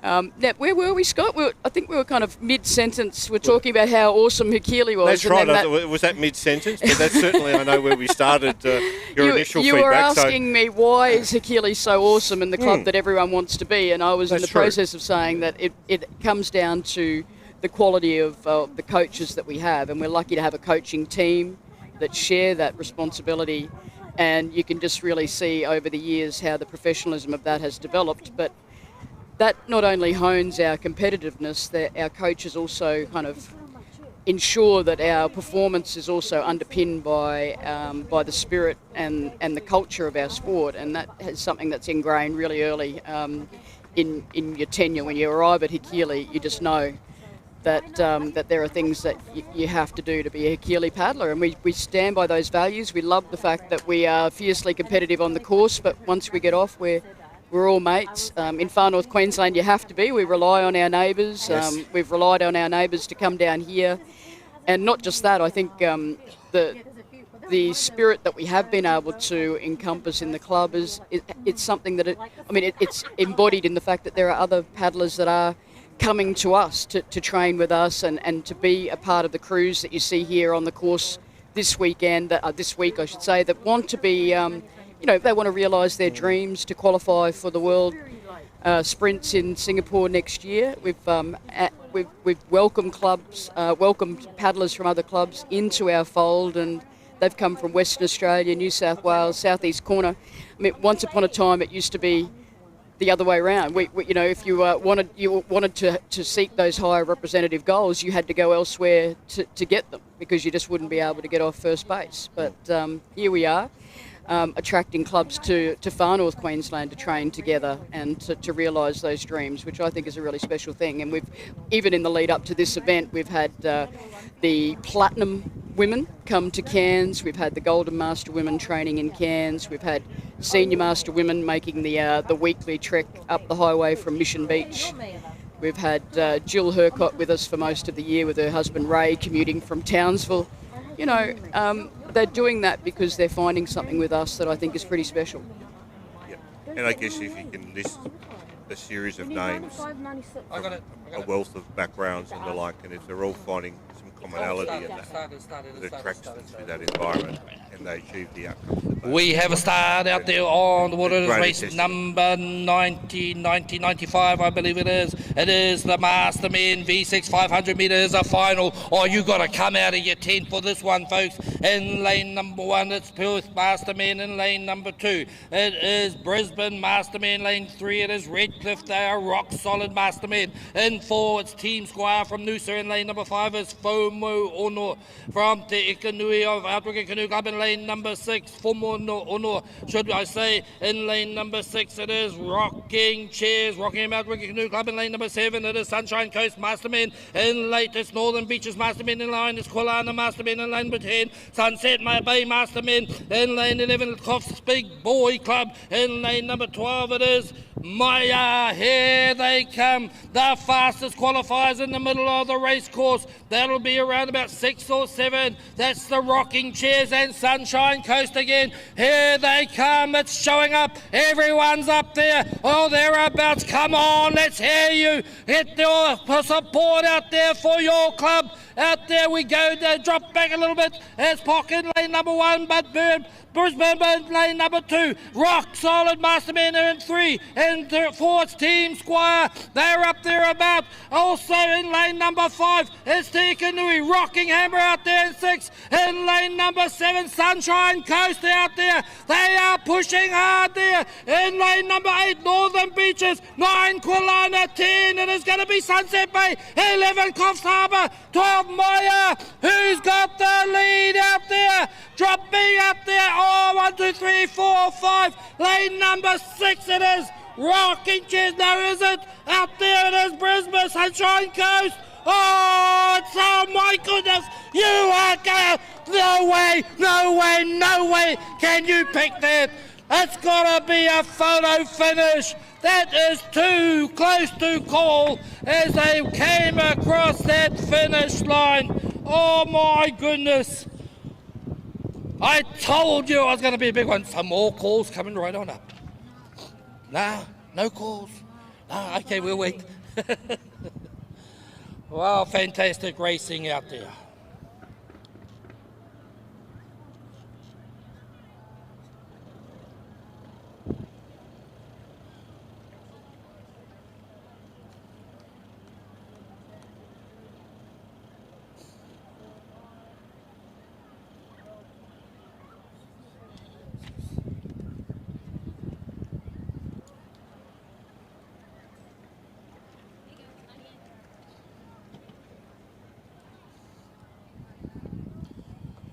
Well. Great racing out there. Guess what? Our next race is another final. That was the Master Men. Coming on up shortly, Master Woman.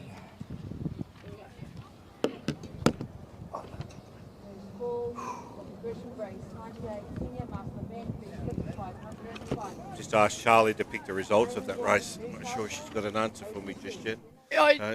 Don't you throw me under the bus. I just about got through my shift unscathed, and then right on the way out the door. The most difficult boom. question. Yeah, it was. What do they call it? A bee's dick. That was seriously close, and just such effort to get that canoe across the line. You could literally see the expression on the men's face from where I'm sitting, and they were bursting a boiler. Yes. Every inch of their being willing their canoe over the line first. But there can only be one winner, to use a terrible cliche. Yes, very true. Very true. And I guess what was on the line here too is representation over in sunny Singapore. So we'll go over to Singapore, or those that managed to get the gig, and will enjoy what I understand to be an evening event. I see. Under okay. lights. Totally different format. Yes, very different. Some of us, Scott, are still paying off Brazil. I have to go and see if I can tap on the superannuation again. But how wonderful to be a part of an international family community, and that's something that's certainly reinforced when you get when you're lucky enough to be a part of a world campaign, whether it is in the longer or short form of our sport. It is something special to see those countries come together and compete against the best in the world. And when you're on a podium at a World Championships, you know you are. You can come home with seriously saying you are the best in the world, as many of our Australian paddlers well know. Indeed. It was just an incredible, and just reflecting on Brazil for a moment, because I'm still in my little Brazilian bubble, having had the opportunity to go over there as part of the senior master women's squad, albeit not getting a Guernsey in the race, but still being embedded in experience like that. And it was a long way to go, South America, and I know a lot of people maybe were perturbed by the distance and the expense of going, but I'll tell you, one of the things that was very special about it was to see the joy of the South American countries that were getting their first chance to have that international experience that had eluded them for the same reason, that to travel to Australia and the Pacific and the Northern Hemisphere is just not even not an aspiration that many can have when you live that far away, and when your economies are struggling as much as some of the South American countries are. So that was a real buzz to be there and just see the excitement and the genuine joy of the Peruvians, the Chileans, the Mexicans. I mean, these people know how to make noise, and they certainly made an impression every time there was a crew that was representing any of those countries. You certainly knew about it. And representing any of those countries. Any of those countries. It became a bit of a South America versus the rest of the world. We certainly felt a bit outnumbered in the spectator stakes, that's for sure. Very true. They made a noise no matter where. Look, you didn't even have to be coming across the line first. If you're a participant, you receive the same level of enthusiasm and engagement as whether or not you're going to stand on a podium. Absolutely. And to their credit, they certainly showed us. And not to suggest that there's some of those attributes don't exist here in Australia, but they take it to a very different level that, in one sense, we could probably aspire to emulate over. So it's an exceptionally enjoyable, rewarding, eye-opening experience. Well, an initiation of fire for yourself as a first-time president of the governing body of AOCRA, getting over there and being that constant support to the team. I think there were a lot of paddlers that were very appreciative for the support that you gave personally and your team, and CC from afar, back in Australia. So much work behind the scenes, and it was certainly borne out in the results. So, congratulations. Thank you, and I appreciate that. It's certainly acknowledging the role that we were there to perform, and our members, our athletes were there. They had their job to do, and they did this country's so proud. It was the results from every single individual athletes, their performance both on and off the water, the way Australia represented itself through those members was nothing but exceptional. And to be a small cog in that wheel, I'll look back on those days with certainly a lot of pride in the organisation that I had the opportunity to be a part of. So can we do it all again in Singapore 2026? Singapore 2026, as I'm told, that marathons is it has its challenge, but a sprints world titles takes it to another level. If I can nothing but attest to having done marathons in Mooloolaba to now sprints here on the Gold Coast. Excuse me for a minute, Scott.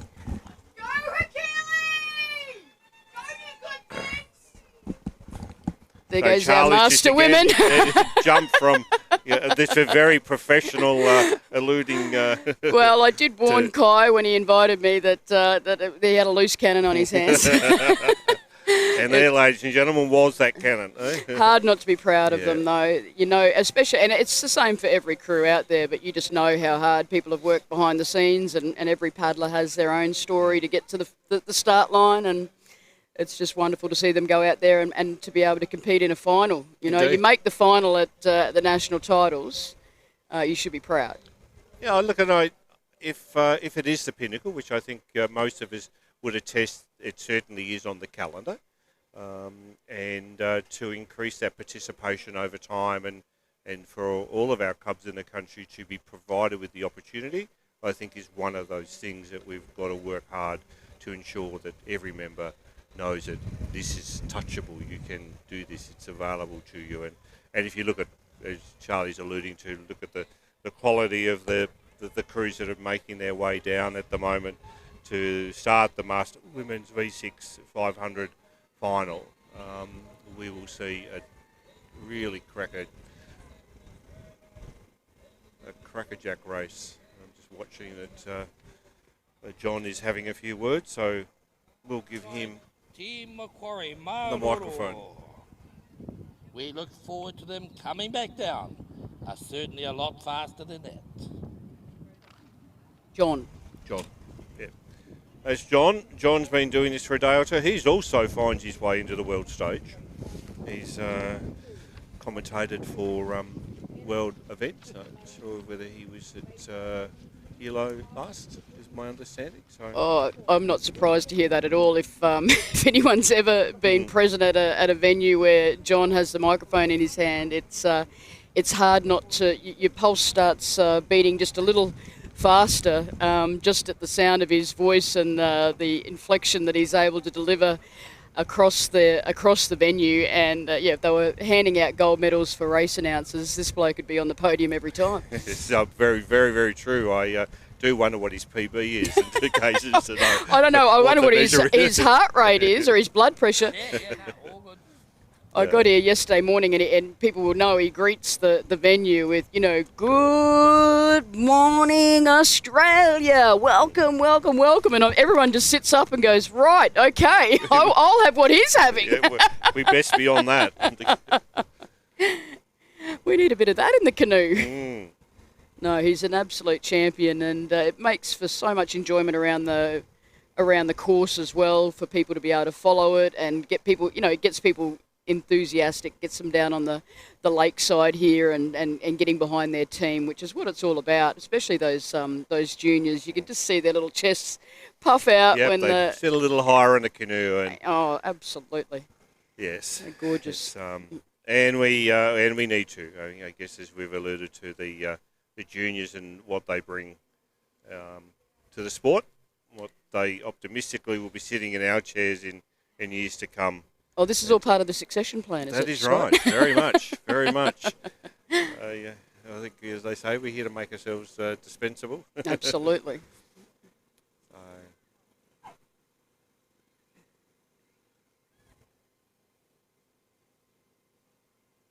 So, yes, this will be all unfolding at night in Singapore, under lights. That is the rumour. That's incredible. It is. And And dare I say, I actually mentioned that to Mr. Payne, the chief, here on the lake a couple of days ago, and he went, "Oh, really?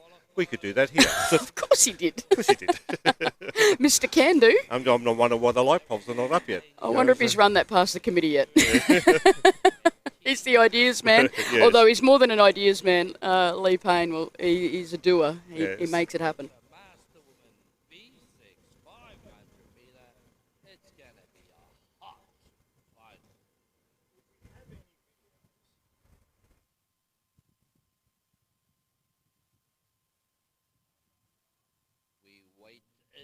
Anticipation for the flags, indicating that they are under starters orders.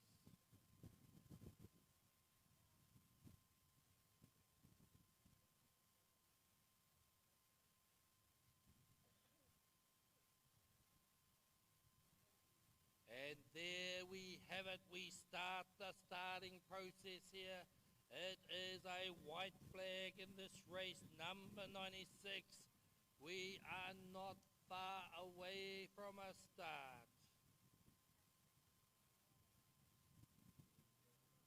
Red flag is raised. We are going to be racing right about now as they kick off here. Oh, I'm using all sorts of analogies. Kicking off now as we go through the start of this. Lane 1, it is Brisbane River Dragons. Lane 2, it is Perth Outriggers Master Woman. Lane 3, Malulaba Master Woman. Lane 4, it is NOC Newcastle Master Woman. Lane 5 is Sunshine Coast Master Woman. And lane 6, Burley Point. They're out there, one of the fastest qualifiers. In lane 7, it is Team Bernard Brisbane, also one of the fastest qualifiers there. In lane 8, it is Gold Coast. In lane 9, Hekili. In lane number 10, Surfers Paradise. Lane 11, Kaimana Canoe Academy. And rounding off this field in the far side, Port Macquarie, Maroro. Here they come now as they start to get to the business end. We will see who is coming across that halfway mark with the lead. We naturally put our eyeballs towards the middle of the race course. Race at lane 6 and 7 is going to be up there.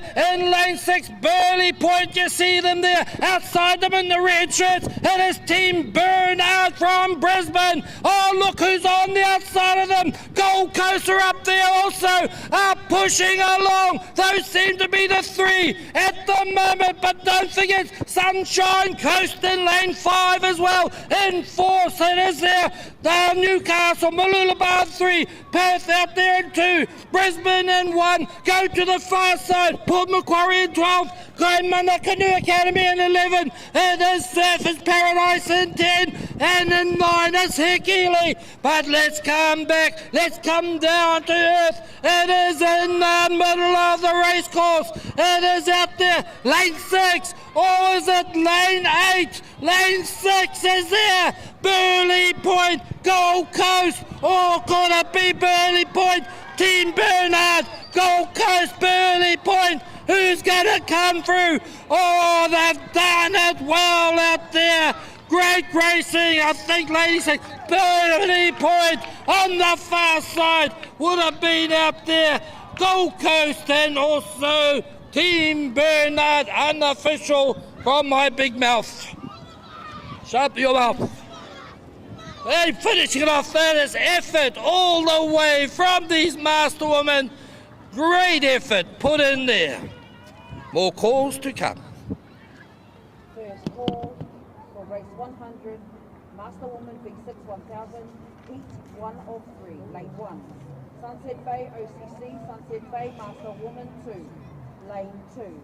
Cairns OCC, Cairns Master Woman, lane 3. Gold Coast OCC, Gold Coast Master Woman, lane 4.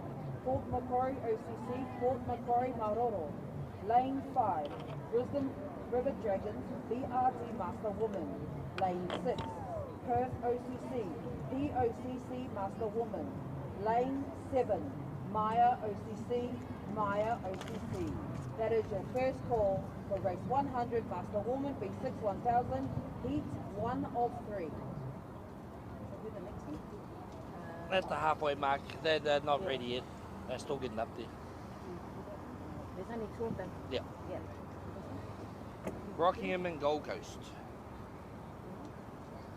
Want it? No flags.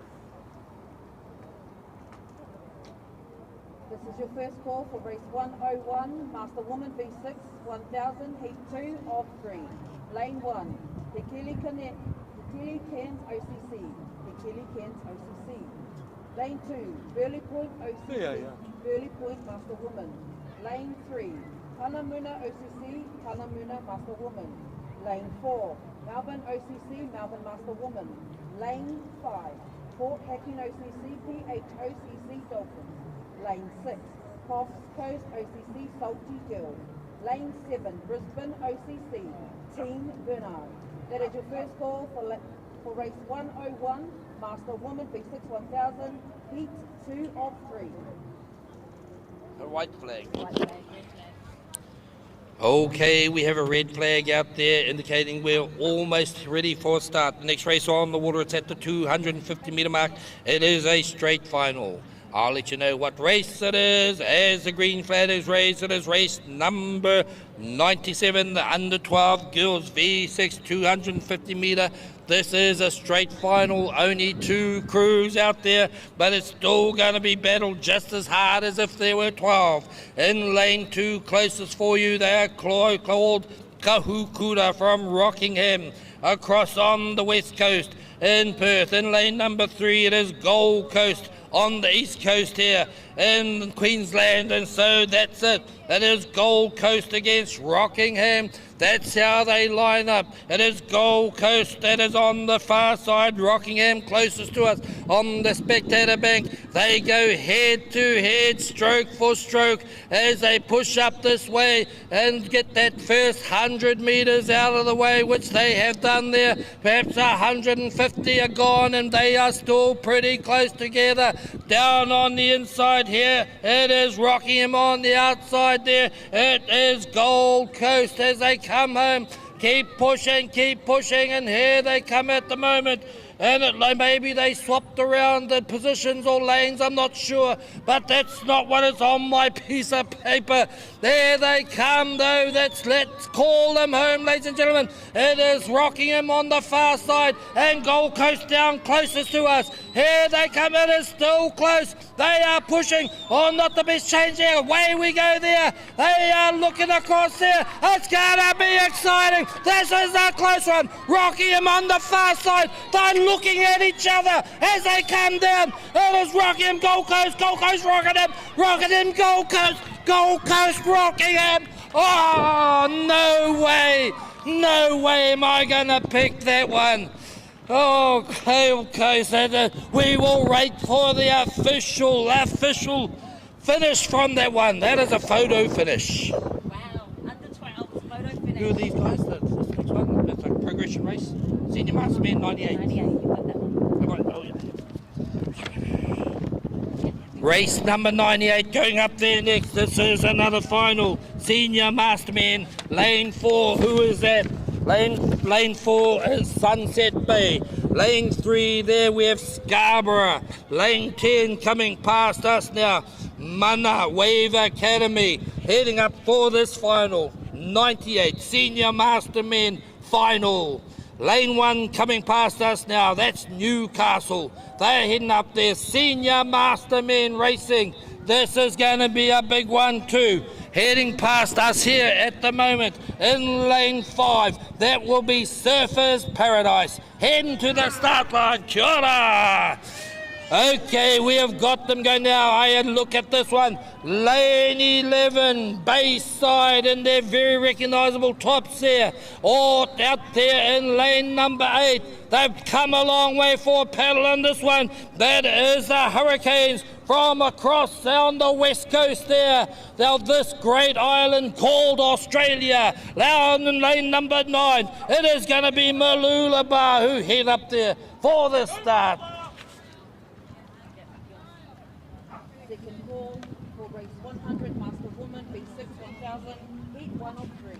Lane 1, Sunset Bay OCC, Sunset Bay Master Woman 2. Lane 2, Cairns OCC, Cairns Master Woman. Lane 3, Gold Coast OCC, Gold Coast Master Woman. Lane 4, Port Macquarie OCC, Port Macquarie Maroro. Lane 5, Brisbane River Dragons, BRD Master Woman. Lane 6. As the men make their way up to the start line, Scott Cranfield, it's probably worth just acknowledging the Master Women Australian champions, Burleigh Point. They seem to have set a benchmark over the 2 days of racing so far, and that was another example of it, another gold medal to Burleigh. So big congratulations to the girls there. They look very powerful. They do. But they had competition. Gold Coast were biting at their tail, but couldn't get across the top of them, and then Redcliffe coming in. I think it was a Redcliffe crew. There was a few different colours in the boat. Yeah. So I'll stand corrected if I'm wrong there, but I saw Sharpovy in there, who was the Australian V1 champion in the Golden Master division. So we've got to remember that there are a lot of women that are paddling in a lot younger divisions than what their age might reflect. Indeed, yeah, and obviously that's where the opportunity also exists. It's also a great testament to the diversity that members themselves bring to be able to fill seats in a variety of crews and then compete in such a high level. And a testament to the fact that we all just, continue to improve with age. Isn't that right? They do argue like a lovely red wine. But most certainly. And as we look to develop our younger age group, and whilst there's a lot of focus on that, we shouldn't lose any level of focus on the fact that our sport and the way it has developed and what it provides to those people that are in their senior years, only senior by number, not by age. We've got members into their 80s and touching on that lovely figure of 90, and they're still actively involved in competing at the highest of levels internationally as well. And I've only got to jump to Rose. Rose is a silver medalist in Brazil. Yep. She was a gold medalist in the last campaign that she had.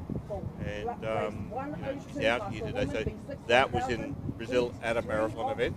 And she's out here today, won her second gold medal here today on the course. So you can't underestimate the inspiration that provides across a club as well, when you've got these absolute champions that are still challenging themselves at an elite level, at the platinum level. I mean, in our Hercule Cairns club, we've got Pauline Greer, who's just taken out the 75 plus platinum V1 race and has qualified in her own right for, I think it's going to be her 5th World Sprint campaign next year. And that kind of commitment, what it gets, to be able to keep your body able to compete at that level and turn up and train in the way that would put some of the younger paddlers to shame, quite frankly. It really does. It's an inspiration to where we all want to be when we're 75. Spreading out across that 500-metre start line. The nerves will be there. It doesn't matter what division you're in. There is a nervous energy.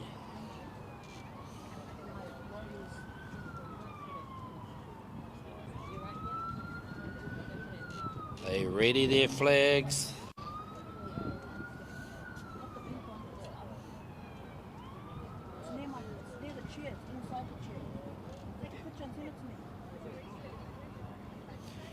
Here we go. It is a white flag has been raised, indicating they are under starters' orders. Move up to the pre-start line and be ready.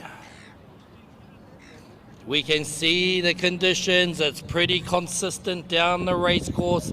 It's most definitely a headwind as we have a red flag raised. We are not far from a start.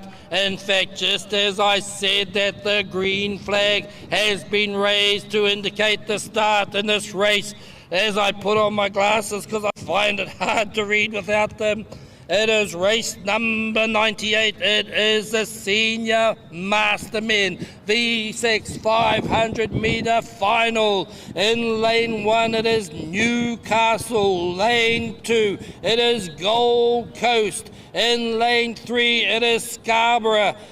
Socket to you, they call themselves. In lane number 4, Sunset Bay Senior Masters. In 5, it's Surfers Paradise. In 6, it's Sunshine Coast Senior Mastermen. In 7, Northern Beaches. In 8, Hurricane Senior Mastermen. In 9, Malulaba Senior Mastermen. In 10, it's Mana Wave as a Wave Academy. In 11, it's Bayside. That's the crews that are out there at this moment in time. We go again. We look to the middle Cobra lanes and looking pretty strong at the moment. We'll be out there in lane number 6 and 7. 6 is Sunshine Coast. Out there in 7, it's Northern Beaches, I believe, out there. As I count them across again. 2, 4, 6 out there. Here they come, smoking out there. Outside in lane number 8 is Hurricanes. They are up there too. Oh, look on the far side. It is Mana Wave that got up there, is it? Who are pushing along nicely. This is going to be interesting. They are all in a battle. It's a battle royale as they come up there. Is it out there? Sunshine Coast, Northern Beaches, Hurricanes. Hurricanes drop back. It's Northern Beaches. Is it down here, should I say? It's Sunshine Coast coming up there. Oh my goodness. Northern Beaches. Oh, look at them. It's going to be. Oh, I think it was unofficially. Maybe Sunshine Coast. Maybe out there. It could have been Northern Beaches as Hurricanes drop back a bit. I'm not sure what happened there. As the rest of these men come home, you just watch race number 98, which will be the Senior Mastermen final. Third call for race 100. What do you reckon, Scott? I think Sunshine Coast. I think by Whisker. Sunshine Coast, that Whisker's back out. I honestly thought that Northern Beaches had that in the bag. So how Sunshine Coast were able to lift again in the last, what was it, 5 metres? And 5 just metres. lunge towards the boy, the Finnish boy. That was incredible. Another event where showcasing Oh. the just the efforts that goes in to the day, to that event, to that 500 metres, the preparation that leads in to achieve outcomes like that is months and months and years, arguably, in the making. And another blanket finish there for the boys. Yes.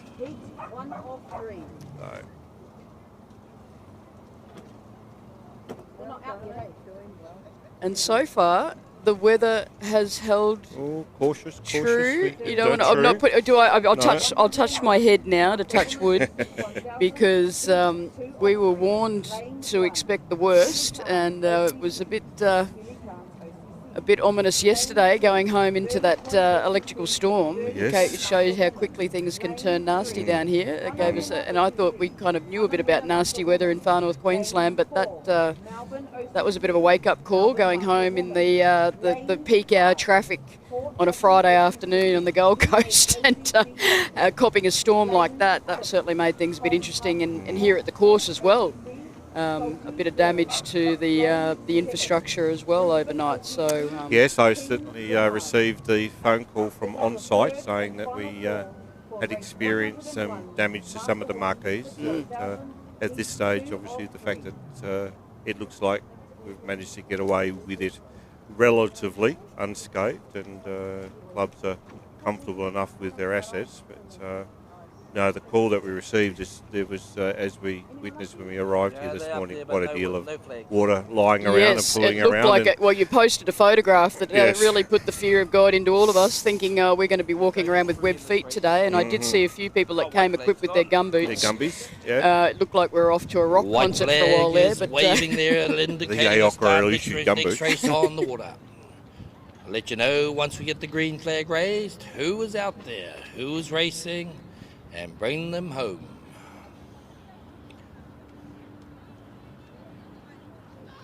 red flag.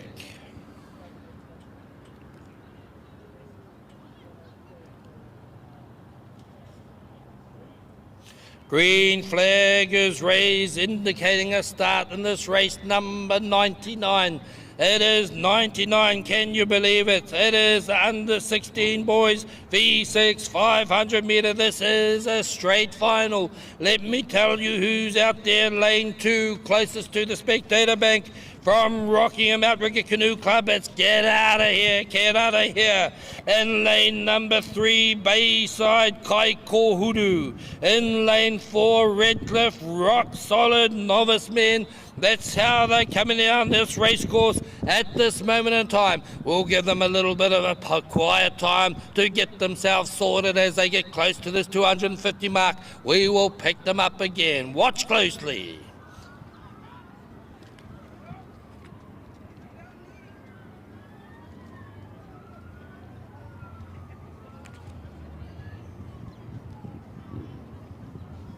Lots of sirens here. Okay, let's pick them up now. Once again, it's Rockingham Outrigger Canoe Club in lane 2, lane 3 inside. There's Bayside on the far side. It is Redcliffe. They have the outside lane, and it's still looking pretty close at this moment.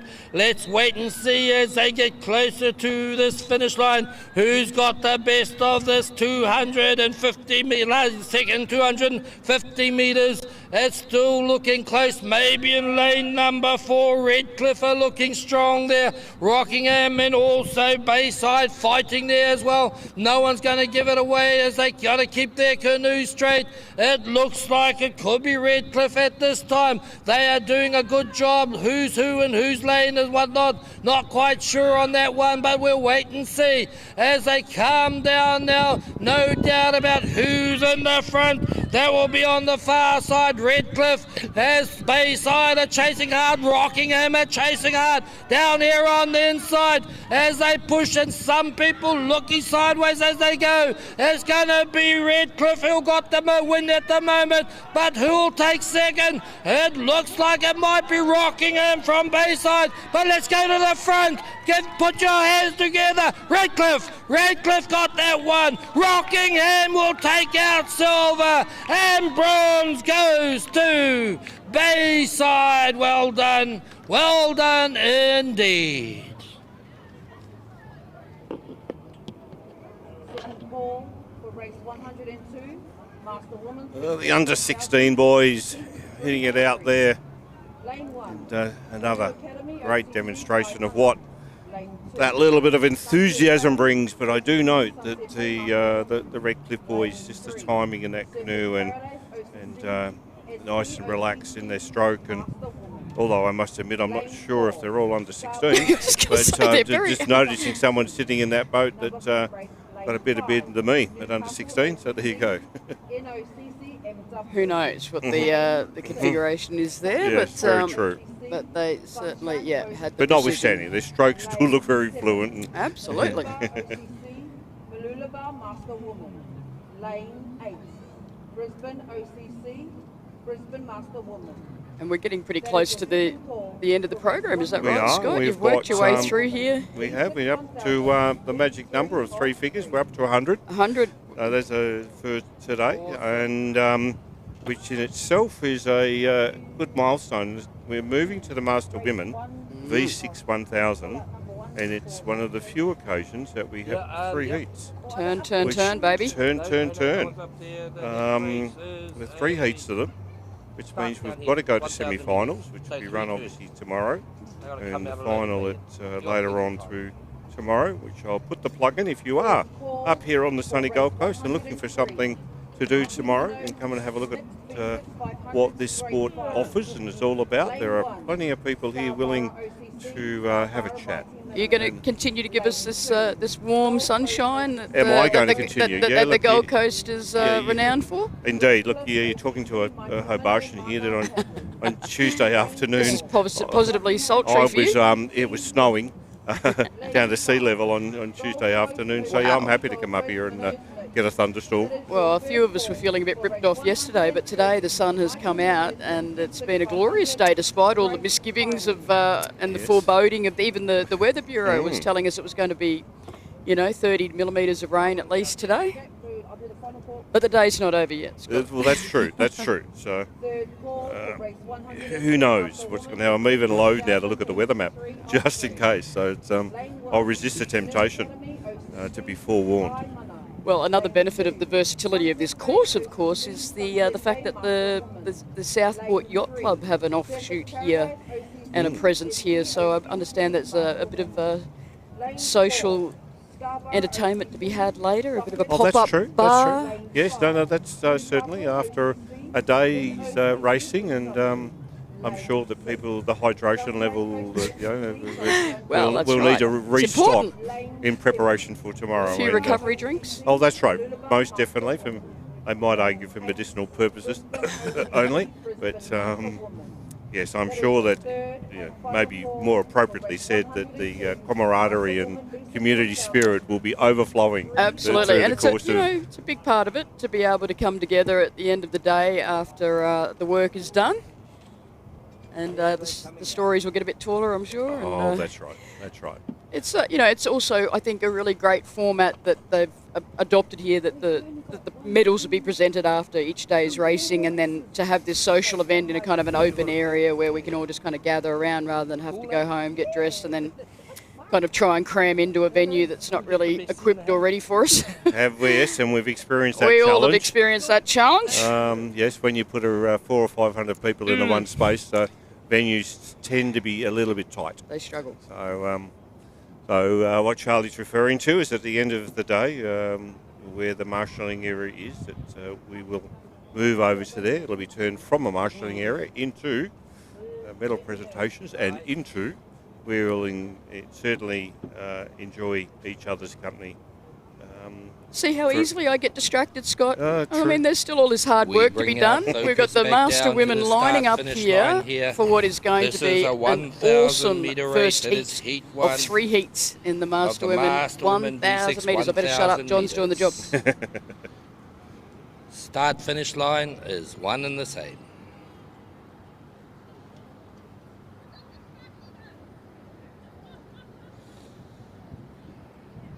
Master woman. They look ready.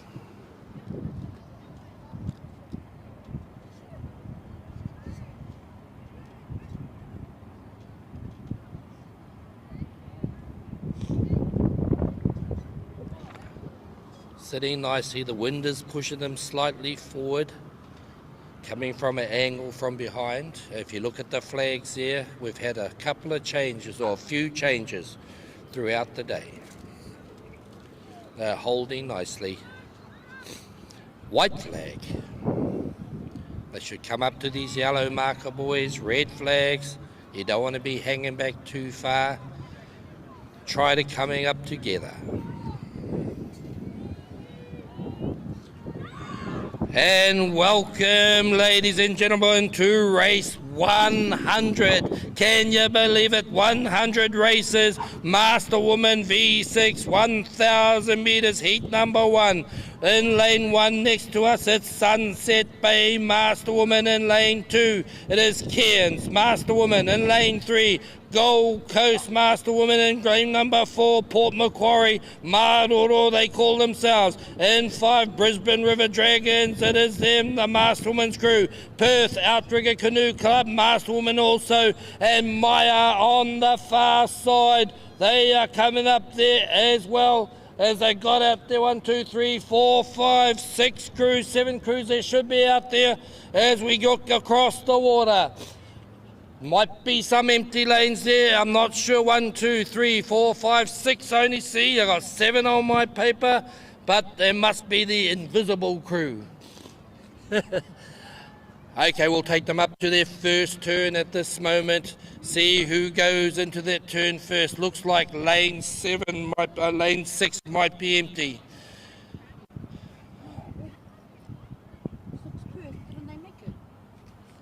Here they go. It's in the middle of the race course. Lane 3 got around there.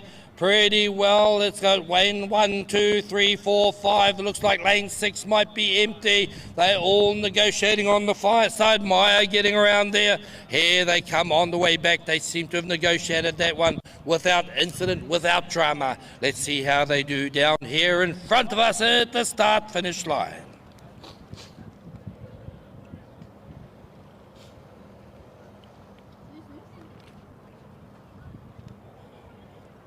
Okay, and they have negotiated their first turn and probably done just on 100 metres of this next lap here. There is 2 more turns to go. You've seen how they can impact, how they impact on the placements, how well they do the turns. And in lane 3, they certainly had a great turn there, and so they have reaped the benefits on it. That's the Gold Coast, and they've got themselves a handy lead, looking pretty even Stevens with the rest of them as they come down. We'll pick them up now. This is where you prepare your waka. You're thinking ahead to the turn. You're trying to position it on the far side, on the right-hand side of your lane, so that you can come in on a very wide arc and you start to angle in. Watch for seat 6 will start to run a turn there. There she goes and digging it in, and shortly 1 and 2 will come over. There they go as they pull that in. Oh, that's pretty good. That's pretty good indeed. They get around there. A little bit of an overshoot down here in lane number 1, but they will get it around there. Here they come in lane 1. That is their Sunset Bay. It is Gold Coast got around and coming out in second. Oh, there's a great one over the far side there in the blue shirts. They got away. A good turn around there in the blue shirts there. It should have been Brisbane River Dragons, and out there Port Macquarie. Also on the far side, Maya going down. 1 more turn to go.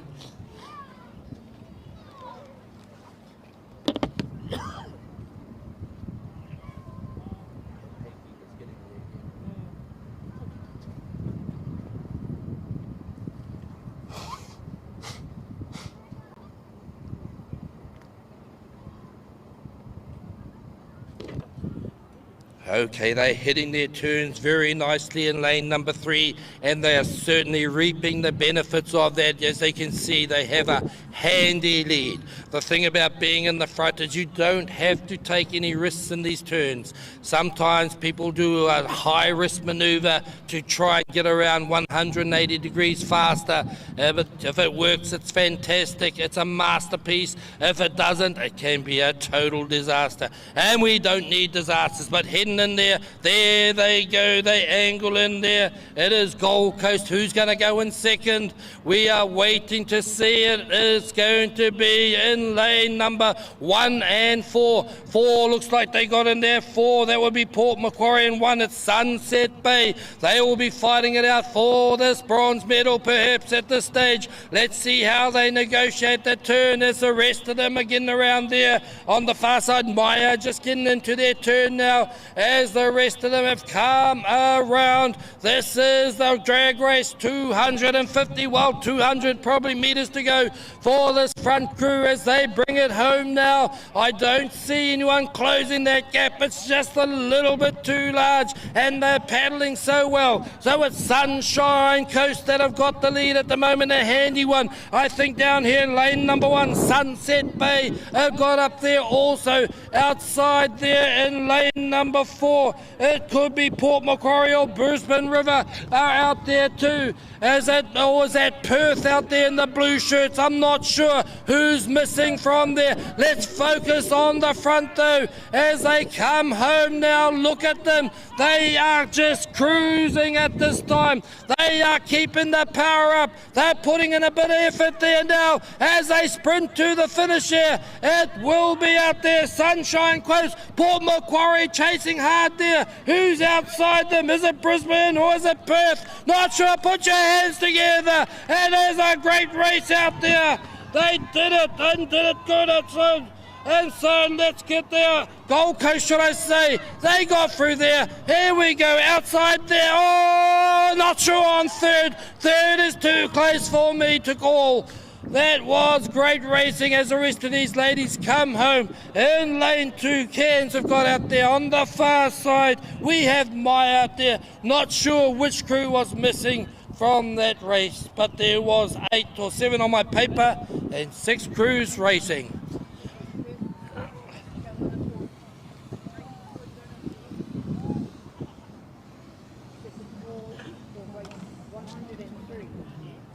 Mighty Minnows mixed 5, B6 500 straight final. Lane 1, Scarborough OCC, Scarborough Mighty Minnows. Lane 2, Gold Coast OCC, Gold Coast Minnows mixed. Lane 3, Redcliffe OCC, Mighty Minnow Mana Paddle. Lane 4, Rockingham OCC, Team Rockets. Lane 5, Gold Coast OCC, Gold Coast Minnows mixed.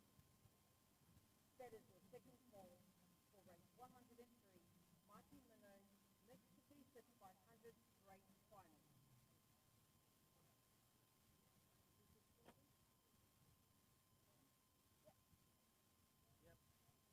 This is your first call for race 104, 1600 Hills P6 500 straight final. Lane 2, Bayside OCC Matariki. Lane 3, Nusa OCC, Nusa Novice Woman. Lane 4, Redcliffe OCC, Rock Solid Novice Wahine. Lane 5, Redcliffe OCC, Rock Hine Store. That is your first call for race 104, 1600 Hills B6 500, straight final. No flags.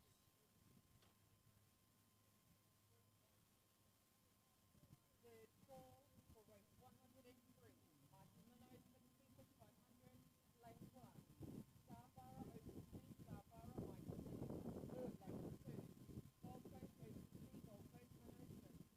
Lane 3, Redcliffe OCC, Mighty Minnows Mana Paddle. Lane 4, Rockingham OCC, Team Rocket. Lane 5, Gold Coast OCC, Gold Coast Minnows mixed. That is your third and final call for race 103, Mighty Minnows Mixed B6 500 straight final. Alrighty, I see the flagman getting ready on the starter boat.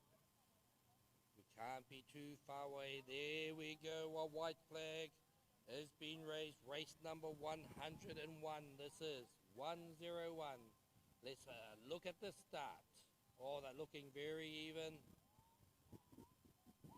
There they go. They've raised that green flag, and it is a pretty even start out there in this race. It is race number 101. It's the Masterwoman V6 1,000 meters, heat number 2 or 3. You saw heat 1 go. You've now got heat 2, and next race up will be heat 3. This is a large division here, so 3 heats are certainly there. In lane 1, it is Hekili. In lane 2, Burley Point. Lane 3, Panamuna. In lane 4, Melbourne. Lane 5, Port Hacking. Lane 6, Coffs Coast. In lane 7, Brisbane. If you want to, otherwise I'll call them under. I will keep calling them up all the way to their first turn, and we'll see how we go from there. Then we'll have some more calls for you. Let's see if who's got a bit of a lead there. They're looking like they've done pretty well in lane number 2. Burley Point there have got a good start. Out there in lane number 4 also it is Melbourne that are up there or thereabouts inside them. It is Panamuna and Burley Point there. Closest to us is Hekili. On the far side looking pretty good too. We've got Melbourne, Port Hacking out there in 5. In 6, Coffs Coast. Brisbane on the far side. Brisbane looking good out there in the far lane there. It's an even race course, but it looks like down here in lane number 2 and lane 4 got the best of those. It would have been Burley Point, and in 4 Melbourne, and on the far side Brisbane. Second call for race 104, 1600 Hills B6 500 straight final. Lane 2,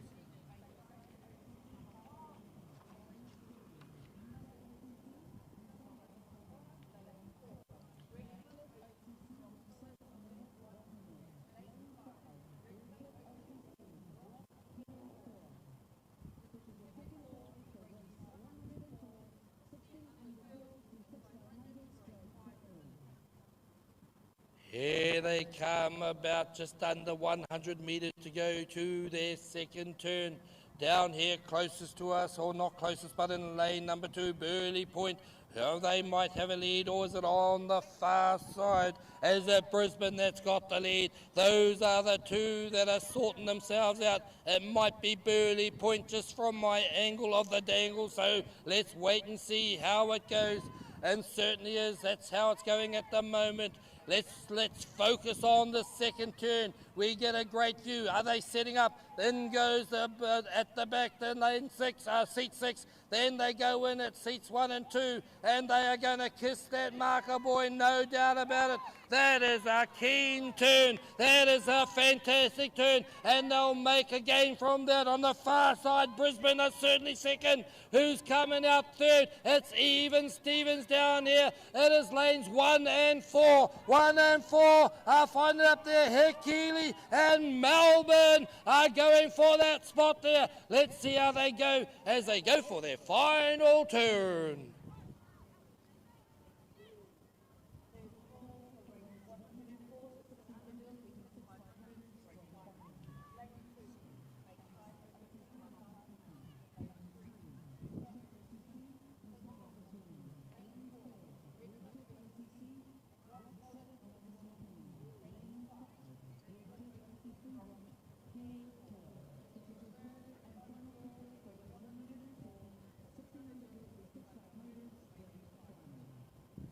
And Burley Point have got themselves a lead. Can they extend it, or is it on the far side, Brisbane?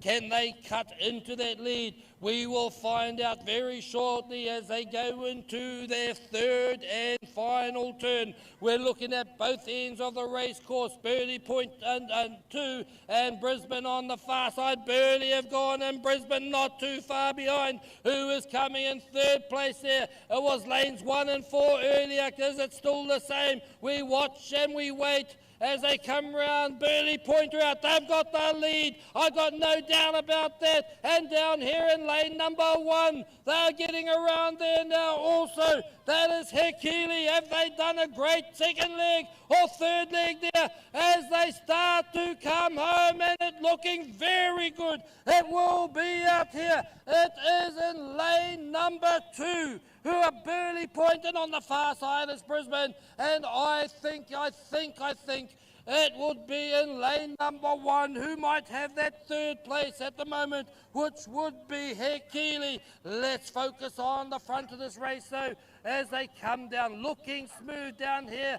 Close to us in lane number 2, it is Burley Point. On the far side, it is Brisbane, and they are never going to give it away. They are going to push all the way. It doesn't matter if your arms feel like you're going to fall off, your lungs are going to burst, and you just carry on. You carry on to the finish. Here they come now. It's about 30 metres to go. They have got it. They have got it here in lane number 2. It is Burley Point to take out this heat. If this just a heat, it's going to be great out in the final. Burley Point, Brisbane, who's going to come in third? Down here closest to us, it is Hick Keeley. Hick Keeley are coming down. Look at them go. They've put in the big ones. They've done some great turns out there, and they gained that third place out there. Who's going to get fourth? Here they come. It will be middle of the race course. I think that's Melbourne perhaps out there. Now, as the rest of these ladies come home there, it is Melbourne, Panamuna, Port Hacking, Coffs Harbour. More calls. First call for race 105, Elite Woman, V6, 1500 straight final, lane 2. SQ Zone Elite Woman 1, lane 3. Burley Point OCC Team Pink, lane 4. SQ Zone Elite Woman 2, lane 5. Brisbane OCC, Brisbane Elite Woman, lane 6. Burley Point OCC Team Blue, lane 7. WA WA Zone Elite Woman. Lane 8. SS Zone SS Elite Woman. This is your first call for race 105 Elite Woman V6 1500 straight final. Wow. That's a good one. No flags.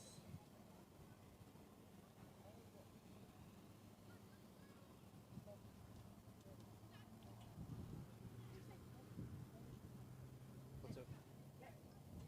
What's that? Platinum. Platinum.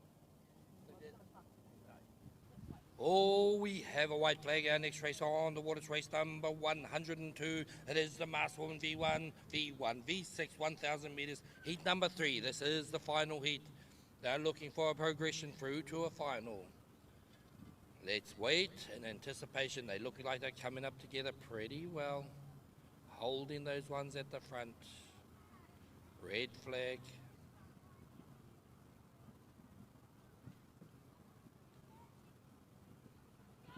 There we go. It's an even start across here. A great start in lane number 1 here. And we got a start in race number 102, the Masked Woman V6, 1,000 metres. Heat number 3, lane 1, Canoe Academy, Kaimana, they call their crew. In lane 2, it is Sunset Bay Master Woman. In 3, Surfers Paradise Master Woman. In 4, Scarborough out there and their Master Woman's crew. In 5, Newcastle Master Woman. In 6, it is Sunshine Coast. In 7, Malulabar Master Woman. And rounding off this field, and a field of 8, it is Brisbane Master Woman. That's how they line up now. Let's see how they go in this first leg.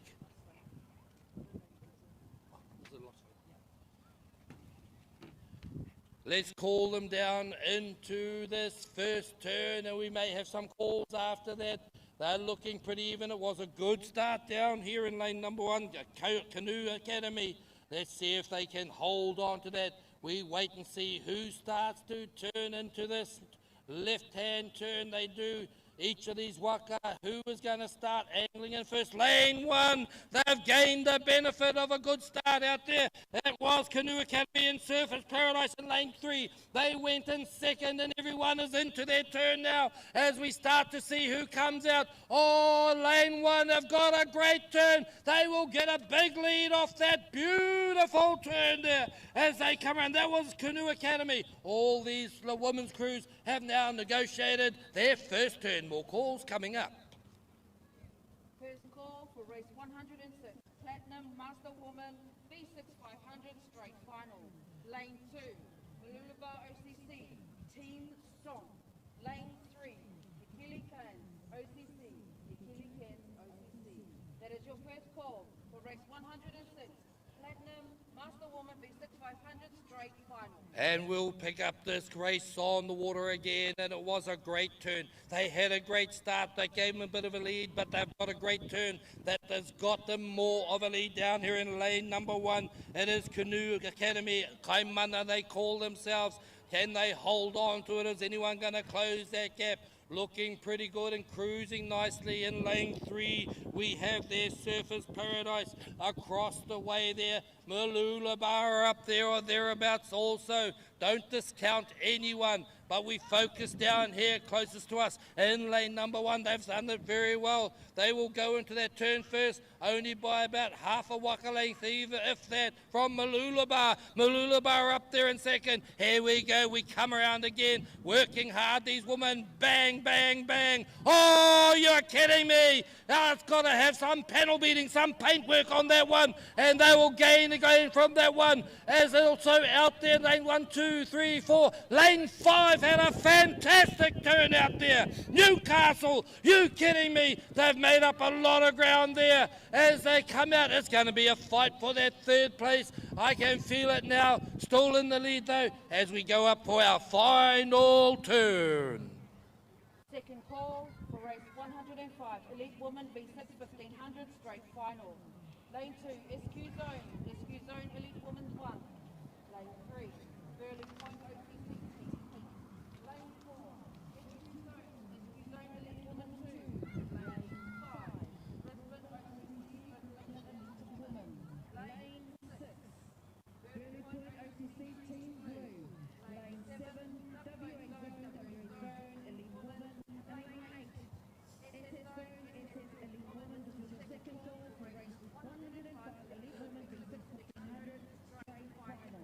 As one more turn to go, we focus down in lane number 1. It is Kaimana Canoe Academy. They've had the lead from the start. Have they still got the lead? As they come down, they angle into their turn. They definitely have the lead. Oh, it's close on the far side there. Who's had a great one? It's Sunshine Coast. They've got up to a great turn out there. As Mooloolaba chase them down too. They've got around there now. Who's going to come home the fastest from there? As they come home now, it is everyone has negotiated their turn, and we are going to see who can sprint it home and bring it home. Is my mic working? Okay, as we go out there, it's going to be a big one. I just have a feeling it's going to be closer than we may have thought. It is down here in lane 1. They've held the lead all the way, all the way. Has anyone made a dent in that lead? Let's see. It is going to be Canoe Academy Kaimana in lane number 1. They had the lead. They still got the lead, I believe. But on the far side, who've had a great third leg, it is Sunshine Coast. They've got up there and they are threatening. They are challenging for the lead. It is Sunshine Coast, or is it Canoe Academy? That's what I'm looking out there. It is Sunshine Coast Canoe Academy as they come down on each side of this race course. Those are the two sorting it out. Sunshine Coast Canoe Academy. It's Sunshine Coast on the far side. Canoe Academy, can they hold it? Can they? Sunshine Coast Canoe Academy. And in between them it will be Newcastle. I believe.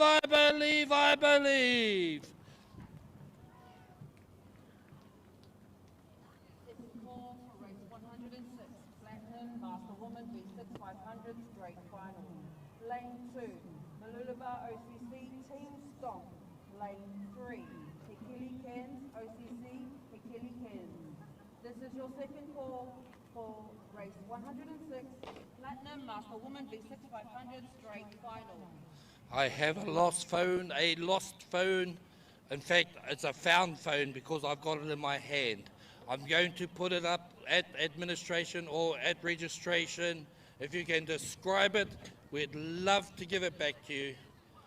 If you've lost your phone, I'm taking it to registration now.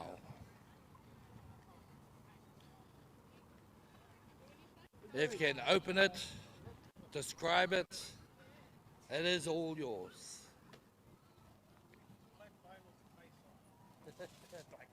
That narrows it down to 1,000. This is a lost phone, just been handed it. Okay, if you've lost your phone, there is one at registration.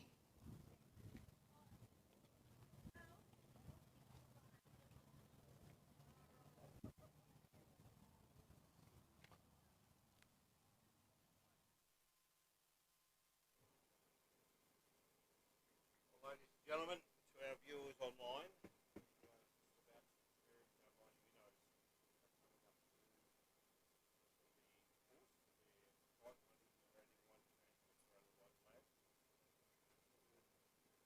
getting underway, we are looking to sign off.